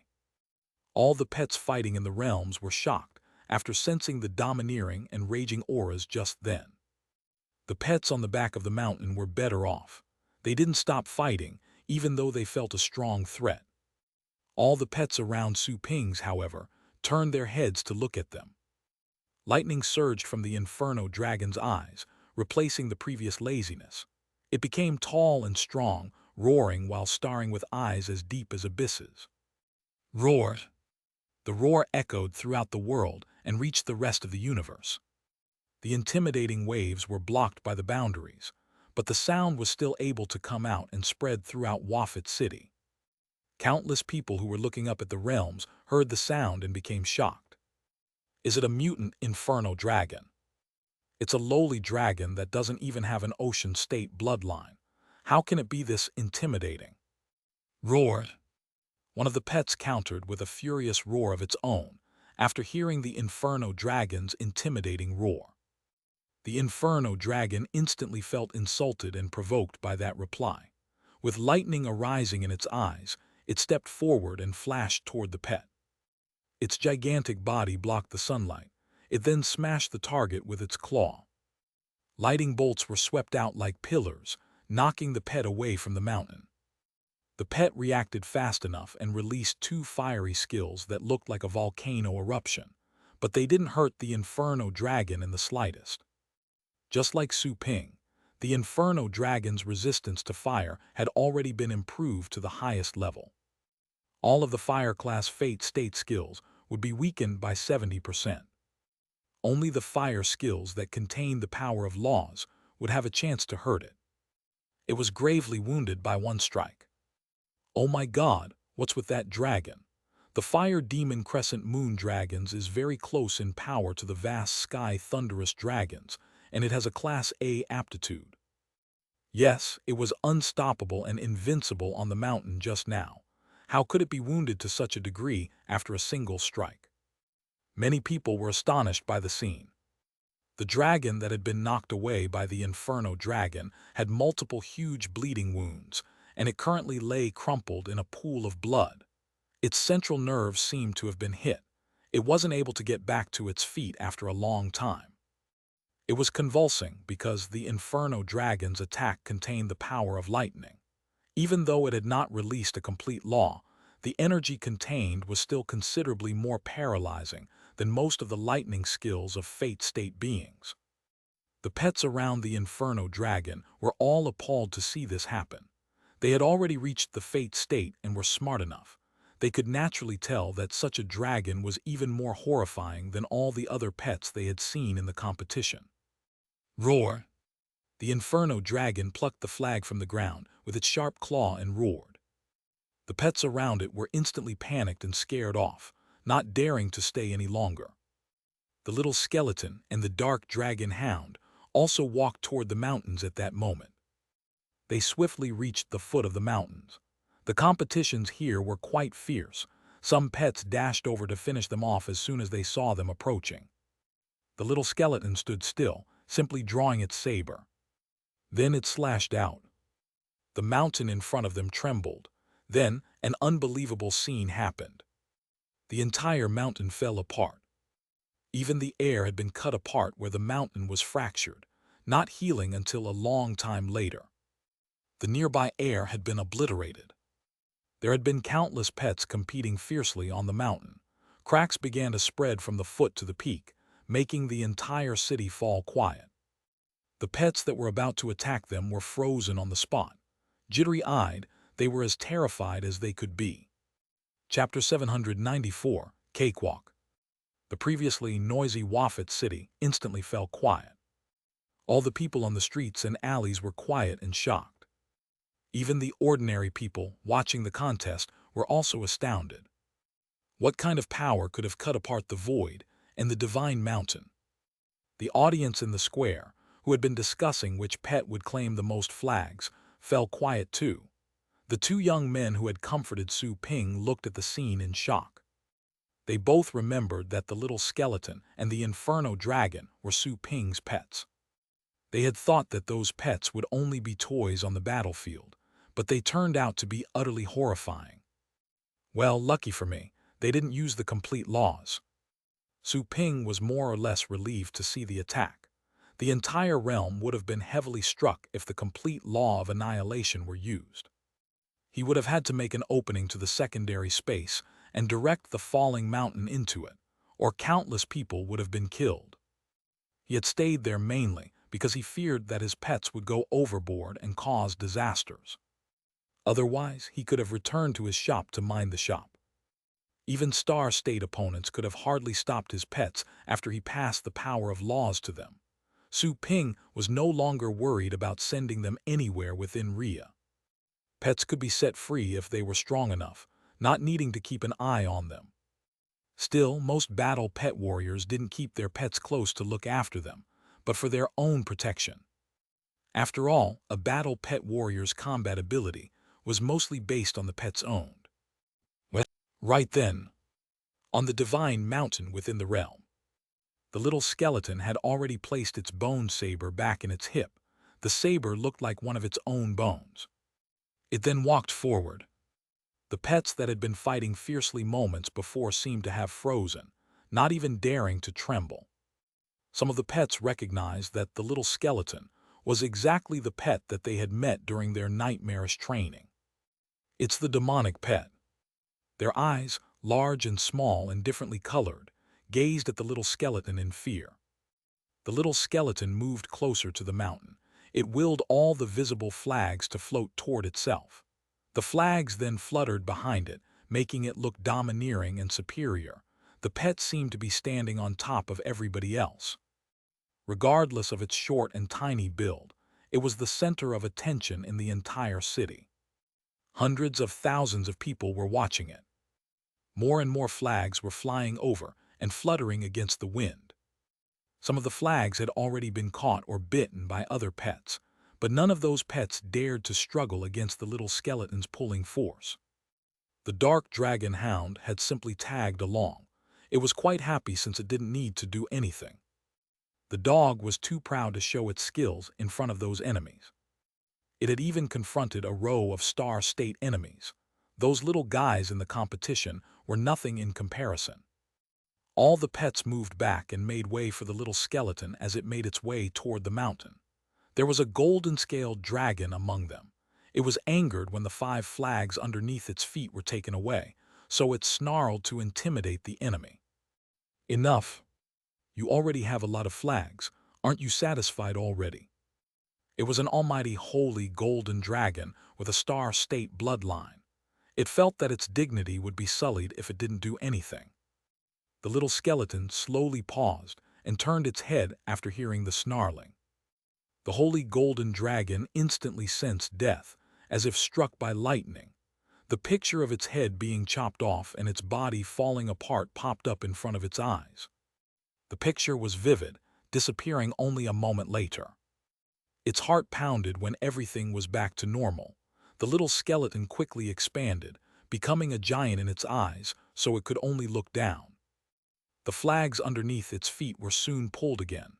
This time, the holy golden dragon lowered its head, not daring to stop them anymore. It was truly scared. It had been intimidated after just a quick glance. That was a bone demon that couldn't be provoked. The little skeleton withdrew its gaze after snatching the 5 flags, then continued walking towards the mountaintop. Since it was already there, it would hesitate to defeat all the enemies and stand proudly on the mountaintop. Seeing the little skeleton, the Inferno dragon joined it and followed while carrying the flags it had just taken. The 3 of them walked to the mountaintop together, attracting more flags from their surroundings. Roar! A demon pet was finally triggered when the little skeleton was robbing it of its 12 flags. Fog surged out of its body, and it was able to flee with the flags. But the next moment the fog was cut apart, and it was flung out to a corner on the mountain. It was dying. It was just one strike, and nobody saw how the little skeleton had attacked it. The 12 flags flew to the little skeleton's back, and they kept moving forward. The skeleton walked toward the mountaintop one step after the other. All the beasts in its way quickly fell back. Those who were reluctant to give in were crushed with one strike. The Fate State realm where everybody was fighting fiercely suddenly became a solo run. Everybody who saw this was too shocked to form words. The little skeleton had shown a strength much greater than that of any other pets on the mountain. Invincible. What aptitudes does the pet have? What is its bloodline and species? Nobody knew. Phileas and Mia also arrived at the square. Their pets were in the arenas for the Void and Ocean states respectively. Both of them were at the Ocean state, and neither had Fate State pets. Both were stunned after seeing the situation in the Fate State arena. Are they Su Ping's pets? Shouldn't they be Ocean State creatures? Were it not for the fact that the realm's boundaries wouldn't have allowed higher-tiered pets, they would have thought that the little skeleton was a Star State pet. Only Star State pets could have crushed their opponents that easily. Both felt their world had been turned upside down as they watched the A, or even A+ pets shiver and abandon their flags in front of the little skeleton. There was even a Class A vast sky thunderous dragon among them. Few beasts of the same rank could defeat it. Not to mention that it was an ultimate vast sky thunderous dragon with a strata aptitude. I think I saw this little skeleton yesterday. What little skeleton? This is a bone king. It's so horrifying. Is it the skeleton king's descendant? But not even a skeleton king's descendant can go head to head with a vast sky thunderous dragon underneath the Star State, right? It didn't take long for everybody to finally realize what was going on. Skeletons were weak in the first place. Even though the skeleton kings were strong, they weren't as monstrous during their growing stage. Well, I told it to take the flags but didn't specify how many. Is it going to take all the flags? Su Ping was at a loss for words when he saw the little skeleton robbing other pets of their flags. It had obviously misunderstood his instructions. He instantly sent a telepathic message via the contract, asking it to keep only 3 flags. The additional flags would be useless and would only deprive other pets of their chance to advance. Su Ping was stunned after he sent out the message. It's blocked. He felt that his message had been blocked by a power, preventing it from being transmitted to the little skeleton. He slapped his head and realized that the special arena would block the Battle Pet Warriors' messages.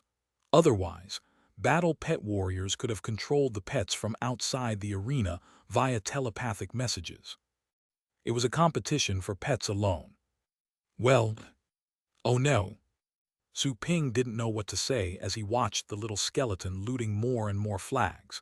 He could almost imagine what would happen next. More importantly, did the purple python and the white-scaled vast sky thunderous dragon misunderstand him, too? Chapter 795, Unprecedented. Inside the competition's Fate State realm, the little skeleton was climbing to the top of the magnificent mountain in the company of the Inferno Dragon and the Dark Dragon Hound. Most beasts stayed out of their way. Some of the aggressive ones tried to stop them, but they were knocked off the mountain and left with broken bones by the Inferno Dragon before the little skeleton did anything. The little skeleton soon reached the mountain top. It had looted so many flags that all of them fluttered behind its back like 10,000 arrows ready to be launched. Countless battle pets inside the realm looked up at the scene up on the mountaintop. So many flags were there, but nobody dared to claim them. The three beasts, two tall and one short, looked down at all the other creatures below. All the flags have been taken. Are they going to be the only three that qualify? Only those three will pass the preliminaries. Well, the audience in the city was so shocked to see this that they weren't sure about what to say. Right then, another roar burst out of the void state realm. Everybody looked at the source of the roar, only to be dumbfounded yet again. A vast sky thunderous dragon with white scales was flapping its wings and raging throughout that smaller realm. It had attracted dozens of flags with its astral power, which flew behind it like erected scales. Those flags had been enhanced by the power of laws and were virtually indestructible. All the flags on the mountain were plucked and dragged to the vast sky thunderous dragon's back as it charged forward. Many pets tried to compete against it, but they were all flung back by lightning bolts. Am my vast sky thunderous dragon? My Usura magic sickle? What kind of mutant is this? It's so horrifying. The whole city burst into an uproar when they saw that. Both Phileas and Mia were stupefied. Their pets had also been defeated by Su Ping's, much more easily than they had expected. They were definitely not on the same level. It had to be noted that their pets had been trained in Su Ping's shop, and they were boasting ultimate bloodlines to boot. And yet, they were trounced like straws at that moment. They were unable to put up any resistance. A lot of battle pets charged forward, but all of them were easily crushed by the white-scaled vast sky thunderous dragon with the power of lightning. 1 against 100. Not even Fate State pets are able to do that. Is that dragon a Class S super pet? I don't think it's merely a Class S. All the other contenders are excellent pets of higher qualities, but they can't defeat it, not even when working together. It's so strong, it's dominating the battlefield. Do this dragon and that skeleton belong to the same person? As the battle in the void state realm became fiercer, everybody was so dumbfounded that they were eventually unable to utter a word. The pet was crushing all the competition, just like a void state being would crush a bunch of apprentices. The popular battle pets that people were betting on had been easily routed on the battlefield. Their skills were completely unable to hurt the white-scaled dragon. In the meantime, someone soon discovered that something similar was happening in the ocean state realm. A giant serpent was slithering in an imposing manner, as if about to swallow the sky, and whipping all the pets in its way towards the mountain peak. It claimed all the flags it saw and placed them on its back like sharp spikes.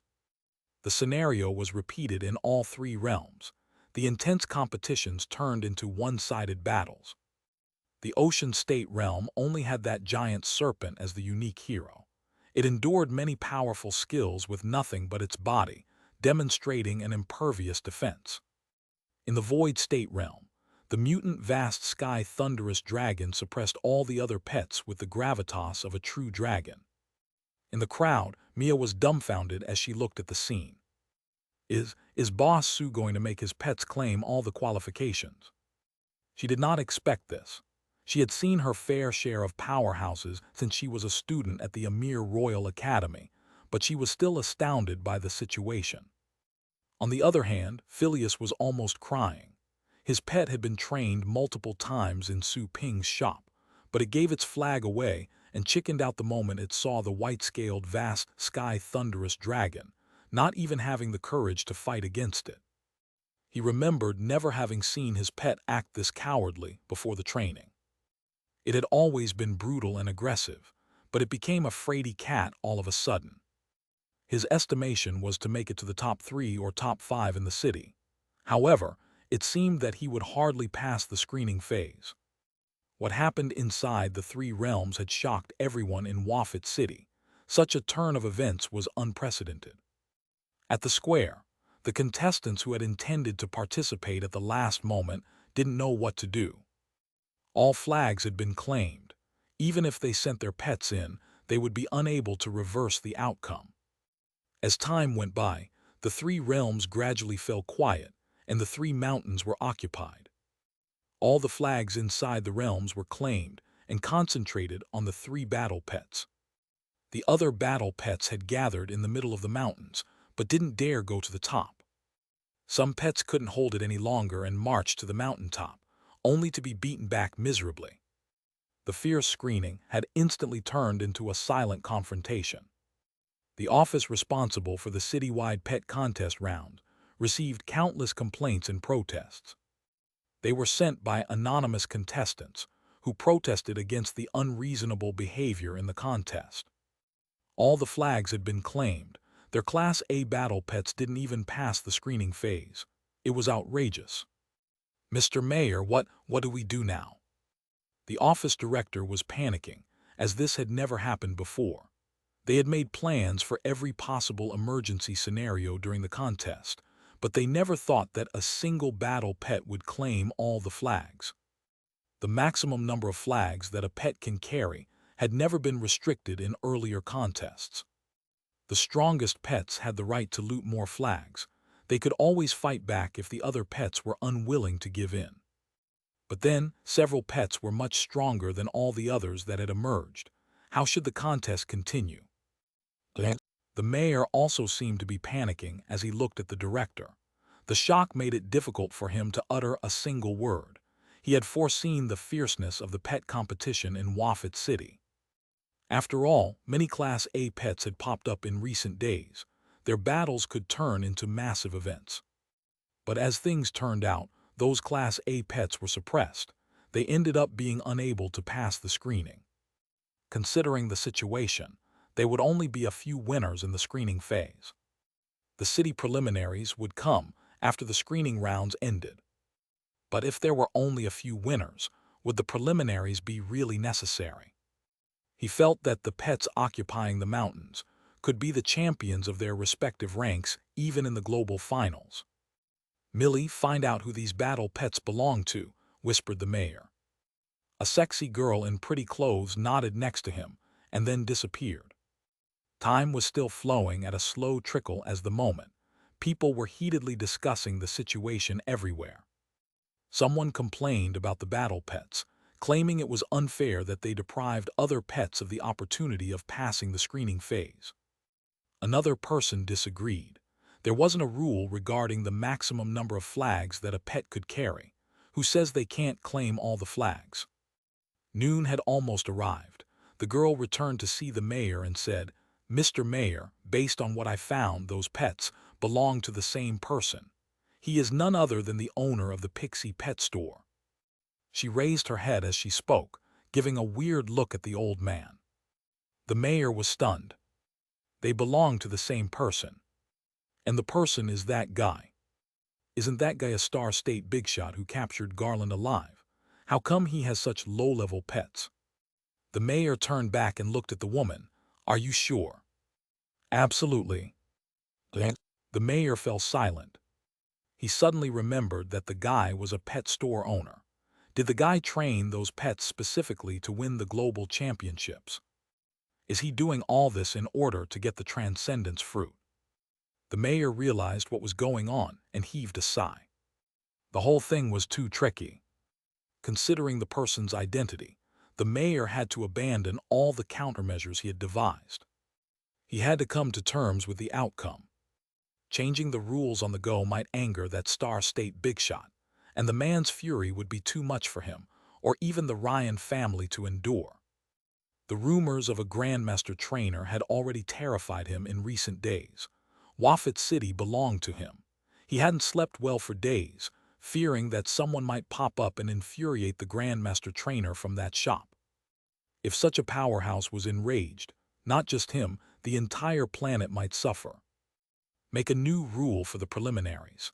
Cancel the preliminaries if no more than 10 battle pets pass the screening phase, letting the winners go directly to the global finals, instructed the mayor.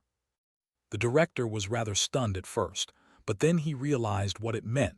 He eventually relaxed while still harboring mixed feelings. Those who weren't powerful had to follow rules, but the powerful were able to bend the rules. At noon, the screening phase was finally over. Some of the pets inside the 3 realms joined hands in the last 5 minutes, ready to charge toward the mountaintops and fight for the flags. Still, their attempts became brutal failures. Nothing changed the final results. Su Ping's pets crushed the rest of the pets and claimed all the flags. The screening phase was over. He was speechless. He was to blame since he had not explained the situation clearly to his pets. The outcome made him look excessively arrogant. However, he somehow felt comforted after seeing that his pets were looking down at the battle pets that were popular in the Federation. Once upon a time, the Dark Dragon Hound had been a lowly, abandoned moon-chasing hound, and the little skeleton was just a second-rank skeleton that would supposedly be forever unable to advance to a higher level in its entire life. While the Inferno Dragon had a better bloodline, it was only restricted to the ocean state. It didn't even have a king-level bloodline. They had risen to prominence at that moment.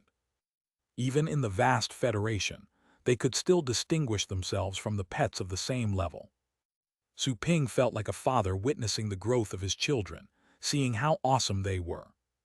The referees were already in position outside the realms, ready to count the flags that each pet had claimed, to make a list of those who made the cut for the preliminaries. Chapter 796, Demonstration. There were 3 referees underneath each realm. The 9 referees' hearts were pounding. They had never seen anything like this. Counting. No counting was needed. There were even more referees than winners.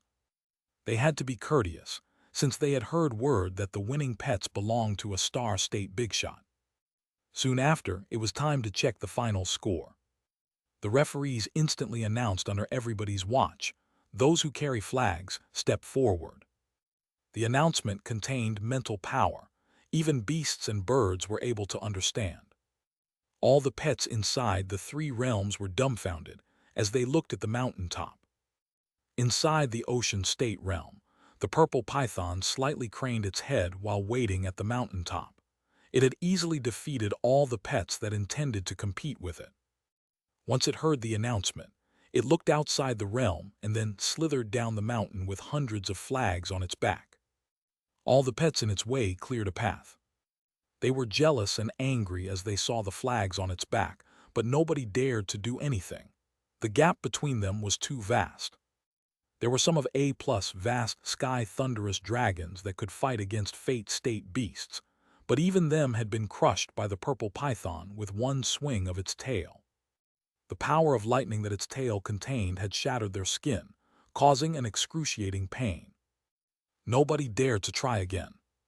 It didn't take long for the purple python to exit the realm. On the other hand, the white-scaled vast sky thunderous dragon flew down from the mountain, and then left the realm with countless flags while other pets looked at it regretfully. Inside the Fate State zone, the little skeleton, the Dark Dragon Hound and the Inferno Dragon swaggered off the mountain.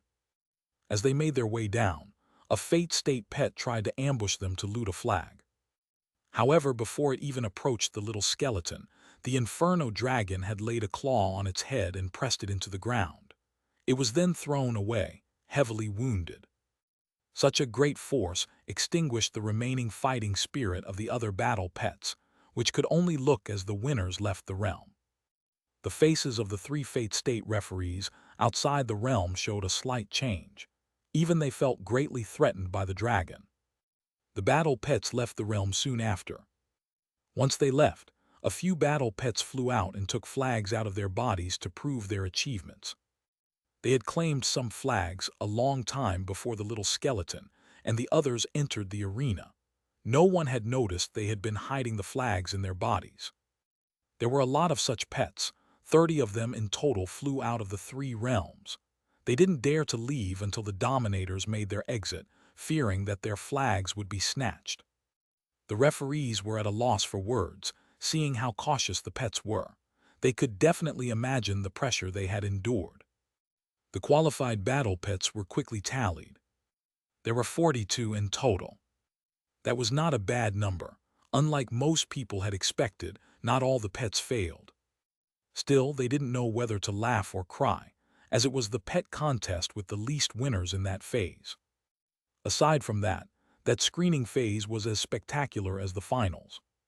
Every king of the mountain had the potential to become the global champion of their level.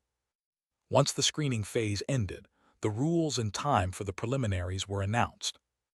They would be held the following day. The rule was simple. Just like before, a pet's opponent would be chosen by drawing lots. There would be 8 arenas as battlefields. The previous preliminaries would usually take half a month to present the city's top 10. However, considering the small number of participants, those preliminaries would probably be over in a day. Su Ping was greatly relaxed once he saw that the screening phase had reached a safe conclusion. He was glad that no trouble had been caused.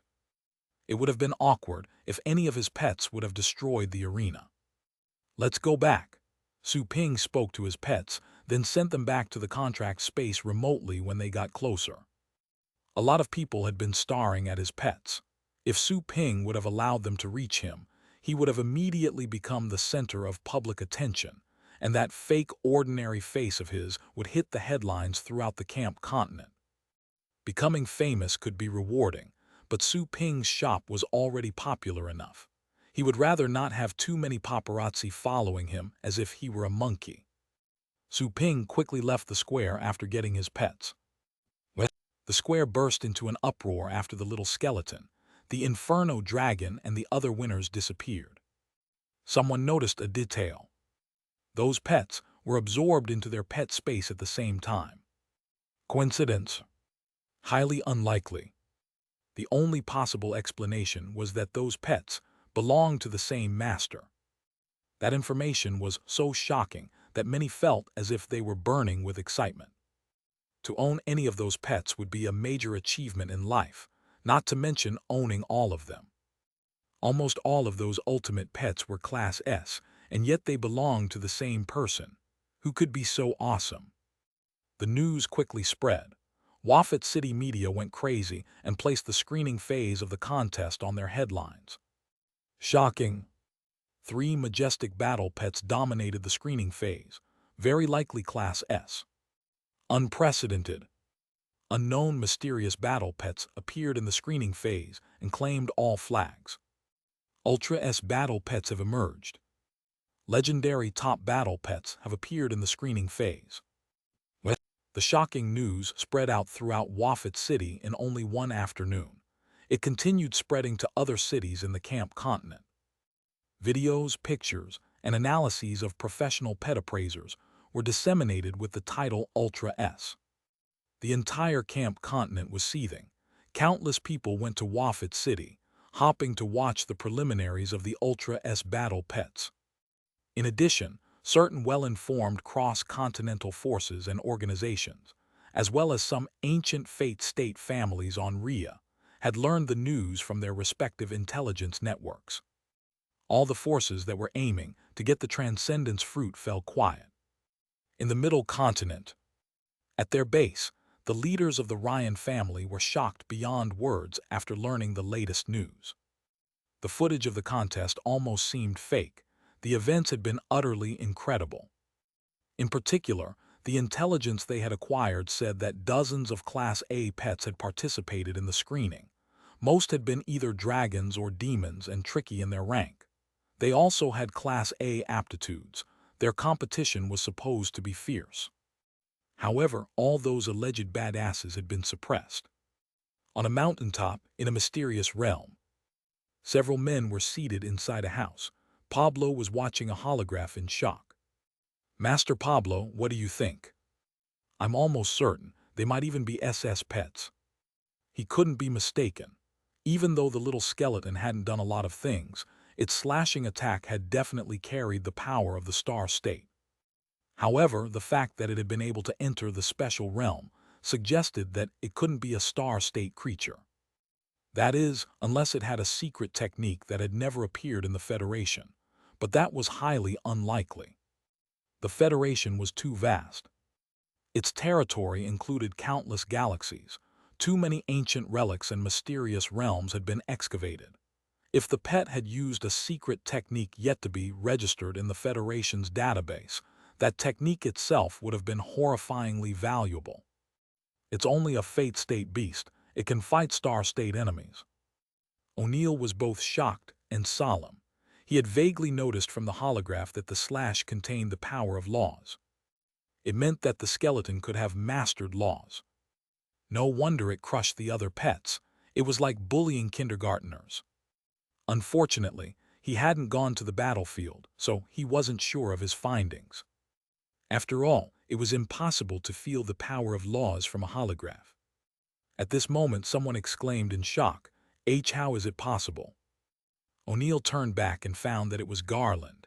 He knew that the latter always kept his cool. It was rather unbelievable to see him falter. "What's wrong?" O'Neill asked, visibly confused. "Was that?" Garland turned around and looked at the woman in black and the old man next to him, who had joined him to fight against Su Ping. Su Ping had summoned 3 battle pets during their battle, which were the little skeleton, the dragon, and the dog in the fate state zone. The 3 pets had shown a remarkable star state combat ability in the battle against them. And yet, they had been able to enter the realm. They were only at the fate state. Not just Garland, the woman and the old man were also stunned when they watched the video. They sat on the couch, not knowing what to say. Did the realm identifiers malfunction?" asked the old man after a long time passed. O'Neill frowned once he saw their reaction. He said, "No, I had someone inspect the realms. Why, do you know the pets?" The old man parted his mouth ever so slightly, but he didn't know how to describe the matter. He smiled bitterly and retold what had happened earlier. He said, "This is what happened." The room was caught in a dead silence. Both O'Neill and Pablo were stunned. Some fate state battle pets had fought against a true star state warrior and held their ground. Chapter 797, Present. O'Neill came back from his stupor and asked, "Are you sure? Did the realm identifiers malfunction?" His lips twitched after posing the question, as it had already been asked. "The whole thing makes sense if the man is backed by a Grandmaster trainer," Pablo mumbled. His eyes were filled with passion. He was 100% sure that there was a Grandmaster trainer in the shop. Only Grandmaster trainers could have endowed fate state pets with the power of laws and make them as strong as star state creatures. Everybody was silent in the room after hearing what Pablo said. It wasn't until half a minute later that O'Neill finally took a deep breath and said, "I'm glad we didn't do anything recklessly. It would have been a shame to piss him off just because of Randall." The Ryan family had been standing on Rhea for 1,000 years. They had received countless honorable guests and offended some tough figures, but they had never made any grave mistakes until they met this man. The influence of a Grandmaster trainer could easily overturn the Ryan family and reduce it to dust. "O'Neill, he wants the Transcendence fruit. Do you think we should offer him one as compensation?" suggested the old man. O'Neill was stunned for a moment and fell into deep thought. A few minutes later, he heaved another sigh and said regretfully, "Having reached this point, the last thing we should care about is keeping appearances. A Grandmaster trainer is worth making friends with. I also believe he'll be happy to talk to us if we are proactive in showing our friendliness." Garland and the black-haired woman were rather surprised, not expecting the tough man to yield. However, it did make sense. Even the lord of a Tier 1 planet would probably bow to a Grandmaster trainer, too. "It's very considerate of you, Chief," Pablo nodded and said, "I can hand the gifts to him." "Of course you can." O'Neill looked at him, not saying anything. "You sly old fox, do you think we don't know that you visited him? You want to impress him with a gift from the Ryan family. Nice try." "Thank you, Master, but it won't be unnecessary." Since we're trying to make friends with him, I should go there in person to show my respect. I can also get other things done once I make the trip over, said O'Neill courteously. Regret flashed in Pablo's eyes. He had indeed planned to visit Su Ping again through that opportunity, so that they would become closer. Other things. Garland was stunned and looked at O'Neill. He instantly realized what the man was talking about and heaved a sigh, knowing that the latter was probably going to make a real effort in trying to make friends with Su Ping by sharing such important intelligence. However, even if he didn't, Su Ping had already joined the Alliance of Stars and would learn of it sooner or later. So, might as well impress him by telling him in advance. Pixie Pet Store. Su Ping had returned from the square. He tore space open and appeared in his shop. Although flight was forbidden in Wafat City, traveling through space was allowed. That was the privilege of void state experts. Of course, you could also indulge in such privilege if you could tear space open before you reached the void state. Once flashing back to his store, Su Ping summoned his pets and had them rest in the advanced nursing pens.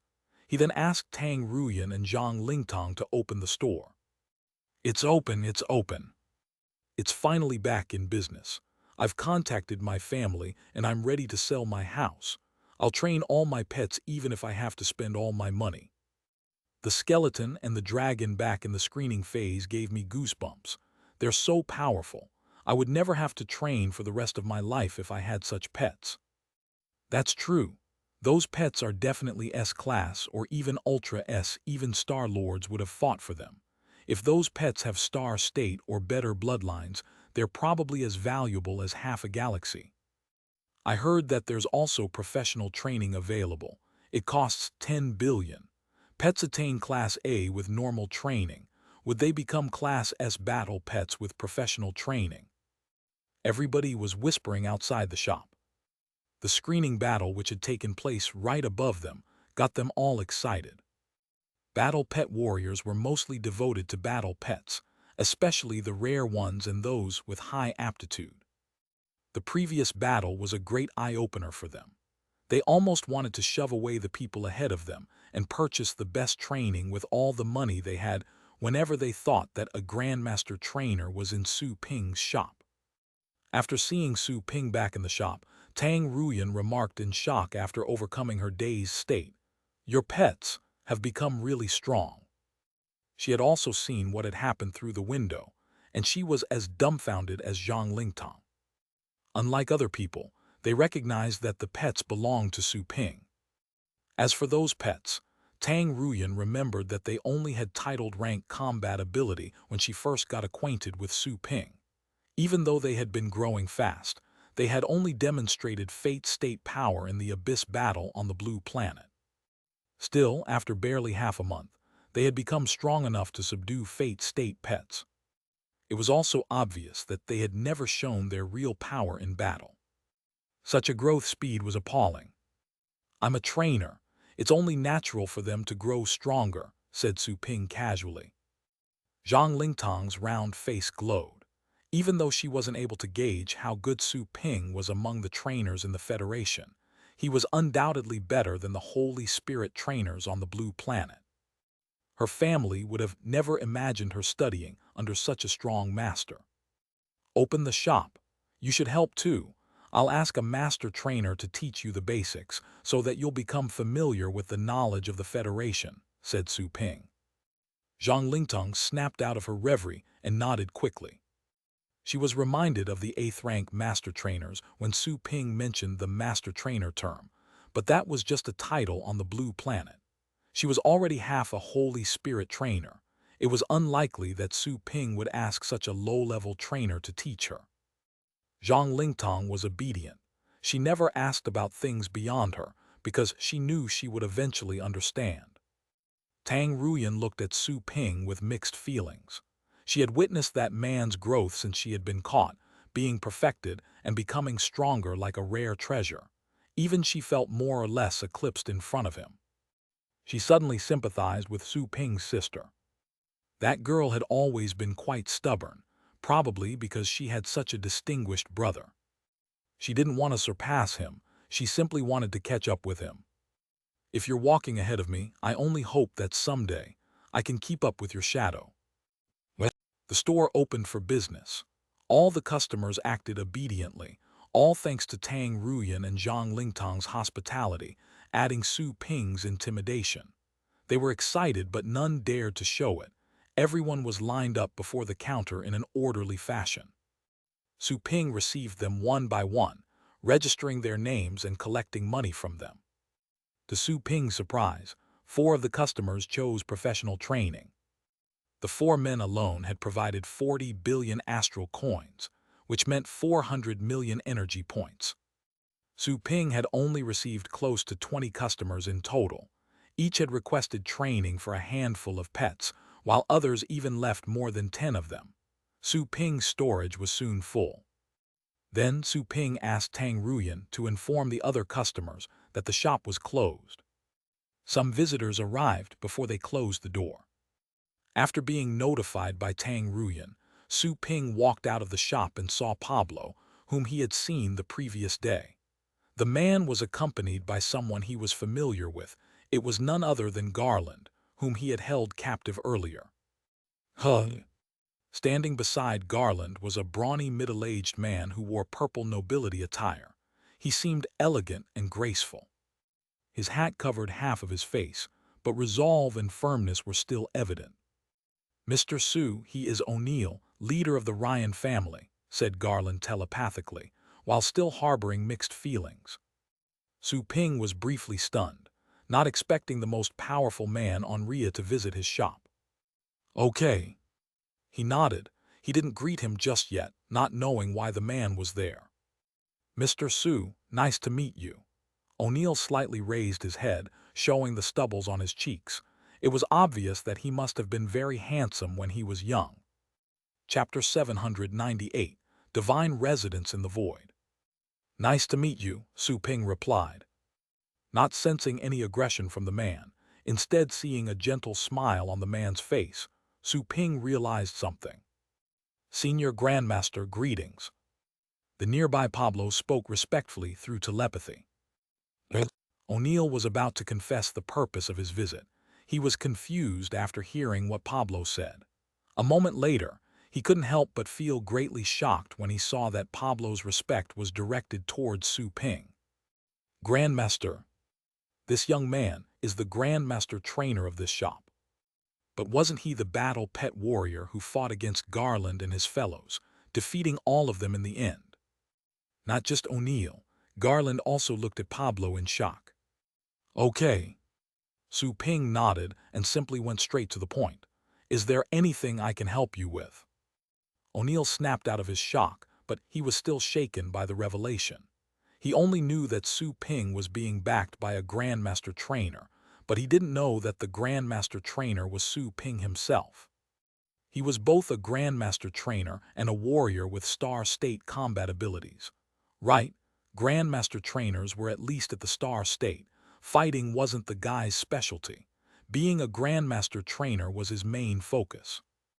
O'Neill began to perspire cold sweat.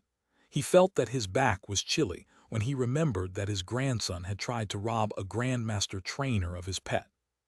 "Senior Grandmaster, I'm here to apologize to you on behalf of my unworthy grandson," said O'Neill sincerely, lowering his head. Although he had already sent someone to apologize on his behalf, he decided to apologize again, as the man's identity was too important. "That matter has already been taken care of.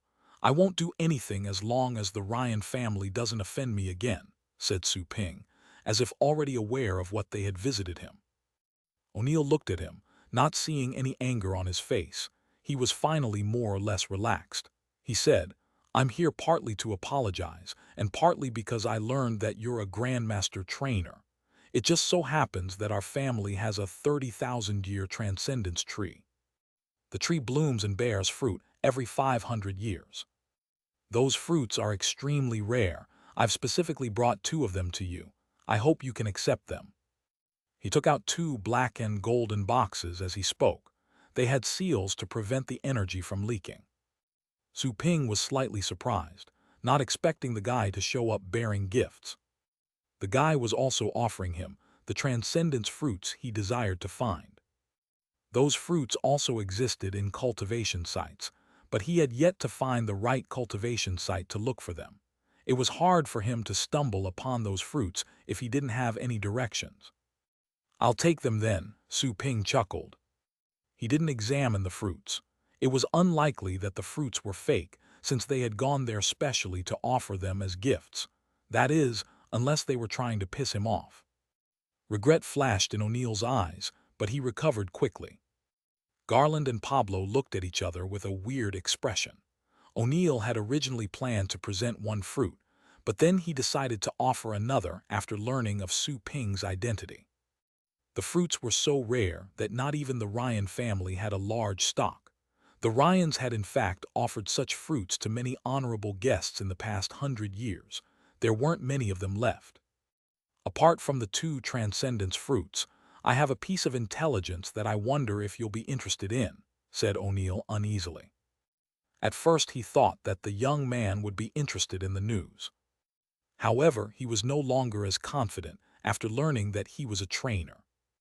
After all, most trainers would mostly focus on training their pets. They rarely went out on risky adventures. "What is it?" asked Su Ping. "A collapsing vortex was recently detected at the edge of Zarapron. It was at first believed to be a small black hole, but it turned out to be a mysterious realm." O'Neill continued telepathically in a low voice. "After some investigation, it's been found that there's an ancient divine residence inside that mysterious realm. The place emanates a dazzling light, which indicates the presence of great treasures. The news has yet to spread. I learned it from a senior Star Lord I'm familiar with."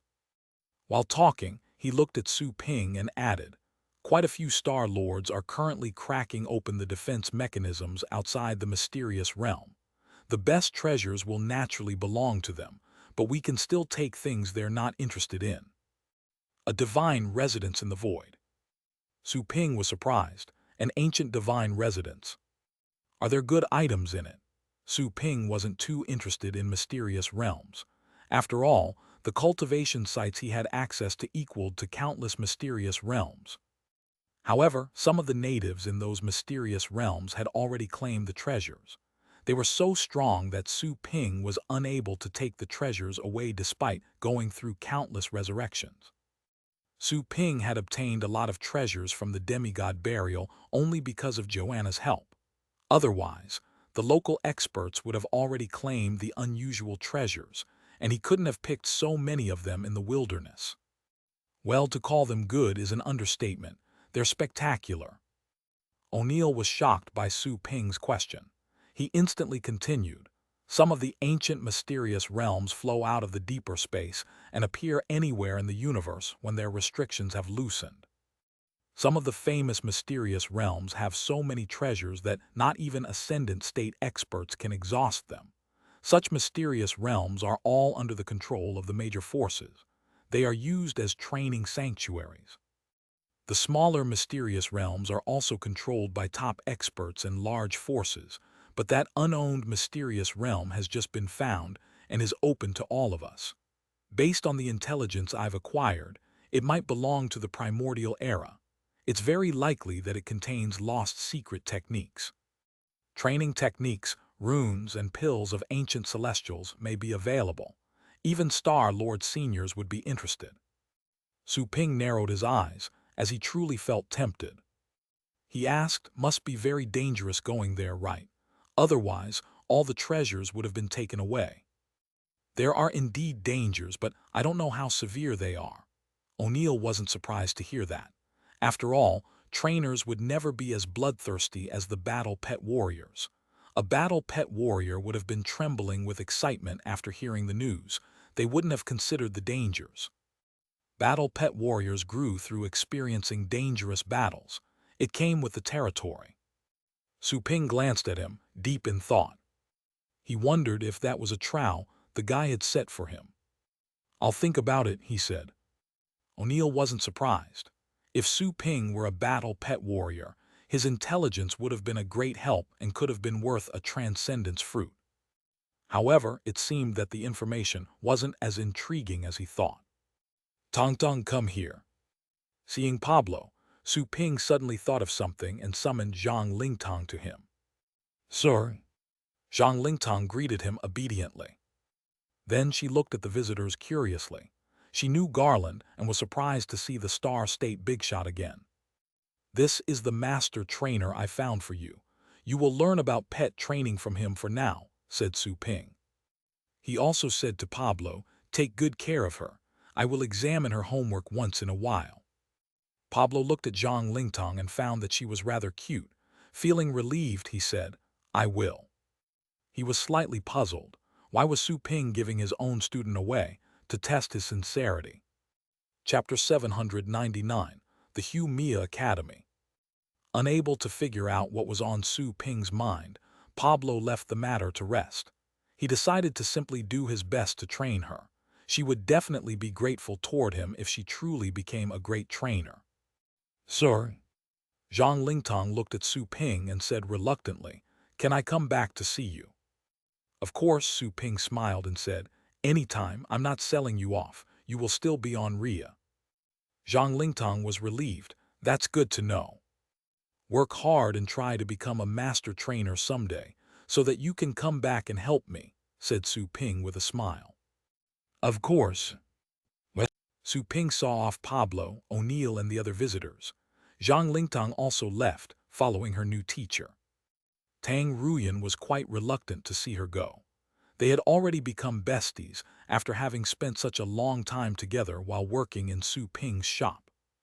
They were even closer since they were foreigners on a strange planet. After Zhang Lingtang left, Tang Ruyan approached Su Ping and implored with a pair of glittering eyes, "Can you find a teacher for me too?" "No."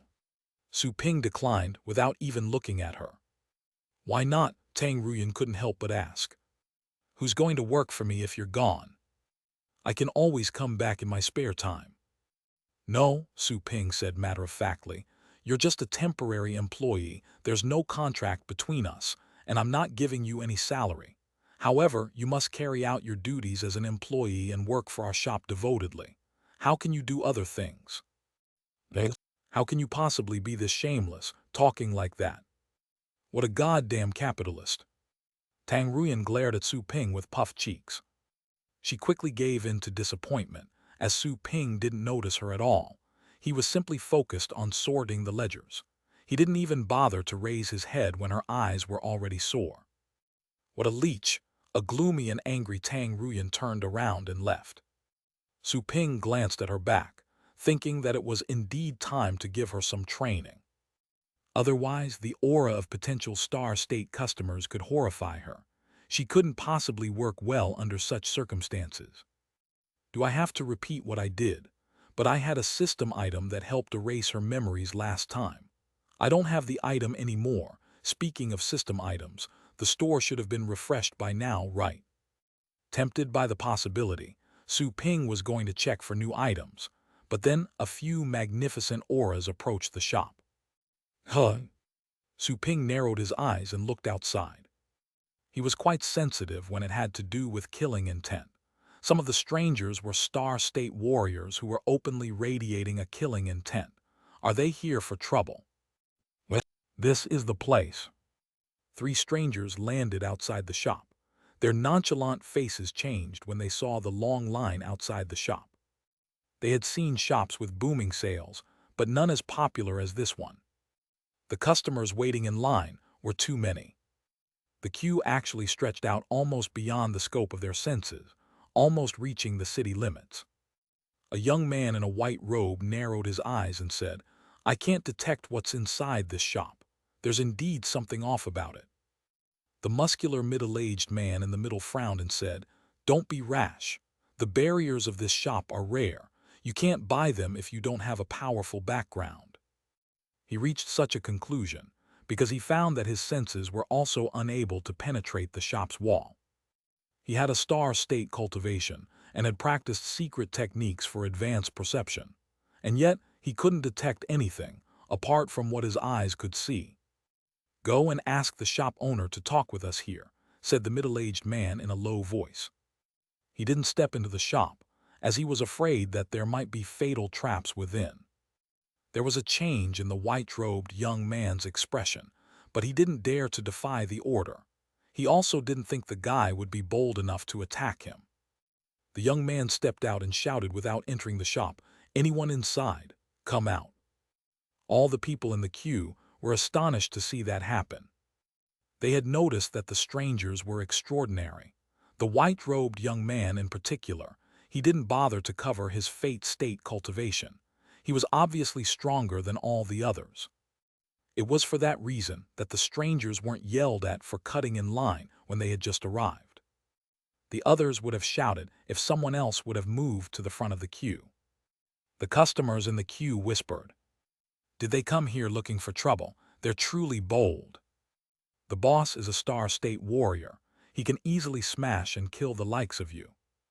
Tusk, are they members from the Ryan family? That doesn't make any sense. Didn't the Ryans make peace with the shop? You can tell from their hair color that they're not from the Ryan family or even this planet. They seem to be foreigners. The three strangers' ears twitched upon hearing Star State.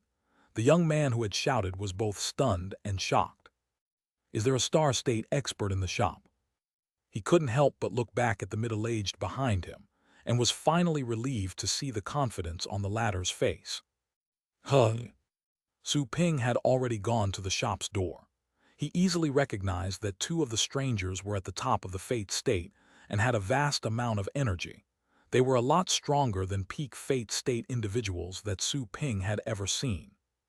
The person in the middle, however, was a Star State expert concealing his strength. "Why are you making such a fuss here?" asked Su Ping. Tang Ruyan tagged along, eager to watch the drama. "You're here." The white-robed young man recognized Su Ping immediately. Not expecting to find him that quickly, he said, "Did you kill a student from my academy in the city suburbs?" "The suburbs?" Su Ping rolled his eyes when he heard that, quickly figuring out their identity. "You're from the Humia Academy?" "Yes, I'm the one who killed her." Su Ping admitted it openly. Su Ping's words exploded like a bomb. The customers who had been whispering in the queue were stunned. They could only look at the three strangers in shock. They were from the Humia Academy, one of the 5 best academies. It was an academy full of talents. Any of their students was a 1 in a billion genius. Their distinguished students could easily defeat enemies above their level. Most of them reached the Star State when they graduated. Some even became Star Lords. Any Star Lord was strong enough to dominate an entire galaxy. Su Ping, however, had killed a student from the Humia Academy. Imagine the trouble he had gotten himself into. Everybody looked at Su Ping in shock. They knew that Su Ping was a Star State expert, but such a move was still too bold. "And you still try to deny, huh?" Halfway through his sentence, the white-robed young man was left in shock. He admitted what he did just like that. He didn't bother explaining a thing. The young man said gloomily, "Do you know the consequences for killing a student from my academy?" "Do I have to answer for it with my own life?" Su Ping chuckled. His mood became sour after learning that they were people from the Humia Academy. Still, he actually looked casual and approachable when he was angry. He was reminded that the foreigners that went to the Blue Planet during the Abyss battle were also from the Humia Academy. They had gone to the Blue Planet to recruit students, ignoring the planet itself and simply taking away the carefully chosen geniuses without showing any intention of helping. Well, they weren't morally obliged to help. Even considering their statuses as members of the academia, they had no sympathy for the lives of an entire planet that at the time was in great danger. Even if such an academy had produced ascendant state experts, Su Ping would still despise it. If the students didn't even know how to be human, how could they become real experts? They are merely pathetic creatures who blindly pursue strength. "Not just your own life, but also your family's," declared the white-robed young man coldly. "How can the life of a mortal compare to that of a student from my academy? They are the best geniuses, millions of times more valuable than ordinary people." "Is that so?" Su Ping chuckled and said, "She was just an ant for my ants. So much for the 1 in a billion genius." "You?" The white-robed young man burst into fury. He didn't expect the murderer to be that arrogant. He acted so bold and unrepentant, even after knowing they were from the Mia Academy. You think you can do anything you want because some Star State warrior is backing you. Not even Star State experts can possibly make such bold declarations, said the young man furiously. Chapter 800, Attack. Su Ping looked down at the angry young man from the stairs and said with a smile, I dare to say such things. So what? The white-robed young man trembled with fury, sensing Su Ping's contempt. He had never been so derided ever since he became a student of the Mia Academy. Even the most proud men would always respect his identity whenever they met. That was the first time that the name of his alma mater had no deterrent effect. If so, you must apologize and compensate, said the middle-aged man indifferently, but you're not a Star State expert. Not only did you kill a student of my academy, you have also insulted it. So, you must die. Your friends and your family will also die along with you because of what you said. Even if the Star State person behind you wants to step in, a price will have to be paid. The Star State person behind me. Su Ping chuckled and looked back. Anna, someone is asking you to pay a price. Is that so? Said an indifferent voice. Then a gorgeous woman with long, blonde hair walked to the door. The sunlight on the entire street seemed to have been eclipsed by her all of a sudden. She carried the unparalleled and unworldly beauty that fascinated every man. The white-robed young man narrowed his eyes. All that he could see was the blonde woman. The customers standing in line were equally stunned. Those who had previously seen Joanna were able to keep their cool, but the rest were out of sorts. Huh. The middle-aged man was stunned for a moment. He then quickly detected a special and sacred air coming from the woman. That was divine power. There's divine power inside the woman. The middle-aged man was quite shocked by such a finding. Divine power was an extremely rare kind of energy in the universe, only found in certain mysterious realms or black holes. Even if you were part of the Mia Academy, you would need a lot of merits in order to exchange for divine power. Not even the top students were able to get much. On the other hand, the girl was overflowing with divine power. She definitely had a lot of it. Who's looking for me? Joanna indifferently, majestically and gracefully glanced at the strangers outside of the shop. The middle-aged recovered and adopted a solemn attitude. Although he sensed that the woman was not a Star State warrior, she claimed that she was and the customers present were whispering, so she had to be. Nevertheless, she had disguised herself so well that even he was unable to gauge her real level. That was remarkable. Plus the intense divine power, she must hail from a powerful background. He took a deep breath and said calmly, Madam, what's your name? Which ascendant state expert is behind you? You're not qualified to learn my name, said Joanna indifferently, greedily seeking the tiny bit of corrupted divine power. You are just a poor and filthy mortal. The middle-aged man's face had a slight change of expression as he was incensed by such remarks, but what Joanna said next surprised him. She can detect the divine power in my body. Corrupted, my divine power is of the highest quality. Do you know the consequences of challenging the Mia Academy? I don't think you'd be willing to make a greater fuss and have whoever behind you show up.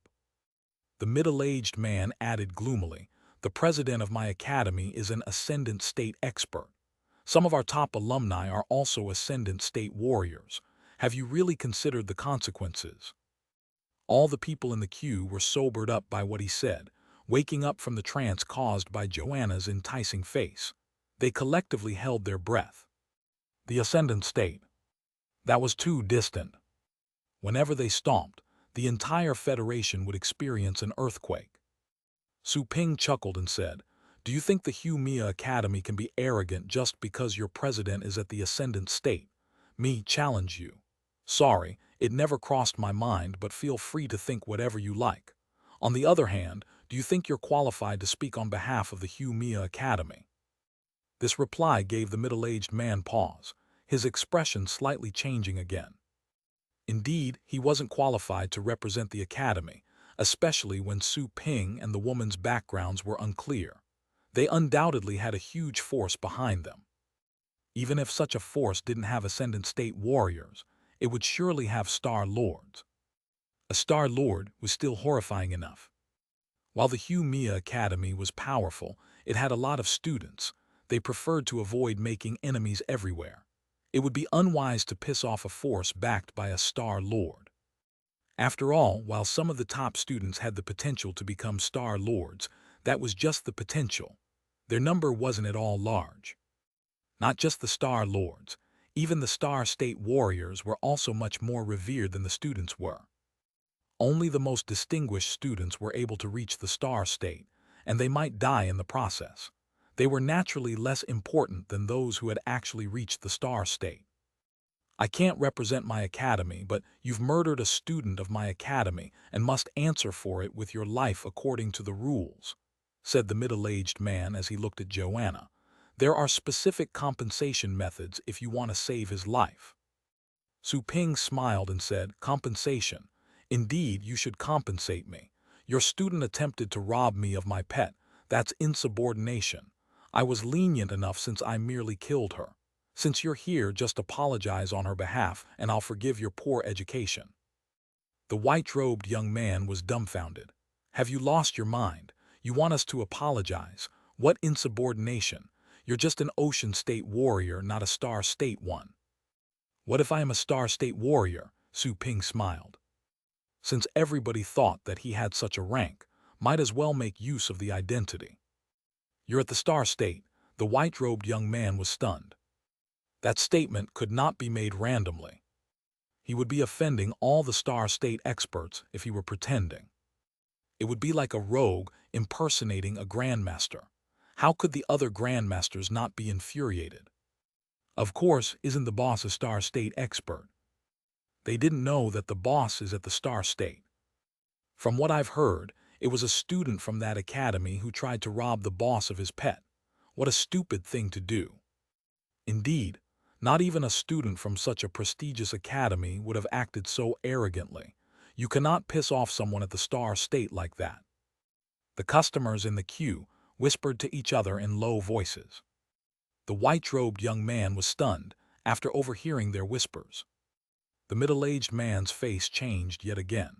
They had thought that the blonde woman was the only Star State expert, but could it be that the young man himself is at the Star State? If so, it was indeed unreasonable for their student to rob him of his pet. If the gap between two parties was too wide, no reasons were needed. However, if they were in a similar position, they would have to reason it out. It was a rule in that world. The middle-aged man was silent for a moment before he said, if you are a Star State warrior, our student shouldn't have offended you. Let's just drop it. If you're not, you should know the consequences of pretending to be a Star State warrior, shouldn't you? Let's drop it. As I said, you need to apologize to me. Do you honestly think you can just yell at me and then get away like nothing happened? Said Su Ping, narrowing his eyes. The middle-aged man changed his expression and snorted. Cut the nonsense. Let's see how good you are. Then he suddenly threw a punch and the space cracked, unleashing the power of laws. Su Ping felt a solid stream of power. He didn't know what law it was, but he extended his hand and pointed his finger. The law of space. The power of laws slashed out quickly like sharp blades. The energy collided inside the invisible void, resulting in a deafening explosion. The blast was so powerful that the entire street shook.